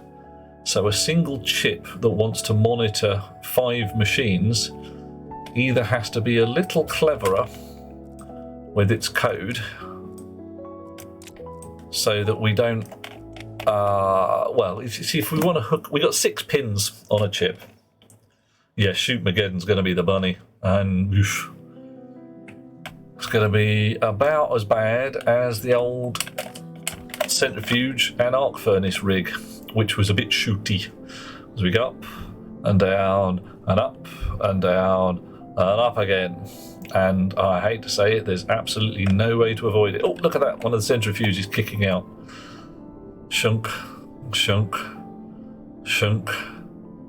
And the arc furnace is waking up. Smelty, smelty, melty, melty. Isn't that lovely? Is that not a sight to behold? And then they spit out and it goes to the sorting rig. And the sorters go clunker, clunker, clunker, clunker. Oh, and new stuff turns up in the silos. It's lovely. Right. Thud. Drop. You in there. You in there as well. Solar panels. I drop it by 1. 999 means print every solar panel you can. Boff. Is that Butts returning? Hello, hello. Lovely to have you back, dear chum. Swift thinking in a time of peril. Yeah, well, you know, swift, to certain values of swift, it's more along the lines of gently panicking and saying, I'm going to die. And the only sensible... Whoa, floating rock. Only sensible thing to do at that point is, yeah, basically cross your fingers, run for the nearest airlock and hope. There we go, no more floating rock. Chonk. Alright. Frames. 1, 2, 3, 4, 5, 6, 7, 8. Doing it on by radar. 9, Den. Okay. But took a nap, laid in the dark and the quiet. You get the whole migraine thing going on. That can really fuck up your day, and your night, and your day, and onwards and upwards. Used to get them pretty badly. I mean, really not well at all. Fortunately, not so much these days. I have had a couple of strange auras, and those are no fun, I tell you that. Those are some really surreal shit when you're sitting there thinking, wow, I haven't taken anything. I have not had any really surreal drugs, and yet. There we go, bit of landscape gardening. Flatten the world around. Anybody here from the Netherlands? Oh, wait, yes, I think there might be. I'm building your country. Come join me on the moon. Wish I were a raven. Oh, raven's not so bad. You want to be... I know, Aliana, you want to be a raven.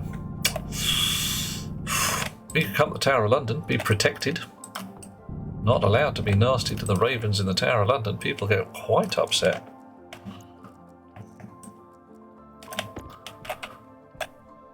Chunk. There we go. Last few bitty bobs. Building for the future. Probably don't have enough to cable all of that lot up. Don't care.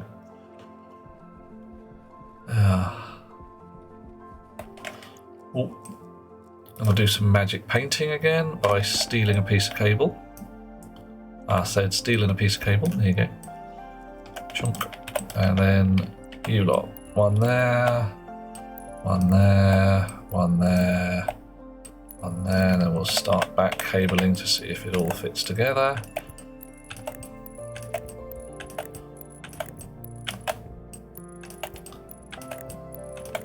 Oop, oop, oop, oop. Oop. Right. 3, 4, 5. Off. 1, 2, 3. 3, 4. Dun dun dun. Yay! That's quite satisfying as well. All right. Right. Okay, we've got some glass panels in our pockets. We do not have canned heat in our heels, but we do have a jetpack. Parkour. And what's it done? Oh, it's still printing. Nice. Oh, 2 stacks? No. Ran out of things. All right, 6 solar panels. That'll do us for the moment. So, had some fun while you were out having a wee nap, butts. I tried the old Dr. Strangelove thing at the instigation of Targaz. Can you ride one of the rockets? Not for long. Really, really not for long. Oh, hang on. There's a squeaky noise. Bear Cat is coming in with cat weather report. What's the weather like, dear chum? Oh, cool but dry. You coming back? No, you're just walking through for cat weather report. Come and say hello to the people on the interwebs. There we go. We might get a purr out of the old bear cat. Are you going to give us a purr? Yeah, is that coming through at your end? Yeah. Yay. Okay, you've done your duty for the day. Well done, Puss and Cat. You scamper for it. Oh, you're doing a sit? Oh, we may be graced with the presence of the bear cat for a little while. Yeah. Not a migraine. Gets sensory overload when everything and anything that happens hits you like the volume is turned to max and the brightness is double normal maximum. But that may be a painless concept of the old migraine, dear chum. It is actually a thing. where you get it without the pain. You just get the everything's turned up to 11 and I can't work out who I am and where I live. However, I am not a doctor, nor do I play one on TV, so don't take what I say as gospel, for the love of God. Or, you know, pick a god, any god. Did you know that God's name is Eris and he is a girl? We could talk extensively about theology at that point. Let's get the right kind of solar panel.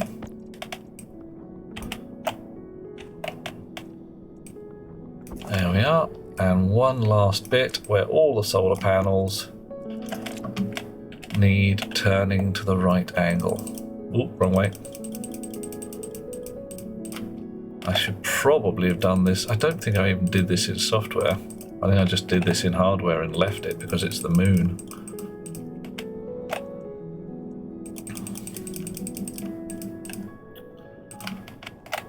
It's one of the delights. Oh, you're not even wired up, poor beast. Right, what do we need? Another 5 or so cables. Wahoo!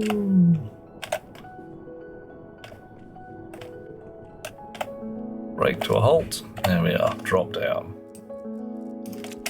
Yay, Bearcat purr coming through. That's cool. He's a lovely pudding cat, really. Although I can't show you the vicious scratches I have on parts of my anatomy because they are parts of my anatomy. But that was when the Bearcat was lying sleeping on my lap, rolled over, discovered that gravity was a thing, and it all went horribly, horribly wrong. I mean, really very badly wrong for both of us. Because he wanted not to fall off. I wanted him not to use his knifey feet on me. Our requirements were at odds, and unfortunately he was the one who had the knifey feet, and thus, in the resulting argument, the knifey feet won the day. Righty, chunk, bonk, off we go. But's cat fell off a desk a couple of times when he fell asleep on the edge. They do that. They just go for a snooze. They're like so comfy, and gravity then just claims them. On the other hand, Best Beloved is now coming along with a Bearcat on her shoulder after he has come in to do cat weather report, clearly gone upstairs to pass on the cat weather report. Oh, okay. You missed me falling off my rocket. Oh, there he is again. There we go. Oh, you can't quite see him. Take a pace towards me, my dear. There we are. Shoulder cat. There he is. Maybe deployed. Uh-huh. Oh dear, it's a balancing cat. It's a balanced cat. They had them purring at the lovely people earlier. Is he doing a purr now? See if we can get another purr. No. No, just a pirate cat.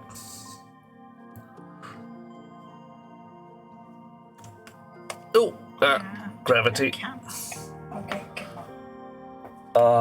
Sometimes, but a cat will just melt. Cat will just become a liquid, and Salvador Dali's cat will occur. It's one of these things. Kervik is not the only one that has a cat that likes to sit on the shoulders. Kervik, we used to have a wee cat by the terribly creative name of Tiny Cat, who, when we got her, was very tiny. I mean, proper, could sleep in the palms of your hand cat. And she would climb up her first few nights here were the Great Party of '99. Where the first people turned up on about the 29th of December, and we got rid of the last guests on somewhere around the 6th, 7th of January. So we had a solid week of party in the house, completely full. So we thought, solid, we're going to party like it's 1999, and we bloody well did. And Tiny Cat literally was able to walk from shoulder to shoulder across the room and thoroughly enjoyed doing it. She got fussed by 50 different people. She got her ears stroked, and she never really got the idea that walking on people's shoulders wasn't an everyday thing. Because when she grew up and got bigger, she became confused that the shoulders were much, much smaller than they were when she was young. Couldn't quite work out what was happening. So she would pause, like, oh my God, this is such a narrow place, back and forth, and try and walk from one shoulder to another and fail miserably. And once more, the knifey feet were deployed every so often. Okay, more solar panels. Batteries should be charging like a mad beast. Rockets are doing their thing. Suit racks have been doubled. We have an emergency suit. What were we thinking of for next? It was going to be a distribution rig. However, it is, in this part of the delightful globe we call Earth, that pale blue dot where everybody lives, midnight, the witching hour. And being a pointy-hatted type, I am willing to respect the change from one part of the day to the other. So I'm going to go climb into my bunk, turn off the lights in the hab, chill out for a bit, but I am going to write on my to-do list exactly what I want to do for next time. So a bottle of water, slurp.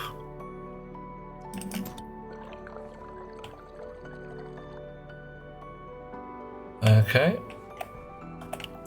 Pressurizing. Air scrubber's doing its thing. Let's check the atmosphere in here. Nice and clean. Getting cleaner. Oh, look at that. Whole room is almost clean now. How are the filters doing? Oh, okay, that really needs a fresh filter, doesn't it? We'll get a fresh one in the morning. All right, not too terrible. Oh yeah, helmet off, suit off, backpack off, belt I haven't played a place for yet. I reckon I can leave the air scrubber on overnight. It's not going to hurt. It's not going to be too terrible. I am going to drag it to a different room though, so it doesn't wake me up in the night. There you go. Shh. Brilliant. Turn my reading light on. Turn the main light off. I think I had a little bit of tomato soup before bed. Nice warming soup. Yummy. Not this warm, but you know. Carvick's daughter's cat. Every time you pick her up, she'd climb onto your shoulder and try and perch there. Even does what a chirp meow all the time. Two cats, same litter. Daughter's cat very vocal, loves physical attention. Son's cat extremely quiet, only wants attention on its terms. Cats are people in that they have personalities. We have two cats. Bear Cat, who you just saw, very social cat, utter tart, loves company, loves playing with people. Teddy Cat, his brother, utter scaredy cat. Distribution and dispenser rig. All the chutes in the world. Confirm. That's what's for next time. Honk.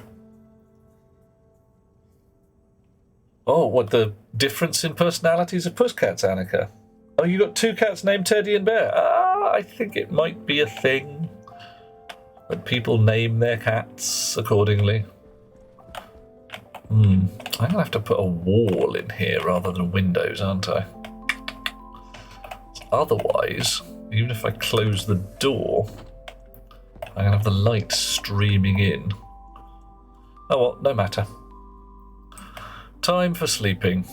I'm in my bed. Can I turn my light off? Oh, not from here. Might need to resight it. Might not be able to do that anyway. But I can look out the window and get a lovely view of space. It's so spacey. And right now, we're going to find somebody to raid into. We always raid from one channel to another because it's fun that way. Who can we see tonight? Gen Frosty is playing a bit of Baldur's Gate.